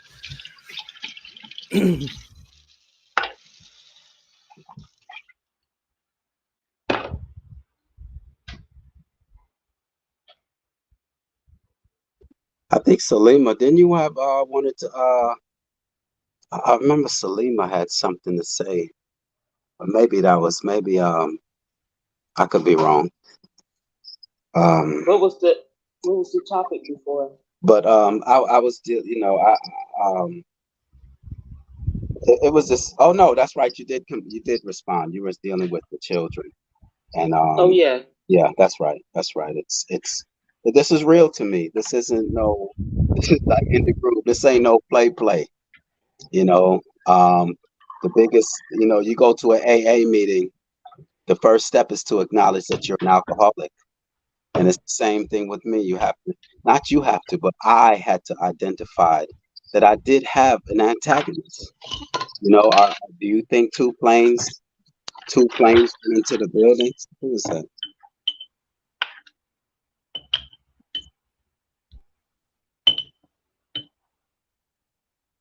Trying to figure out where that sound is coming from. When You we're both have living my on this respect realm, for homeschooling. That's what I, gratitude. But when you're living on this realm, you have to you want the ability to stand your ground. Because and I don't mean just stand your ground physically. You have to stand your ground morally. You have to stand your ground spiritually because there is no way to overcome or ascend without acknowledging these things. Because the same way we have to say there's an enemy, we have to be able to look in the mirror and say there are times when I'm my own worst enemy. So when we're looking in the mirror or we're acknowledging enemies, we have to even look in the mirror and acknowledge ourselves in that same manner. I respect that, but there is no time, as many seconds there are in a day, that I am my enemy. Now, I might, I'm speaking for me.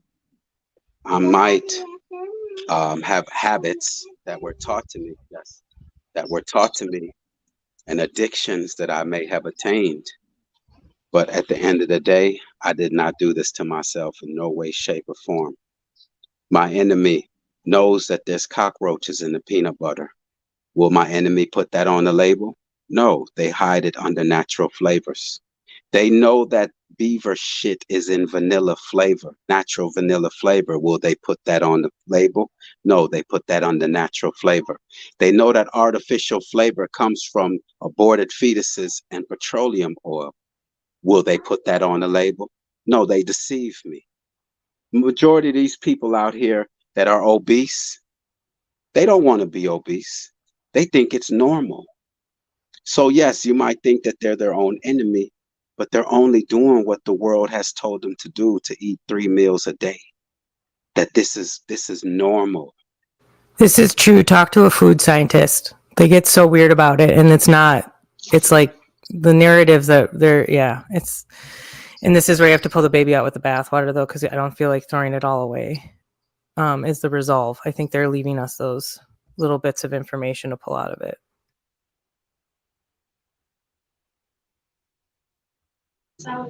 So Salima, I'm with you.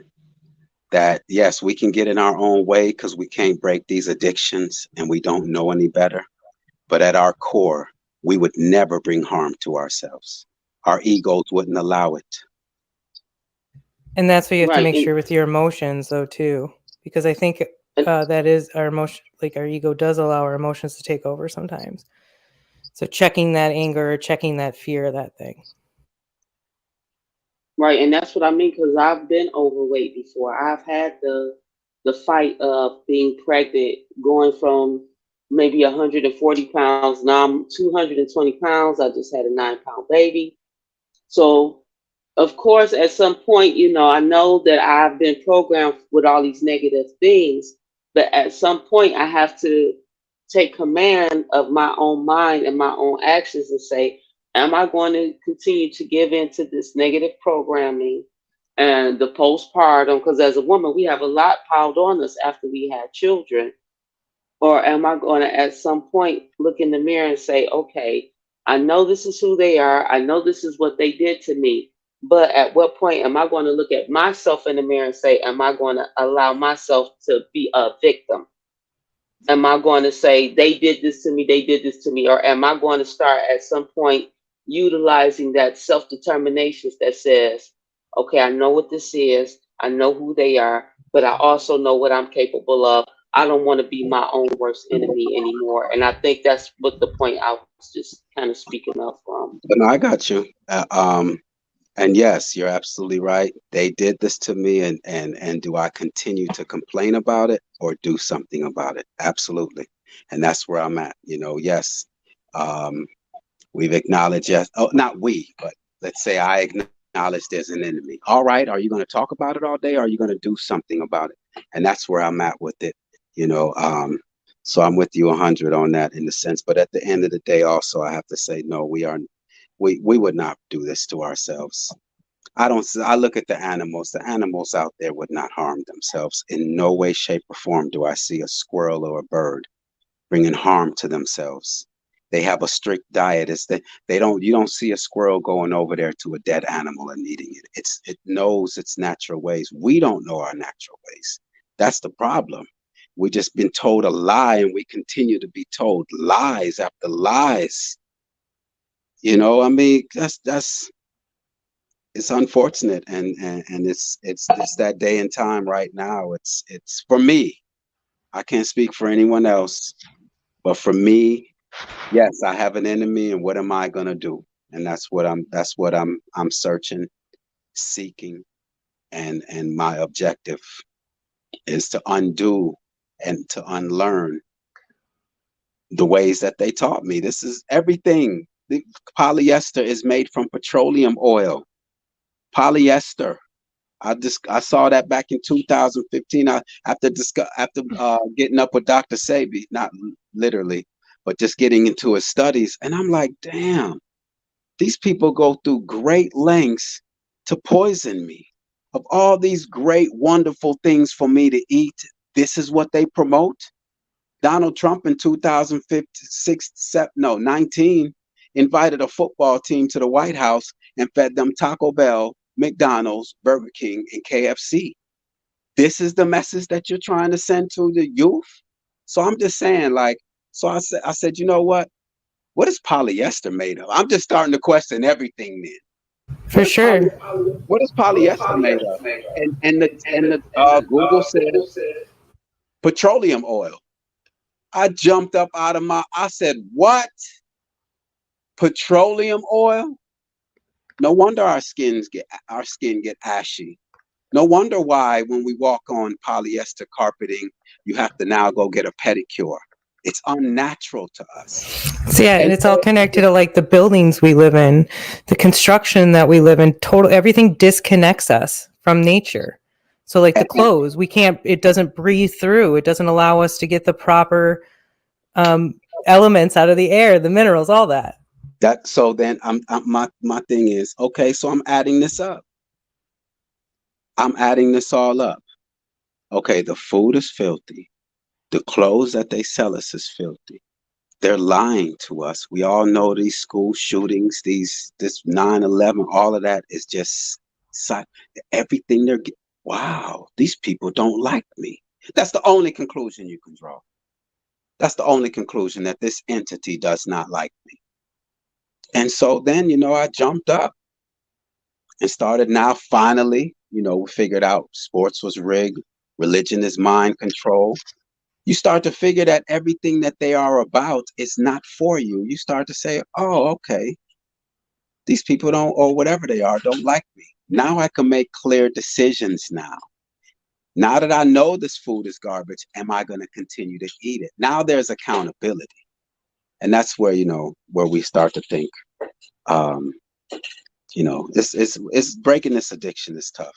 I'm telling you, it's really difficult, especially in this environment. It's cheaper to go to McDonald's than to go buy some mangoes and some watermelons. You know what I mean? So, it's just that simple to me. And that's where I'm at with it. So now, Salima, I'm with you 100 on that fact, in the sense that, yes, I'm right there. I'm not going to continue to complain, though, either. I did one video on, do we have an enemy? It was overwhelming yes. Now what are we going to do? So it's just solution oriented. And that's why what Esra brought to the bill today is solution. We get to that pineal gland. Someone has said it's over. So that's what quest I've been on, is that pineal gland. That's why I was so intrigued in wanting to. Let me add this also. The ground. There's a reason they put a rubber sole on our feet. So adding all of those things up, you have to eventually draw. If we're in a courtroom and I lay down all these things, eventually it's a guilty on them. They're wicked. They're evil. They're my enemy. You can't have all these things. I mean, this government can't push mangoes. Michael Jordan can't promote eating watermelons. Oprah can't promote growing gardens. They're just staying away from what's natural to us. Come on, that's not a coincidence. It's an agenda.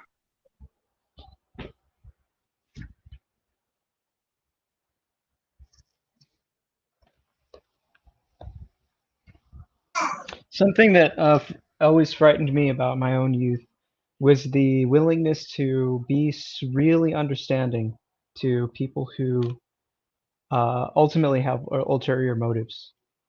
And I see that parents do this a lot. Just in general, like the kind of situation you laid out right now, I can imagine a bunch of different people who I know personally who would be like, oh, well, they're just trying to help. And you can have all the convictions lined up, and ultimately they'll just like try to, give some kind of half-assed explanation for, they're just trying to do their job. And that's why I think it's important to have this, to me, I think in astrological terms, so I would say this corresponds to the 8th house. It's really like peeling back the layers and seeing for the reason why things are being done, not because of the representation, but just cause and effect.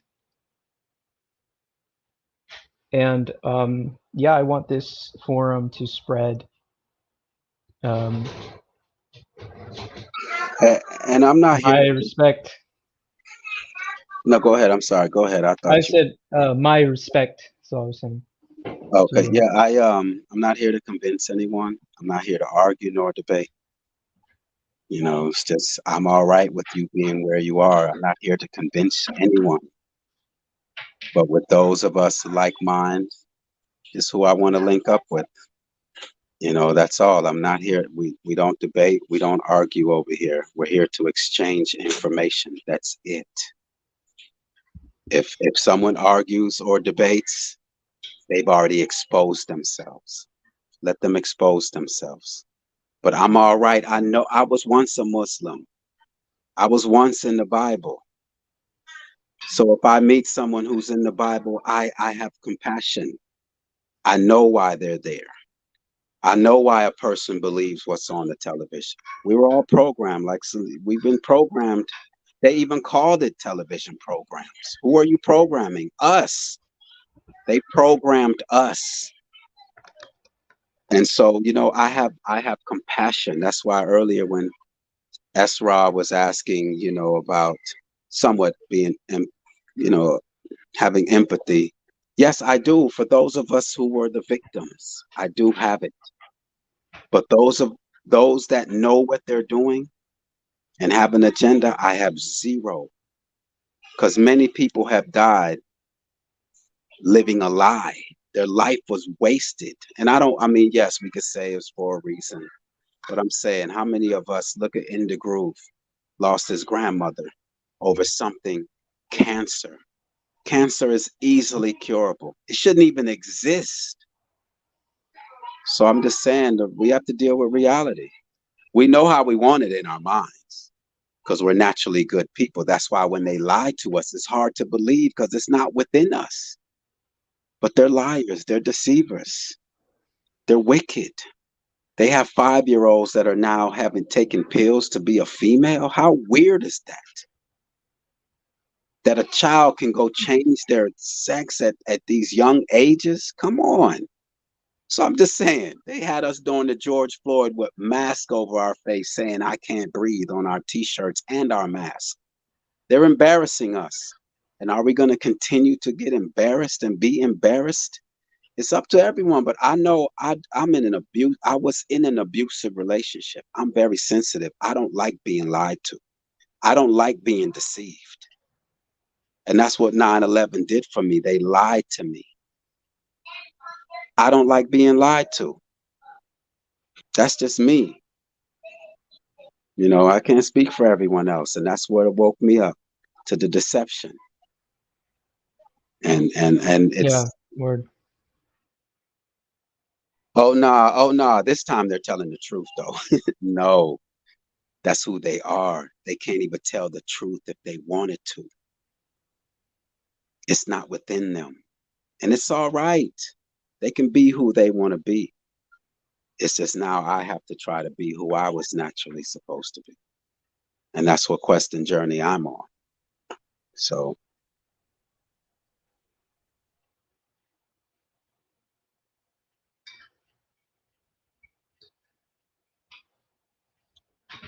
I think one thing that is a good question is for the people who are being recruited into that position of the false leaders, what, like, to get them to change their ways, or to maybe to catch themselves making the biggest mistake of their lives, like what could be said to them? You know, because that's why I keep saying that I appreciate you both homeschooling your children, because that's something that I just don't think I don't even exist. Can't imagine public schools being a good idea. And that's what, on top of all uh, the propaganda, or the pressures, the academic system trying to like change them, and you know, the sexual education, that's like just one layer, and it's already bad enough.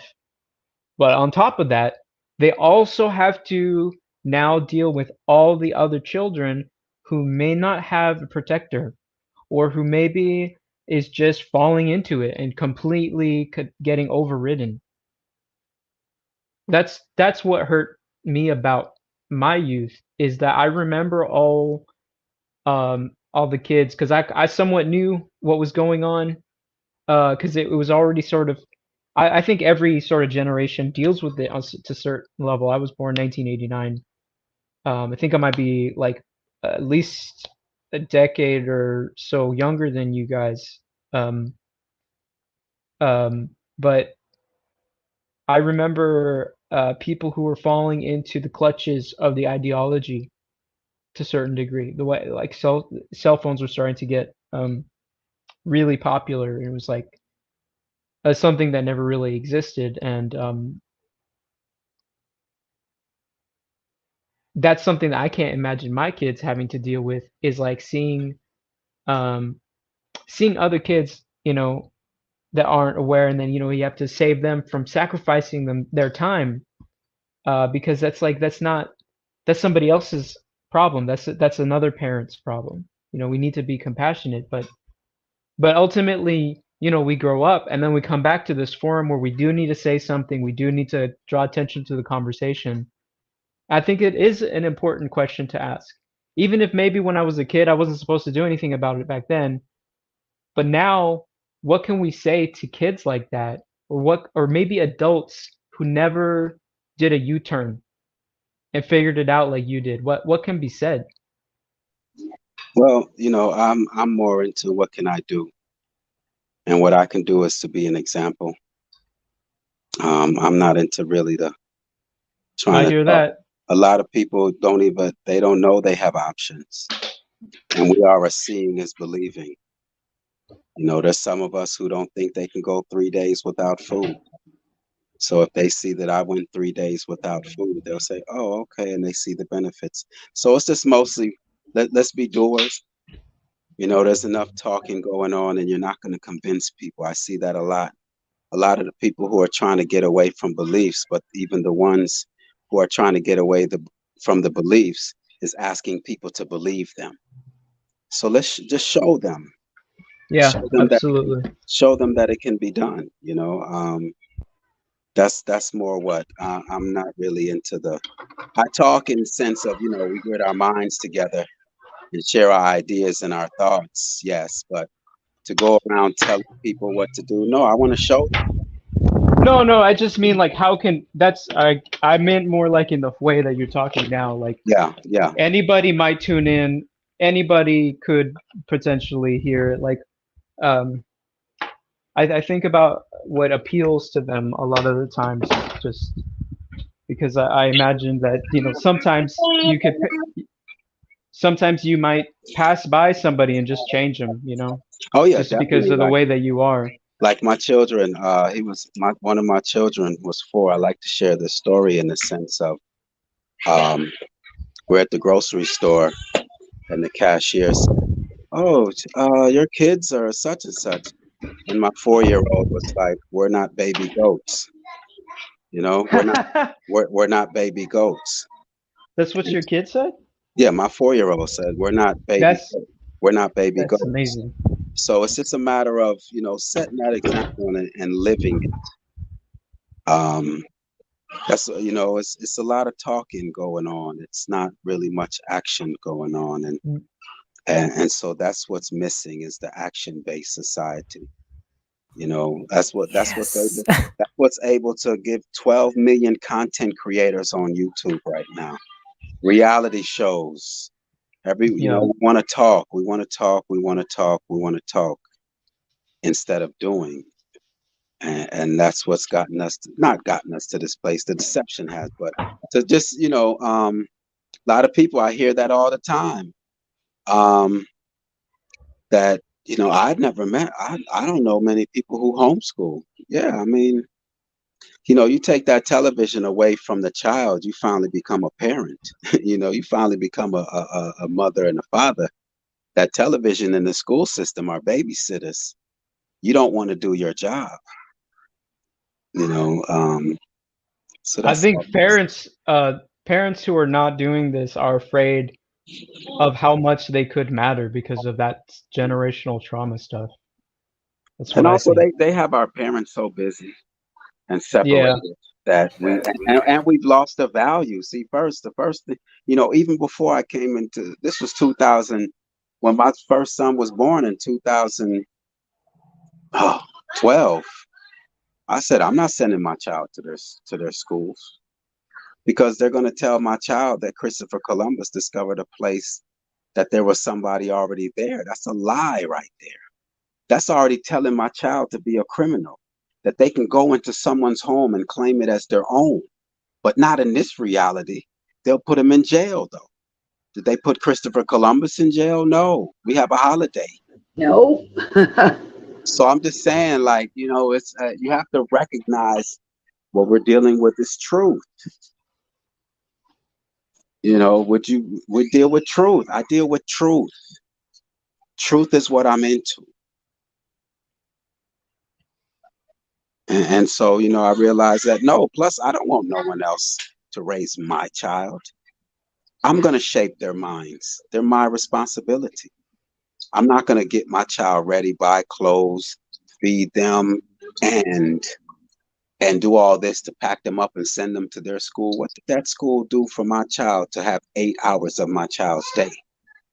So it was just, you know, I just have a different mentality because I knew since 9/11, come on, when someone lies to you, how can you trust them again? Come on. I'd like to I'm speak glad on I'm that here, man. too. Oh yeah, please.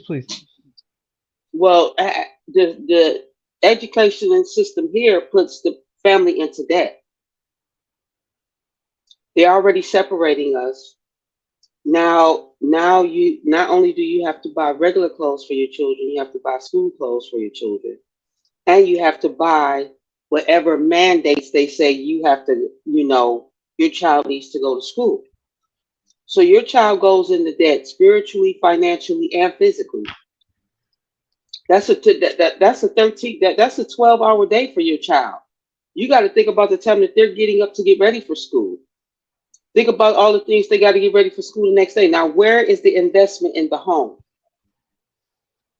When has the child? Because there is no education more important than the investment that the child makes in the home with the gen in which they grow up in. So that education takes the indigenous child, all children. It doesn't matter what race you are. It takes the children out of their natural space. All children have to have time to invest in their home. Now we have a society where you see the homes are dilapidated, the ground is falling apart because we want to give our children financial literacy, all these different, political literacy, the housing market. But when has our children at any time had more than 4 or 5 hours a day to be able to invest in their home? Or to even be encouraged to think it matters. Right, right. So now the only time they're investing in the home, it's called chores. So now, but there's more to the home than chores. But because they're investing so much time outside, away from their natural realm of the home and their parents, now everything that has to do with the home is considered a chore. So yeah, we've allowed the system to reverse the polarity of the natural law of how we're supposed to function. So yeah, school across the board for everybody, anybody who has children, they should be home with you, because how can you invest in them? There are going to be times as a mother or a father, things are going to hit you. You want to say that to your child right then and there. You can't do that. They're at somebody's school learning some garbage. And again, so if we had a village, we would have other people to help. It wouldn't all just come down on one person, which is how it used to work. It was not just one person teaching you the way or helping. Right. And now the schools are so poor off. Not only are parents investing in uniforms and stuff, we're actually buying supplies that the state is supposed to pay through taxes for the classrooms. Yeah, and the teachers are buying this stuff themselves as well without it getting paid. Right, out of pocket. So the education has proven it is a debt society. We all need to come out of there. The teachers are suffering. The students everybody across the board is suffering. Nobody in the state or any of these governmental places is doing anything with the finances that were supposed to go towards education. They're all appropriating educational funds towards their pockets. So for me, homeschooling is the only choice.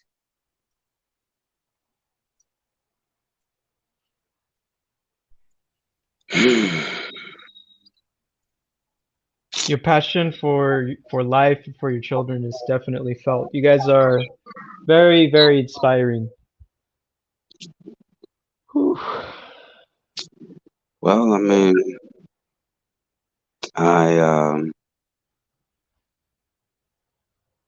it's just, it's inspiring, but at the same time, it's, since, this world frowns upon it, it just seems, but we don't see the world anymore.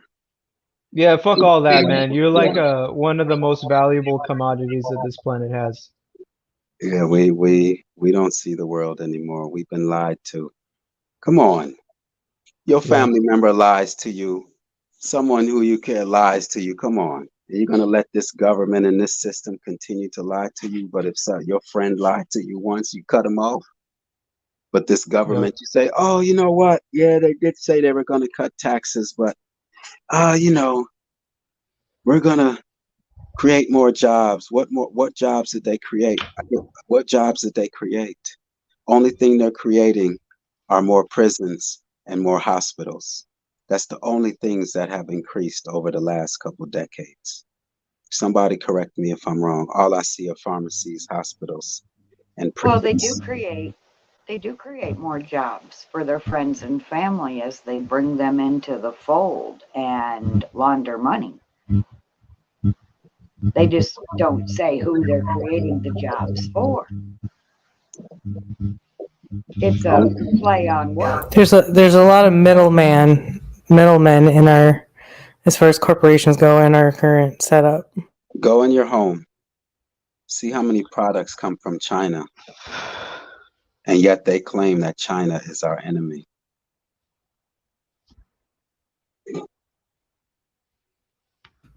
Yeah, China again, has its own monster. The Antarctic Treaty. Yeah. How is China my enemy? Do you think that if that's my enemy, you think I'm going to encourage their economy? I mean, that's that's all that I'm saying is they're, when people show you who they are, believe them. That's all that I'm saying. Somebody lied to me.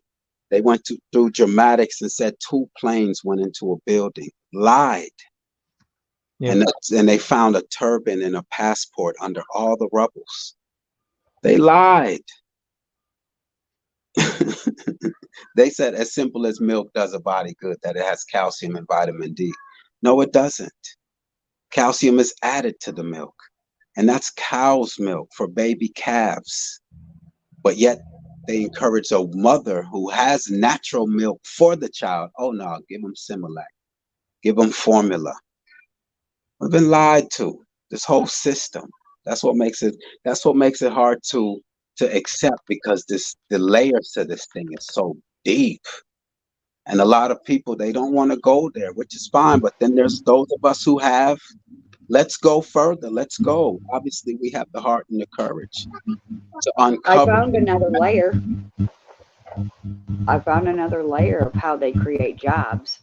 Well, they took away all of the privately owned businesses, which could be considered a career. And they kicked them out of their careers, and they had to go get jobs. So, yeah. Another not so fun with words.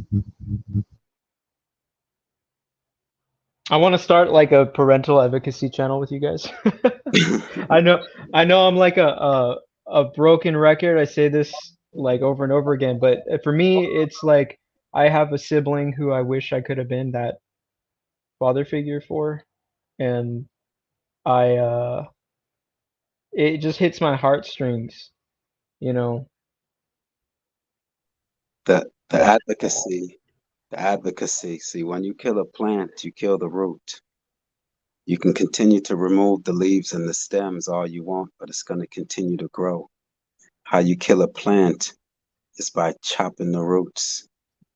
And we need to chop the roots of these weirdos that feel as though they have the right to govern over our mental. They feel as though we can't think on our own. A government. We don't need a government. We need them to leave us alone. We are fully capable of running our own lives if they would leave us alone, stop antagonizing us. But at the same time, we have to identify that it does exist. It exists to me, and now I'm able to make decisions based off of what I feel is reality. And to each his own. But that's the advocacy that I'm subscribed to, is the root, doing away with the root of this wickedness. It has to stop. And it's going to stop. Otherwise, there's no reason for me to be here in this moment in time with the information that I have. There's none. And so that's why, yes, to answer Royal and Loyal earlier, I'm here to link with like minds. Because what this also tells me is this is a I don't want to say global, because we're not on the globe, fine. But this is all over the earth. It isn't just restricted to the United States. You go to New Zealand, the Netherlands, there is an agenda. There is a worldwide agenda. And it's been confirmed. It's not a coincidence that we're all divided, no matter where we are on this earth. We're all being poisoned. We're all being misled everywhere on this earth. Bring me somebody who would say otherwise, that they're in paradise right now. Just bring me someone. Tell me someone is in paradise.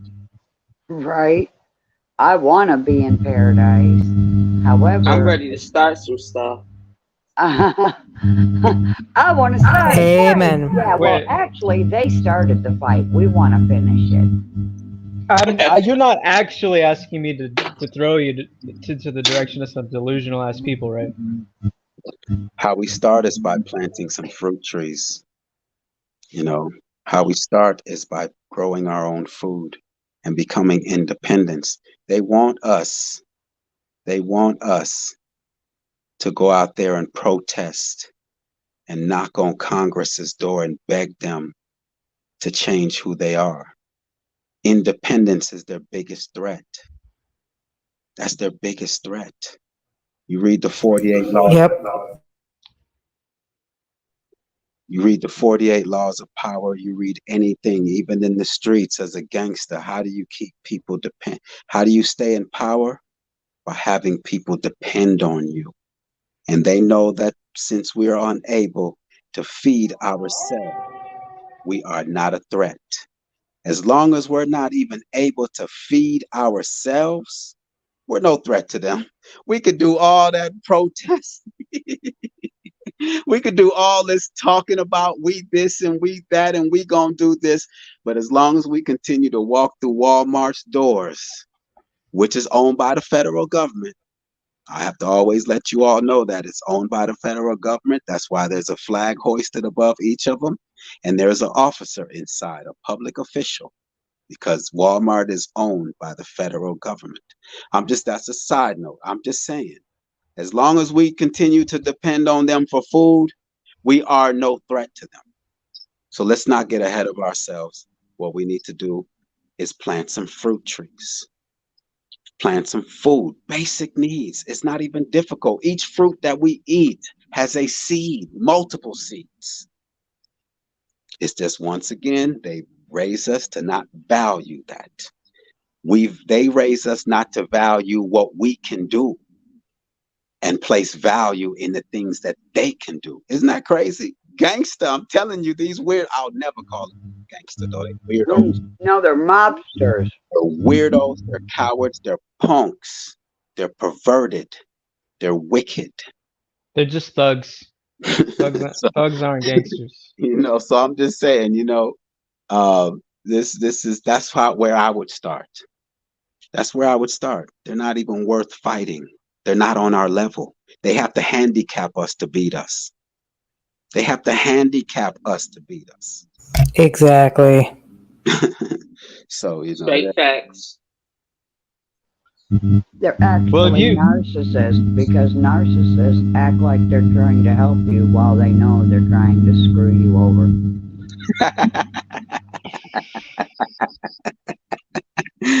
Woo! Yes, narcissist. I don't use that word much because I usually use words that I don't They are narcissists.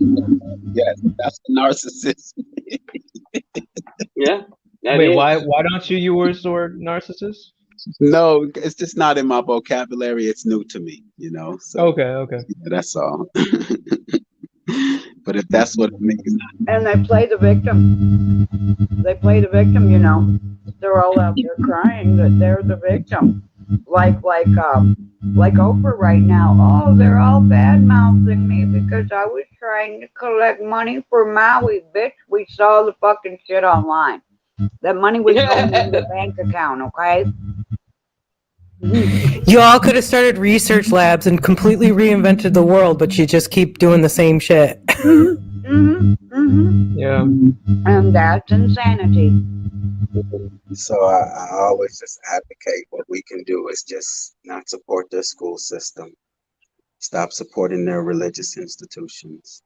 Turn off their televisions, not support their fake entertainment, to waste our time with distractions, and to not, I mentioned their garbage food, and not to go to their schools, their entertainment, and you'll do away with their system. It's just that simple. Now you're lighting me on fire. Holy shit. It's not difficult to do away with their system. It's not. It's not difficult at all. Because hold on, let me just add this before plant face. I will continue to beat this drum, as they say. We eat the right foods, it shuts down. I'm sorry, Esra, I know you're into the healthcare system, but I'm sure I know you're into the health. No, I just think that above all, and I think you definitely should be going towards what's live, because they've proven this, organic versus non-organic. There's more to it. There's more that's going to feed us. It's about the energy that comes out of it. So I'm very much about energy. So I will say, though, above all else, intent. If you're in a situation and you're letting your emotions take over you, do your best to grab onto those emotions. If you have not eaten in 30 days and you have to eat Taco Bell, tell yourself this is a 5-star gourmet organic meal, hand cooked with love. That's all I'm saying. If that's the situation, I'm not saying go do that. Okay. But I'm just saying above all intent and energy and what you put into it. But I definitely eat. I'm actually like been unemployed and I still am trying to buy as much organic as I can, or I'm very much against processed food. I make my own sourdough bread. Like, yeah.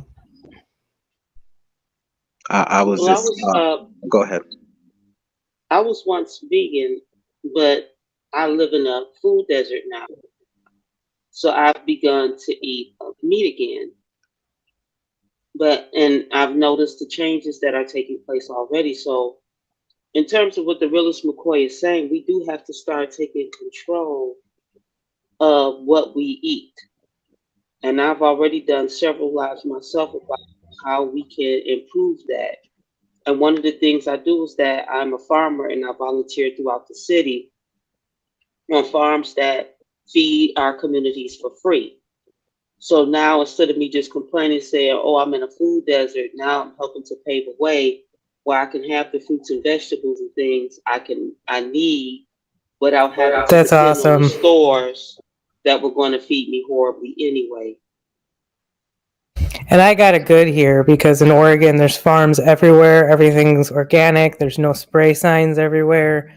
So I do have that advantage. And even if I do eat meat, it's the cleanest, with grass fed. I see the cows right there in free range environments. I lived where they were able to roam on BLM land freely. It's just that. And I also go ahead. I'm sorry, Selena. I apologize. I also want to say that with the advent of healthier eating comes the advent of healthier thoughts, and your abilities increase. All the things that we think we lack improves once your diet improves, and that's just automatic truth. And that is All the true things because that we discussed all the things that we discussed previously today, you can oxygenate your body. You see what I'm saying? All these things that you can alkaline your body through the improvement of your better diet, and we all know the more raw you go, the better you feel. The better you feel. Yeah, because it allows your body to flow. Right. Oh, yeah. When I eat certain things, I know, like, I love coffee, but because I have hyperthyroidism, I know I'm not supposed to have it. It's an endocrine blocker to my thyroid. So I automatically feel like my eyes bulge, my thyroid swell on one side, because I refuse to, get the operation, get it taken out, because I feel like even a thyroid that ain't always all the way active is better than the thyroid that ain't there. So in order to battle that and help my thyroid get back into its proper place, I eat kelp. I drink lemon balm. So these things help give the thyroid the hormones, the minerals, and the vital elements that it needs to come back into play. And now I don't have to remove that organ. So once we realize how vital the diet is, not just medicinally, but for your mental health, your physical health, all the things that we attain to, and it also helps repair any previous damage we've had done to our bodies. So yeah, the control of what we put into our body, and how to recognize what we should put, because there's a whole industry out here for supplements and vitamins that ain't real either, because the food is lacking. So now we really have to take a step back and realize what's real food, because if we still need a lot of vitamins and supplements and stuff like that, is what we're eating real food. Exactly. And I relinquish that. Wow. Yeah, lemon balm. This is that stagnation. This is about chi and flow. If you're consuming things that are stopping the flow, this is why raw diet is so powerful, because of the energetic properties of what you're eating. You're allowing that flow and that chi to go throughout your body, and this is where it all connects. But this is why, think about it, processed food literally will clog your arteries. It's stagnation. But plant face one more. But just realize what Selima Ellis, the conclusion, not necessarily the conclusion, but her last sentence saying Dang, yeah, we're getting all these supplements and vitamins and minerals, and we eat 3 meals a day, snacks in between, and yet we still need supplements. Exactly. Yeah. That's crazy. Go ahead, face. Yeah, lemon balm. That I don't understand why people don't see it. It's the same thing, and no offense if you do this, I'm really not trying to bash. Like, if you're running every day, but you're still having issues, you're still having health problems. It's like maybe running every day is part of the problem too. I'm sorry, that is kind of not as well said, but in any means. But I'm just trying to get at like overstressing your body. You know, you have to be conscious of that.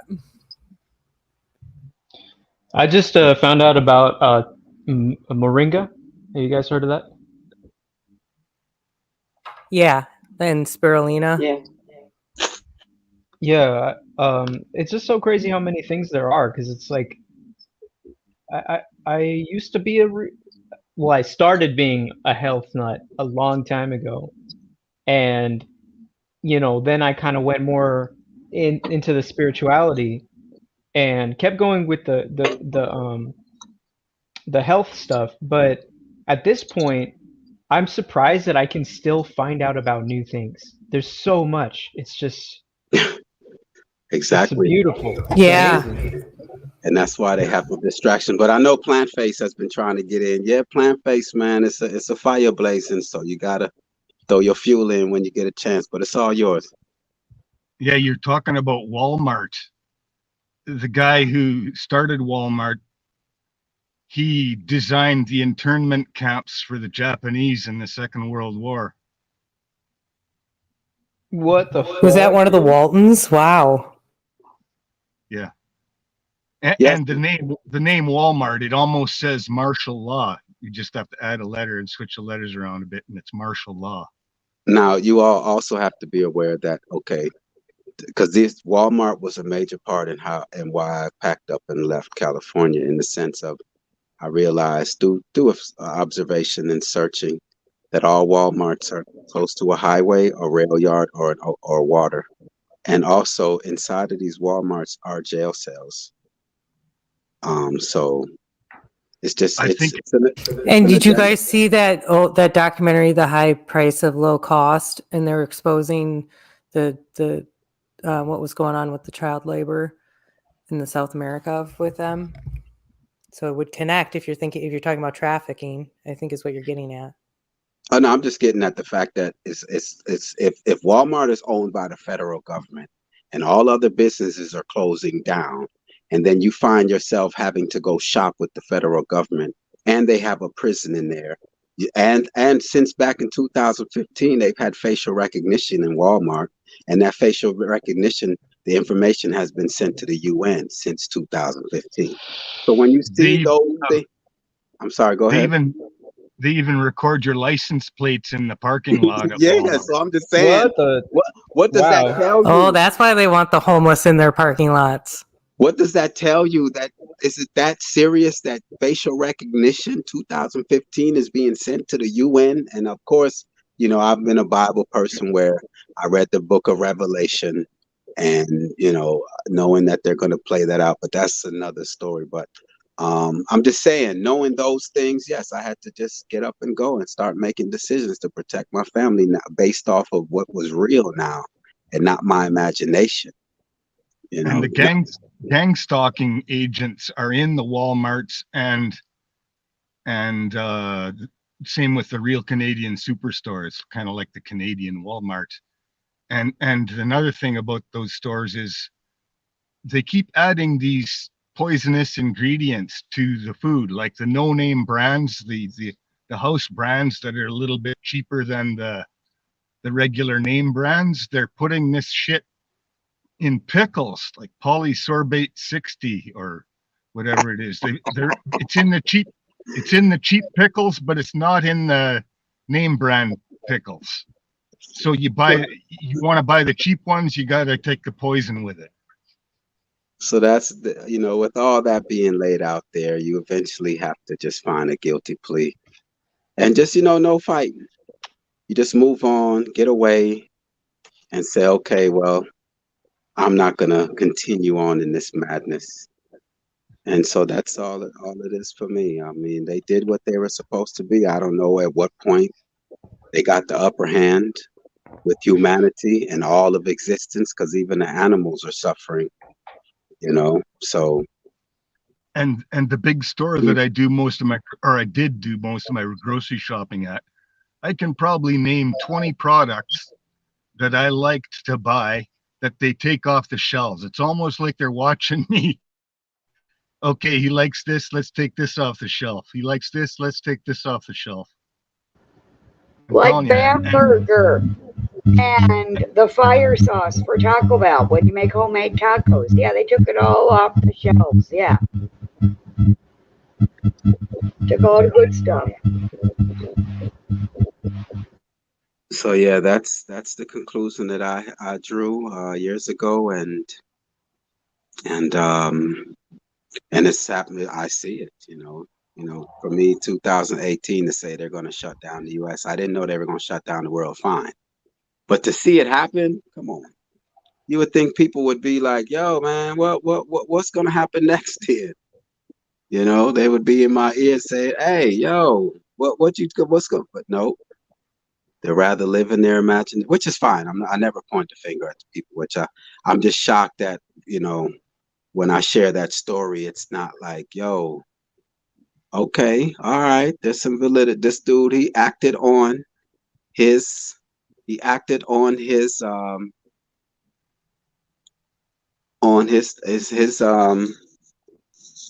his thoughts, and boom, and it was confirmed. So that's what I'm hoping that we can do, but it starts with recognizing the problem. That's where it starts, is recognizing that there is a problem. So, and I'm so glad. And thank you, Salima. I was gonna give Salima a chance to close out because she had to leave. But thank you, Salima. You added to this build and this information. And thanks again. Appreciate you. You had us on fire up here. That pineal gland, I'm telling y'all, that's it for me. That's a solution for me. But go ahead, Plant Face. No, I'm good. Okay. Great build. S. Ra came in here, and I think that was the moment right there where we really definitely found the identity of this live, was when you put those images up. It's like everyone got up out their seat and said, "What in the huh?" And then with the Heart Underground explaining just how the oxygen is how did they label it? What was the labels on it? That fast, I forgot the labels. The two figure one. Oh, amplified and unamplified. Yes, amplified and unamplified. Yes. Our breathing. There was also something to do with carbon and oxygen. That's what Yehart was getting into, yeah, because there's this whole thing on CO2 retention, but he was getting into it quite a bit deeper and asking the question, like, are we producing too much CO2 based on the way that we currently breathe? And I would say yes. Based on my experience in the patients that I saw and the increase of the amount of use of these breathing equipments, I would say yes. Yeah. Yehart, you still there? Yeah, I'm here. That's amazing information. Elaborate some more on that. Well, sure. I'm just trying to connect to YouTube so I can comment and just post the link to the video. There is the Haldane and the Bohr effect. Have my X mind, but I closed it down.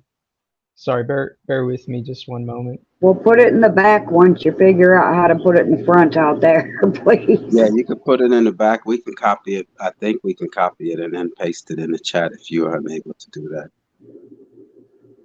Oh, but that's what I just posted. Oh, I thank you. Okay, if I disappear, I'll be back. Okay, here is the. Nope, that's not it. I think I got it, Yehart. The one that you sent us earlier, episode 56, carbon dioxide as a key. I put that in the chat and in the private. Okay, cool. Thank you. Yeah, no, thank you Okay. for sharing it.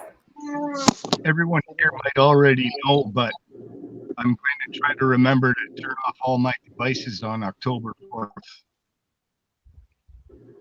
That's when they're Right on. Well, that's something that you should, with Wi-Fi at least, just a little side quick note, we should be turning that off nightly.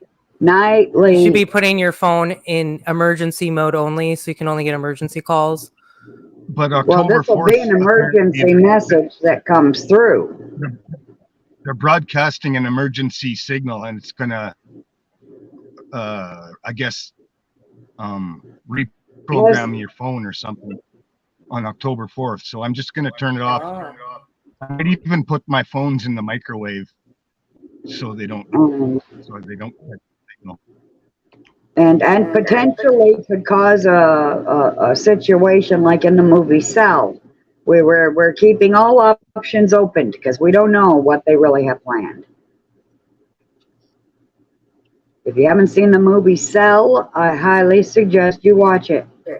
But then there's all this talk that like September 23rd is the, and I'm to be honest, I sometimes have a hard time like vibing this. I'm not sensing that I feel like it's going to be something more like, I don't know. I'm going to shut up. Sorry.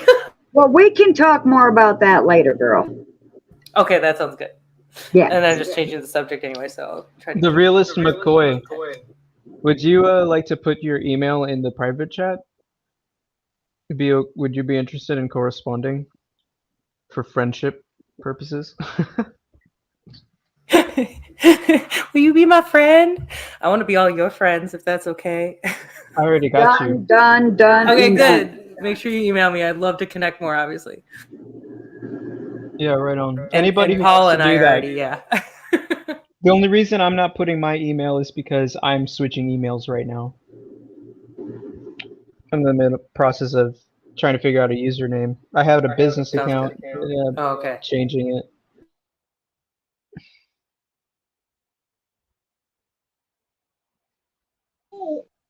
Yeah, mine's fairly simple. It's therealistmccoy@gmail.com. So okay, I put it in the back chat. Okay, thank you. Well, I mean, definitely listen to that YouTube if you want to get into what they call the psychobio pathways. It's the understanding how the electron transport chain interacts with the compounds of oxygen and carbon dioxide. If you don't have carbon dioxide in the lungs, then oxygen will not get transported into the red blood cells. That process is called the Haldane effect.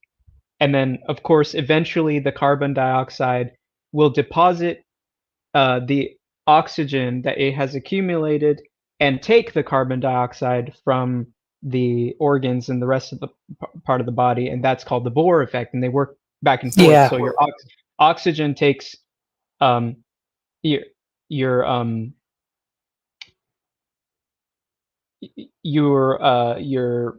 lungs will unload the CO2 in the lungs, and then it goes back and forth between the organs. And if you don't have the pressure produced by carbon dioxide, then the pump stops working. So you can over oxygenize yourself, and which is why that can be very dangerous, and why I personally think you sound like you would have been a whistleblower in those ventilation things where they were just like pretty much like accidentally killing people. I don't know if it's accident or not. On purpose. Guys, they literally told us that you can just set it and forget it with the ventilators. Wow. No, I'm working all night. And see the difference of like when you go into an ICU unit, I'm not trying to bash all respiratory therapists. I know that a lot of them do care and they did their due diligence with what they were seeing, but a lot of them ended up just adding oxygen in scenarios to combat the problem when we're constantly trying to resolve what's going on with the obstruction and get the diaphragm and to kick back in, because there's something called central sleep apnea too, which is directly connected with CO2 retention. So there's obstructive, where you literally have your nasal cavity or the back of your throat cutting off your breathing. There's something there. Your brain actually tells your body you have too much CO2 and tells you to stop breathing, which is what central sleep apnea is. Dude, Rooney, whoa, I have that. Wow. Oh, do you have some heart thing going on at all? The breathing thing started first and then the heart thing. It's connected. Your heart actually was probably what turned around and caused it at the end of the day. So we definitely need to talk more. Yes, we do. Wow. So yeah, yep. What do you think of this? Okay, go ahead. Someone was about to say something. No, man, no. Please go. It's your channel. Oh, I was going to say, also along with the oxygen, I found that iron is the transporter of oxygen. It's like the train that drives the oxygen throughout your body is iron. And that's why, we don't have much iron in our body, which leads to not having enough oxygen in our body. I mean, it's not an area of expertise. I'm just throwing that out there on there to see if, since you all are on the subject of oxygen, and I will say there is like a direct correlation in growth in plant life, with the lack of oxygen and within ourselves, which could possibly be from the lack of iron, because iron attracts oxygen, like magnets. But if anyone had any feedback or if they've heard that theory or thought process before. What I'm trying to remember. What also do you need to absorb iron? Does anybody remember that? Like better? There's something else you should eat. Vitamin C. Oh yes. Okay. So that's really interesting correlation, considering what I was talking about with the clinic, right? And the vitamin C injection and IV. And I think it's interesting because part of the problem with like the water systems in houses, a lot of times they're trying to filter out excess iron, because I've lived in 2 areas actually where they did that. And I think because it messed with their filtration systems, from the groundwater to the house. But like, is there a deeper meaning behind that? It's this whole situation is straight madness, and that's why I don't blame us. What we should have been taught as children, we weren't taught. We wasted our time. Our time was wasted learning things that they taught us how to be slaves. They didn't teach us how to be humans and independent. They didn't teach us that. They taught us to go along to get along. And that's what we see right now. Because to see a world where people mask over their face, come on, just think about that. That was crazy. And 6 feet, telling adults to stay 6 feet.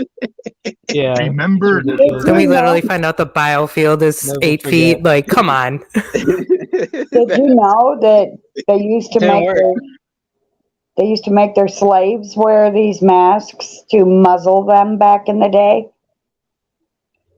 It's just straight embarrassment. It was. It makes you feel like an animal. Yeah, the iron mask. Yeah. Ooh. Yeah, and the iron ones were the worst. Well, the thing about the iron thing that's really interesting to me is that so my dad had H. pylori, and he had like pretty much irreversible gut damage as a result of not knowing how to address it when he was my age. And one of the things that's really weird is that I think that like what you're saying is okay. The key thing to understand about this carbon dioxide electron transport chain, if you think about what is being said here, right? In the production of ATP, electron, right? So electricity going and being able to basically communicate throughout your whole body.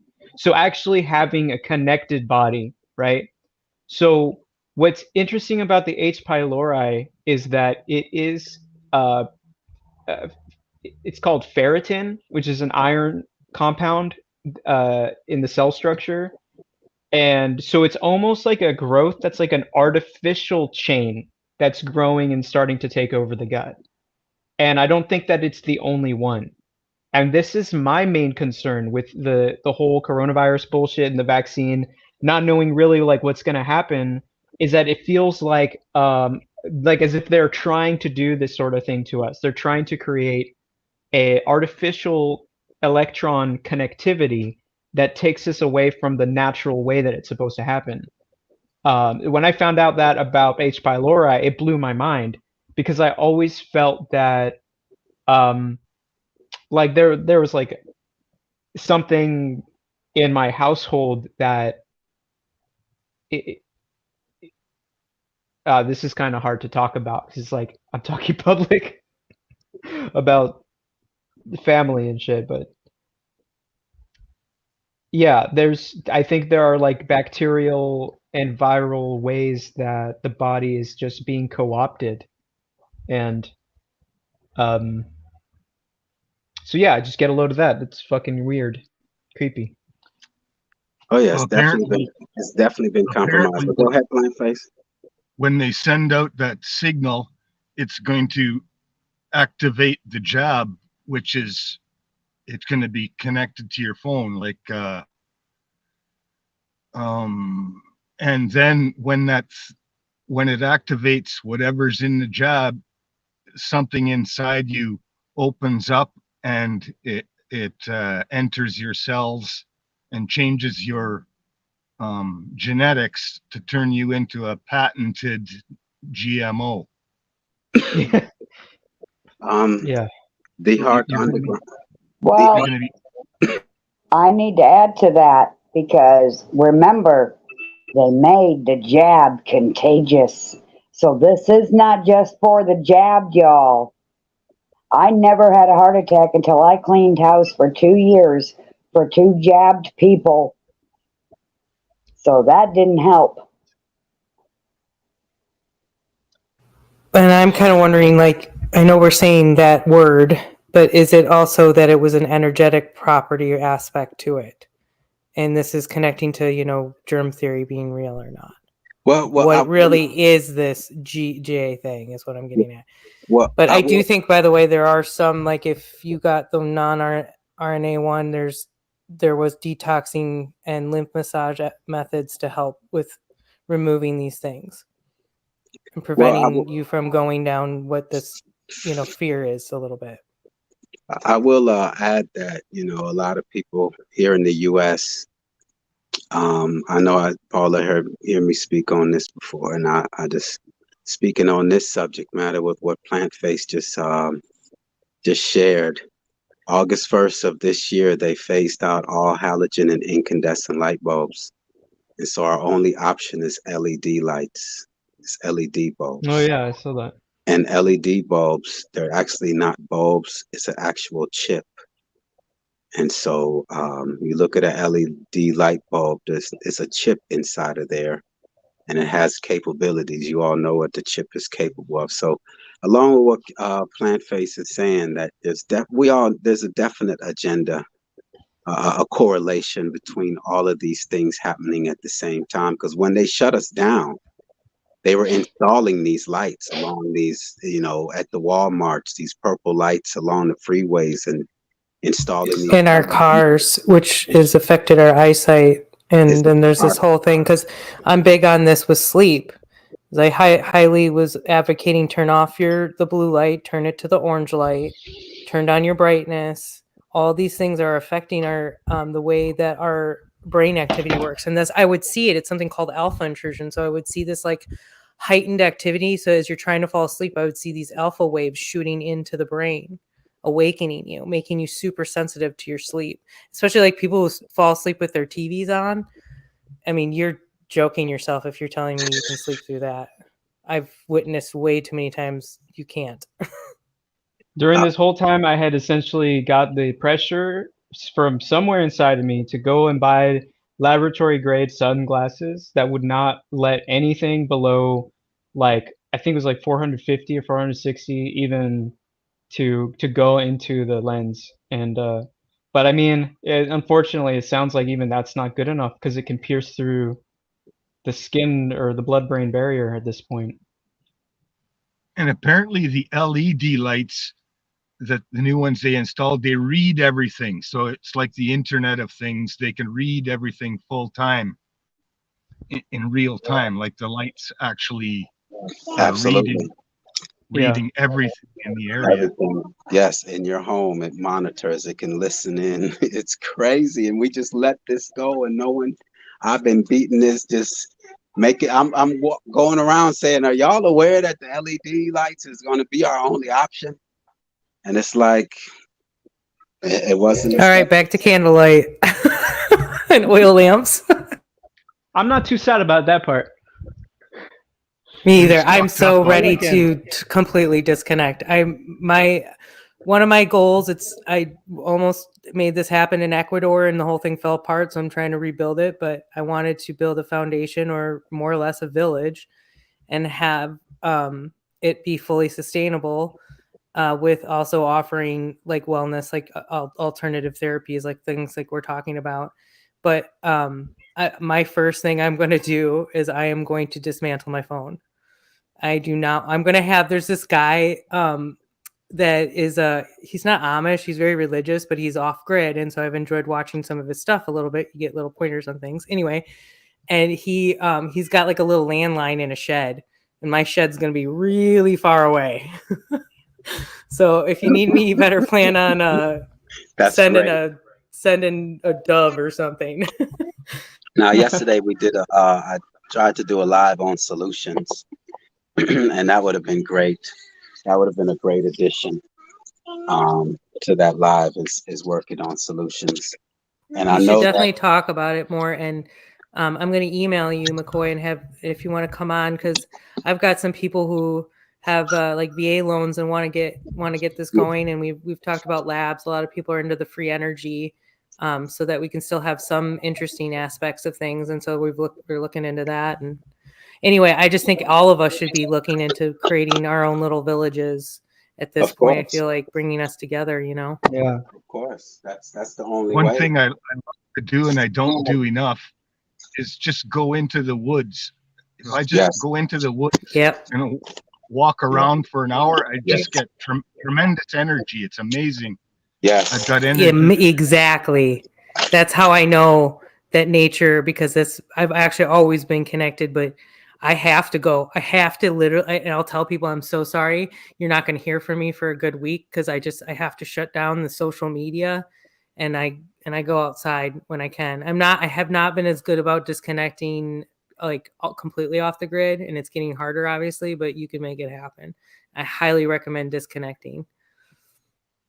Oh, this was great. This is great. Well, this is what Esra, this is what this channel is about, is focusing on solutions and exposing all the wickedness and getting back to who we were. You know, that's what I'm on. There's 12 million other content creators out there, but this is what I have to offer. You know? You have a powerful voice, and that's why I said it's obvious that this is important. So yeah, let's keep talking solutions, because that's my preaching, and that's why I talk about what we're manifesting. Like, let's manifest what we want now. You know? Have you guys looked into red light? That pierces the blood-brain barrier, actually. Yes, red light therapy. There's a whole thing on that, and I've you can buy used your own it. bulbs and get aluminum foil and just like make a teepee. Boom. I've been planning on building one of these. Let's go. Awesome. Let's go. What That's bulbs? Yeah, let's do this. No, but I mean, the reason I say that is because their way of living is not living. It's just obvious. Look at the hospitals. Look at the prisons are filled up, and people are drunk and obese and diabetic. I mean, high blood pressure. These are things that should not occur. And this is like so that's what's interesting. In sleep, we end up seeing it all, and it all connected. Other than, you know, these situations, which I'll be happy to get into a different discussion on the emotion and disease connection. But these where children are, you know, that's a little bit more complicated to bring up, because but a lot of times they're finding and there's something that either happened in the past generationally, or there's something happening in the home that is actually causing a young child to manifest this, which makes this very controversial. And yeah, like what happens to the baby in the womb and what it hears and experiences and all these things connect. And this is, you know, when you talk about dismantling families, and this is why I get into the generational trauma, because it connects. And they're literally telling us this. Yeah. Let me hit you with the red light therapy soundbite. Helps with carpal tunnel syndrome. Improves wound healing. Potentially improves hair growth and hair follicle health. Reduce psoriasis lesions. Stimulates repair of slower healing wounds. Improves skin issues. Short-term pain relief from rheumatoid arthritis, improves joint health, diminish wrinkles, may help prevent oral lesions. Interesting. Is that incandescent light? That is red light. I believe that is incandescent light, yes. Oh, okay. Infrared light is heat, right? Infrared, yes. Yeah. Isn't it infrared that you're actually getting, right? Yeah. Yes. Heat is infrared light. Yeah, I used it on my knee. I had knee surgery too when I was 16 and 17, and definitely in my face. Yeah, it's definitely helped. I don't do it all the time, but I knew somebody who had a device, so I was using theirs. But I also like to just real quick say, like, I'm not big on the selling of health. And, you know, if you can make your own thing, like Ehart's saying, like, I'm all about educating each other on how to do that, because I think there's too much selling products. Like, this is the cure all. This is going to save you. Pay $5,000 for this device to save your life. And that sometimes that's when I get at, if you just try to eat a little better and use the power of intent and maybe get outside, like those things can make more of a difference sometimes than obsessing about one cure all. That's all. Yeah, I think it's more about what you don't put in your body than what you do.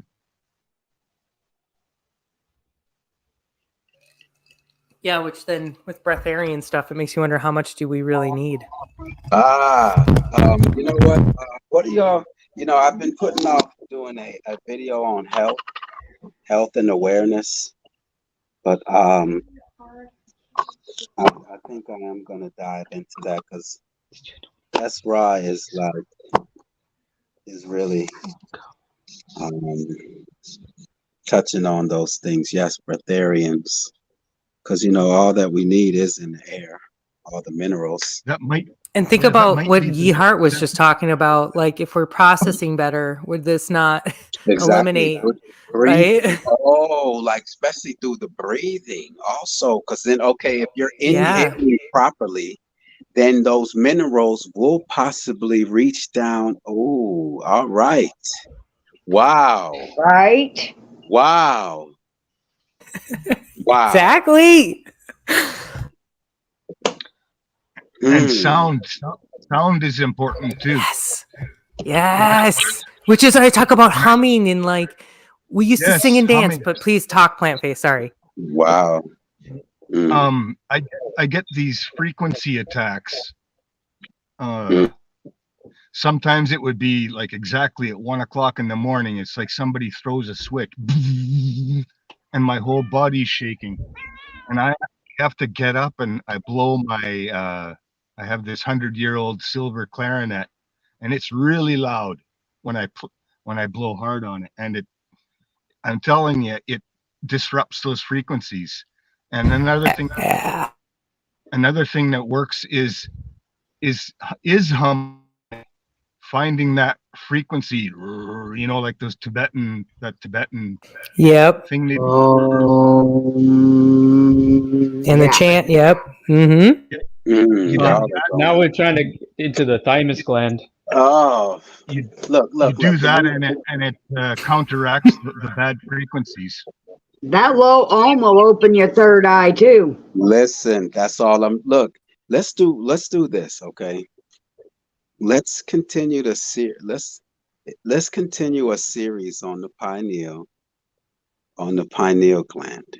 Okay. That has to be a, what do you call that? Where it's ongoing topic, and the things that's necessary. That's, I would love that. And talking more about how we can heal ourselves for free with what we have in front of us. I'll join you. Well, actually, this is a good moment for me to head out. It was a pleasure. I'll definitely hit y'all up. Then close out. Say something to the peoples, man. You really spent a lot of time with us today, gave us a lot of information. You have great insight. You have excellent perspective. I appreciate you. And if you can tell us, Esra, it's pronounced the Heart Underground. The Heart Underground. Oh, thank you. Yeah. I just want to say, like, yield.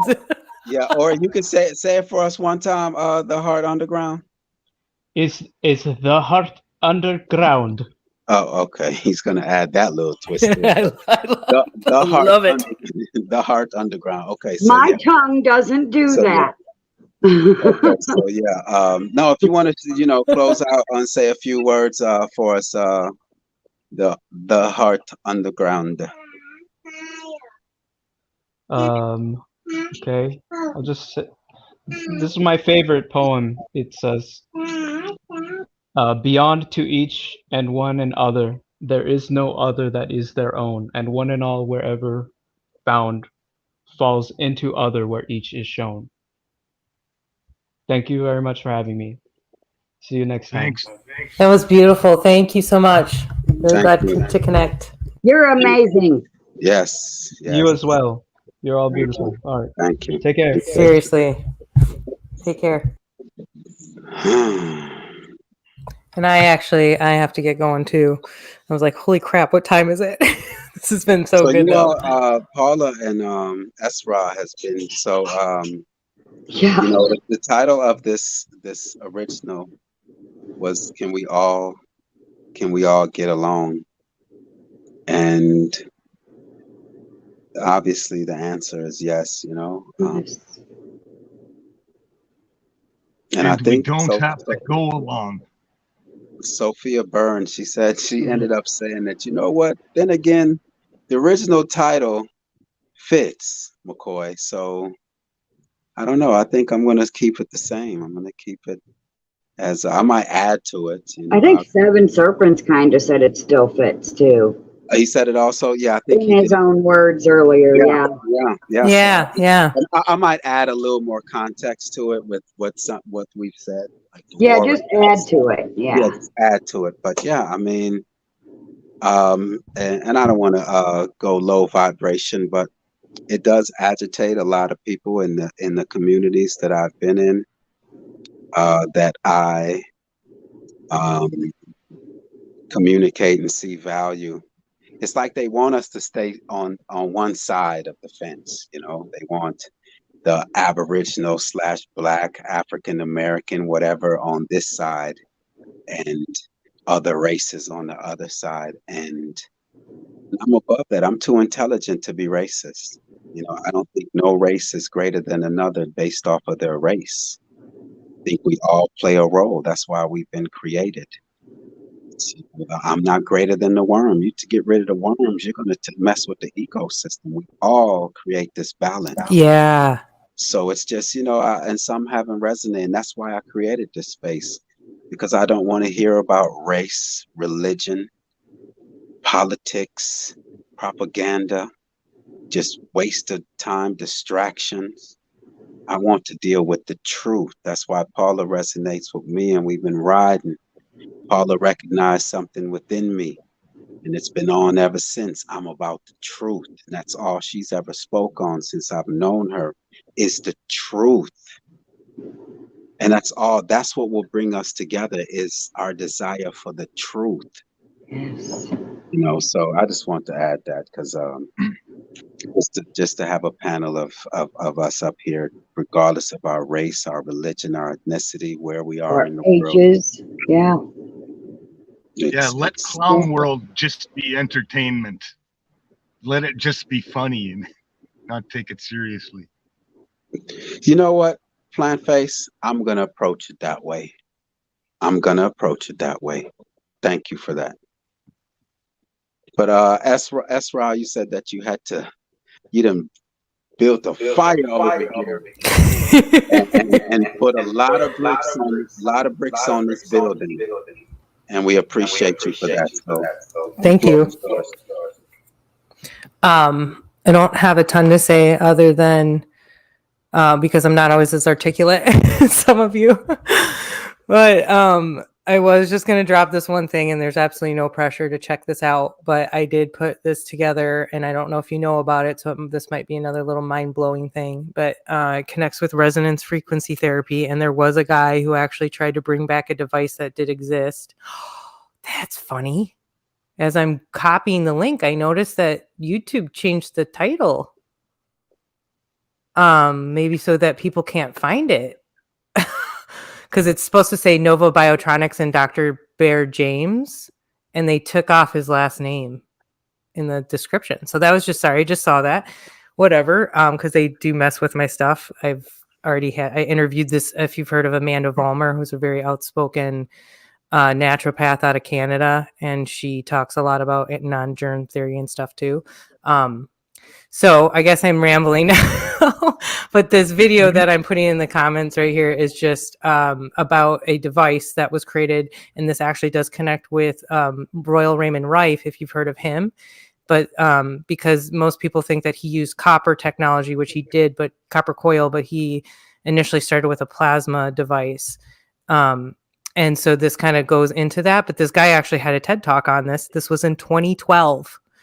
And he actually, if you look into him a little more, what's fascinating, he was initially taken in by a cancer research facility, but then all of a sudden there was no funding.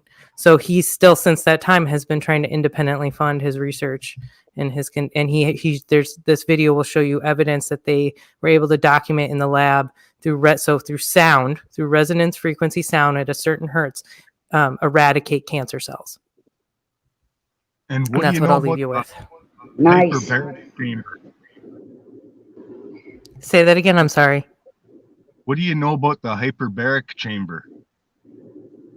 Not a ton, other than I do have some experience with like vertigo and understanding the purpose of that and the equilibrium in the ear.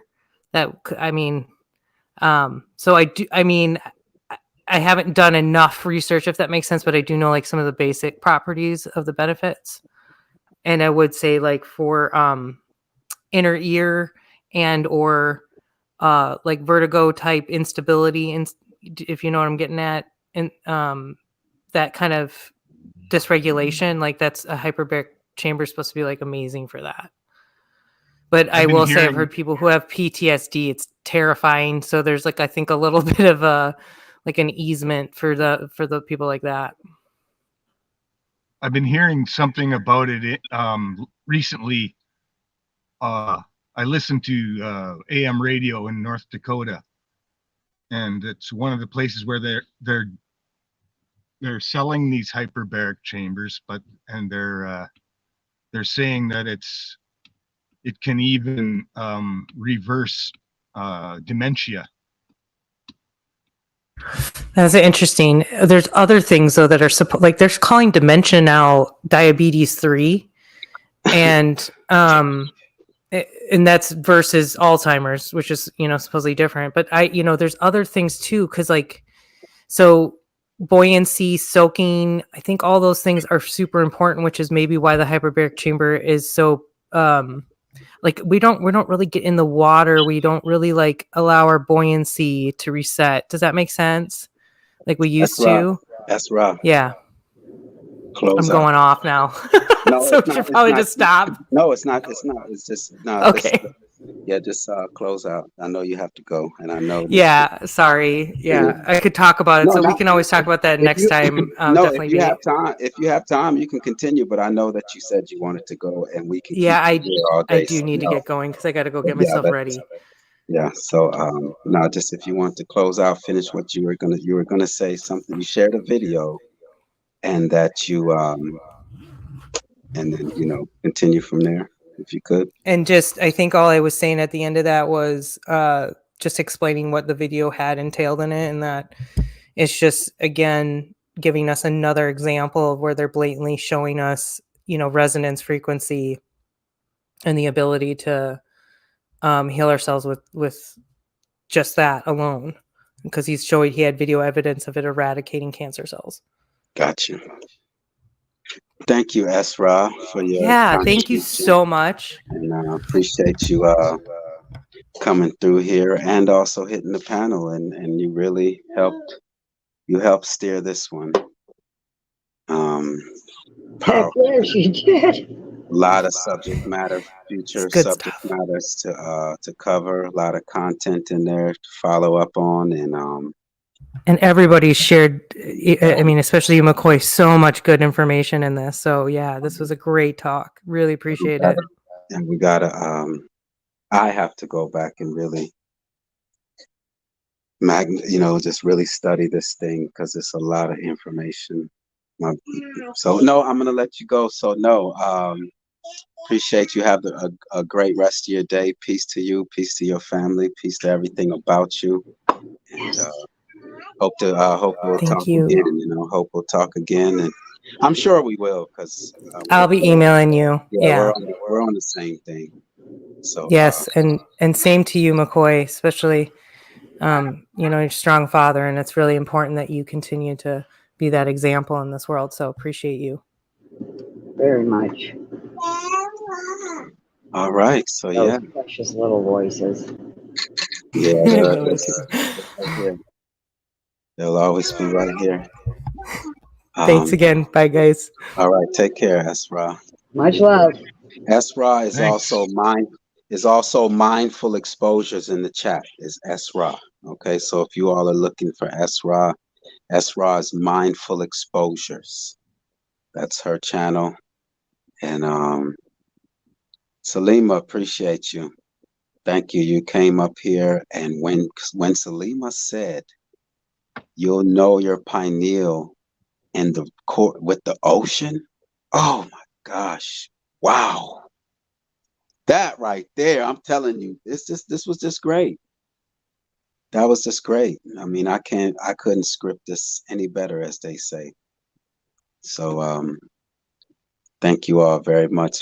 Plant Face, it seems like Plant Face, man, you got to get up in here a little earlier, man, because I mean, you have a lot to contribute, man. You help just fill in those gaps with just your thoughts, man. It's, it's appreciated, man. I recognize that from day one. So I thank you for being here. Plant Face, if you have anything that you would like to leave us with on this glorious Sunday or Monday, depending on where you are. I think Dean Kendall, it's Monday where he's at. So, or Paula, whoever wants to close out on this one. Go, Paula. I'm speechless. That's rare for me as well, but I think I've said everything. Paula, thank you, Paula. You always, you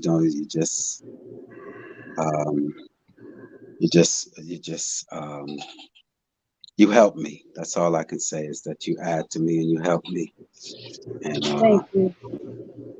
And you just wake up with an attitude. What that means to me. What'd you say, Plant Face? Wake up with an attitude of gratitude. Gotcha. For the day. Yeah. Yeah. Another opportunity to get closer to your goal. Yes, definitely. Definitely. So, Paula, you said you had your words that you would like to. Yeah, I just want to add that you don't know what that means to me, that someone actually verbalizes that I've helped them. It does not happen often, but thank goodness it does happen, because why else am I here? I'm certainly not here to start drama. I'm here to help.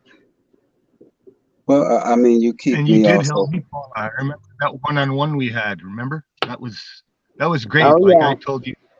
I told you some things, and just saying them to you helped me. yeah, and you've helped me. So just thank you guys so much, and everyone that was here, and everyone in chat that has helped me or I've helped them. I mean, I really do love you guys, and I like you too. So that speaks volumes. Yeah, I can't do this out here in the physical world with people. It's great to have you, all you people. It is. It is. And all, it's great for you all to help confirm what we see and know. You know, it helps keep us focused. And so, and and and and just the fact that we worked on things that we can actually do, we spoke on things that we can actually do. It gave us information and insight. That's what we need, so that when we go back to our families and to ourselves, we have new thoughts, great thoughts. And that's how the brain works. The brain's job is to problem solve. Give it problems and it will solve them. Come on, think about it in our past. How many problems? And the moment that we acknowledged that problem, the brain went to work and said, well, try this, try that. So imagine the thoughts that we've put in our brains now that were new to us. Our brain is going to go to work. We And can that's why recognize this crazy shit that's going on out here more. Our processors are going to process. Yes. So yeah, that was great. Thank you to everyone from the beginning to the end and all in between. Sophia Byrne had the chat on fire, had it on fire. So if you all don't have anything else to add, I'm gonna close out. I got dinner to make and this one right here to put him to sleep so I can make dinner. And that's it. Appreciate y'all. Appreciate everyone.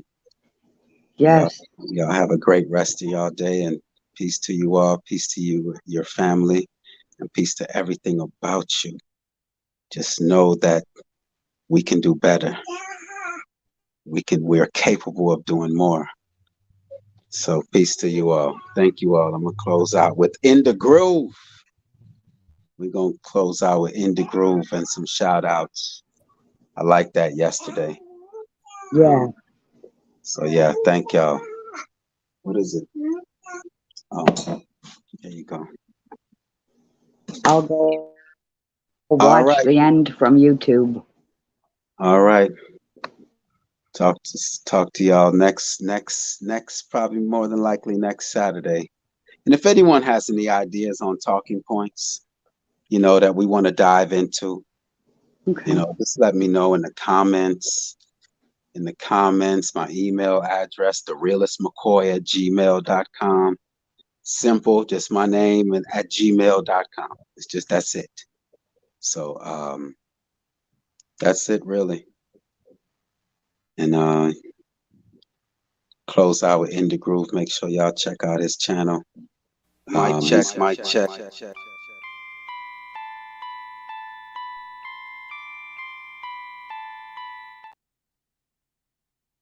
My bad, I hit the mic check. Mic check. Plant face, you on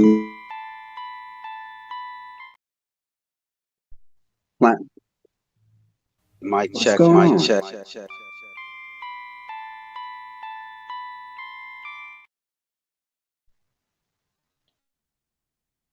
Boom. All right, go ahead. Plant face, you unmuted. You had something you want to say?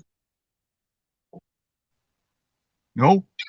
Oh, okay. Yeah, I'm just closing out. Just gonna shout out a few people that came through, and then I'm gonna end the live. So thanks again, Plant Face. Appreciate you. I'm glad you finally found your way over here, man. You're gonna add to this. So I've been listening the whole time. I've just been outside and puttering around with my plants. No, I'm just saying I'm thankful that you found your way over to this channel. That I know not a lot of people knew that I had started a channel, so word is getting around, and that's it. That's word is getting around. But yeah, this is what I have to offer. I'm on the tree. Be there and on Chuck's when you yeah. said you're gonna do it. So Yeah, I'm just about the truth 24/7. I'm not going to talk about the truth today, and then tomorrow you hear me talking about football games and sports. It's 24/7 with me, no breaks. I have no other reason to come on this. If I want entertainment, I have my 5 children. They draw all day, color all day, and they want me to look at their pictures that they draw. So I have plenty of entertainment available to me. I come here to exchange information and to better ourselves. So appreciate you once again. I'm gonna let y'all go. Let me just close this out. Appreciate y'all all, one and all. Love it. Michigan, what'd you say, Plant Face? Much love, everybody. Thanks to everybody in the chat and on the panel. It's been great. It's been great, man. Great build right here. So I usually start at 10 o'clock on the weekends. You know, that's usually when I start, because on the weekends, during the week, I'm with the children, homeschooling and doing my day-to-day affairs. Have to make money. So but the weekends they give me a break and say, "Nah, go ahead and knock that out." They know why I'm doing this. So all right. Without further ado, indegruv. Shout out to indegruv. So peace to everyone. Really appreciate y'all. Thank you for finding value in me. Mic check.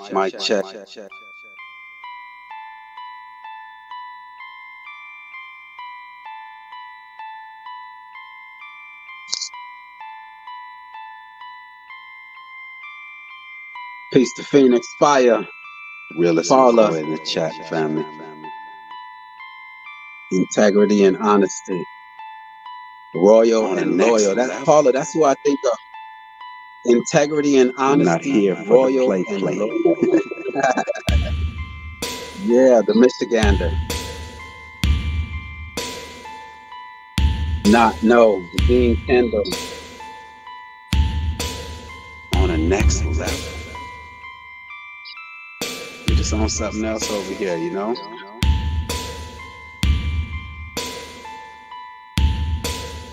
We see a problem. We want to correct it. I'm not here for the play.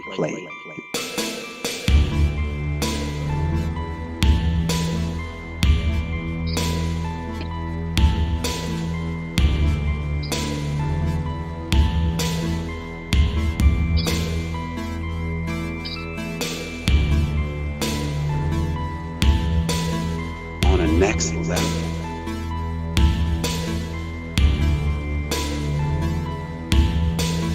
Let's pray the raid on it.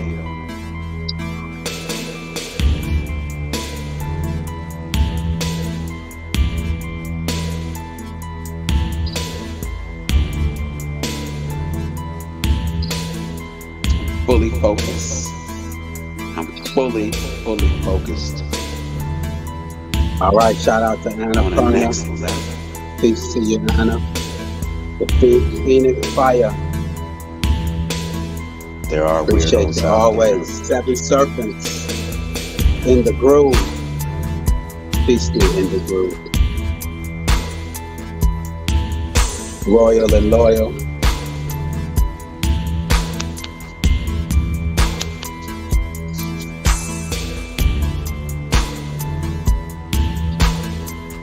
Royal and loyal 33. The Michigander. Cockroaches. Peace to you. I appreciate you. Just pray the raid on it. Can of Dummy. Plant Face. Ken. Salute to you. The Heart Underground. Great contribution. Appreciate you. Blue came through. Yeah. Candy, aka Brown Eyed Girl. 69. Appreciate you.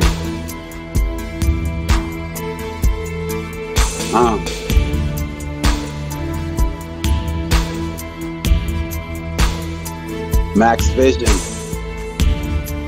Vision, appreciate you always. MindfulExposures, aka Esra. Definitely be checking out your channel.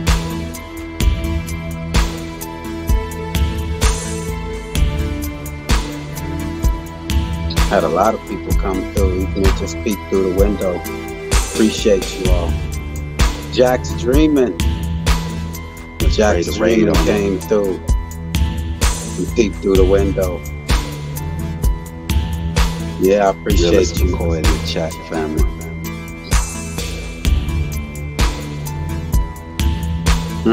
On the next level. Dark Chameleon came through. I'm not here for the appreciate you, Dark. Okay, boom. Bronze Flat Power God.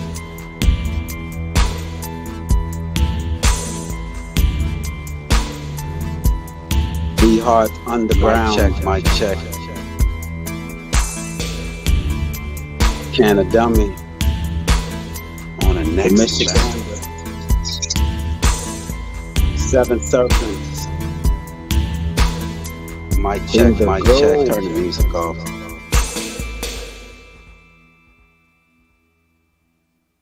In the Groove came through. I really like this beat. This gonna close us out at the 6:30 mark.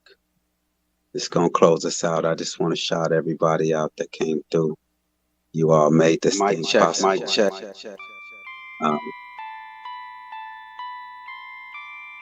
You all made this possible. Annapurna, yes.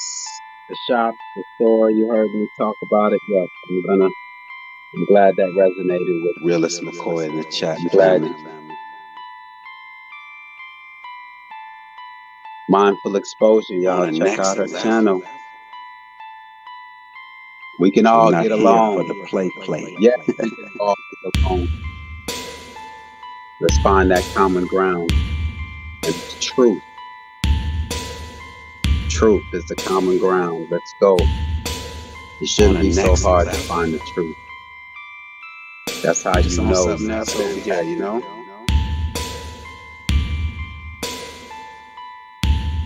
Mommy Chula, for you came through. We want to correct it. The enemy's public came through. That's right. I'm not here for the play. I could play all day with my children. I didn't come here to play with grown adults. With adults.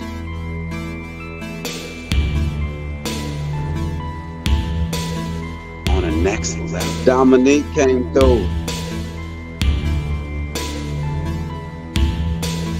Let's pray the raid on it.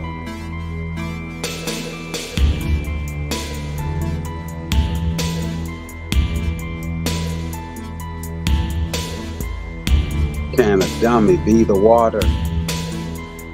Fully focused. I'm fully Salima. Focused. Salim needs help. Salima. Yes. There are weirdos out there. Salim needs help in Arabic. Sophia Byrne. Sophia Byrne.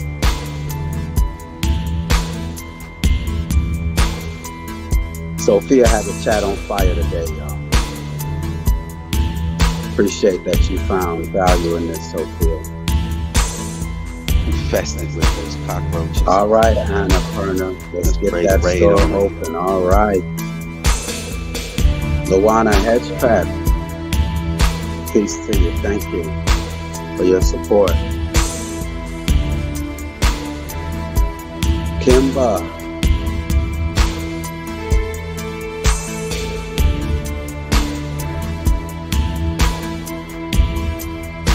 Not know.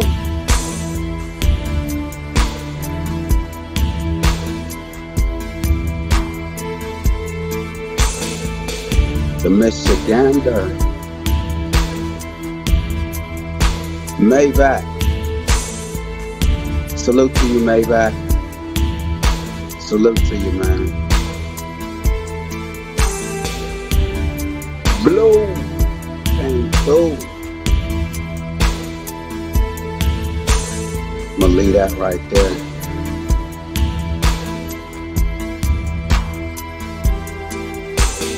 Smoking in G Sharp. Always pray the raid on in G Sharp. Dean Kendall, Realist McCoy in the chat family. Lizzo French came through, y'all. We did all right if Lizzo French came through. House of Nathan. I'm not here for the play. Always. Okay, boom.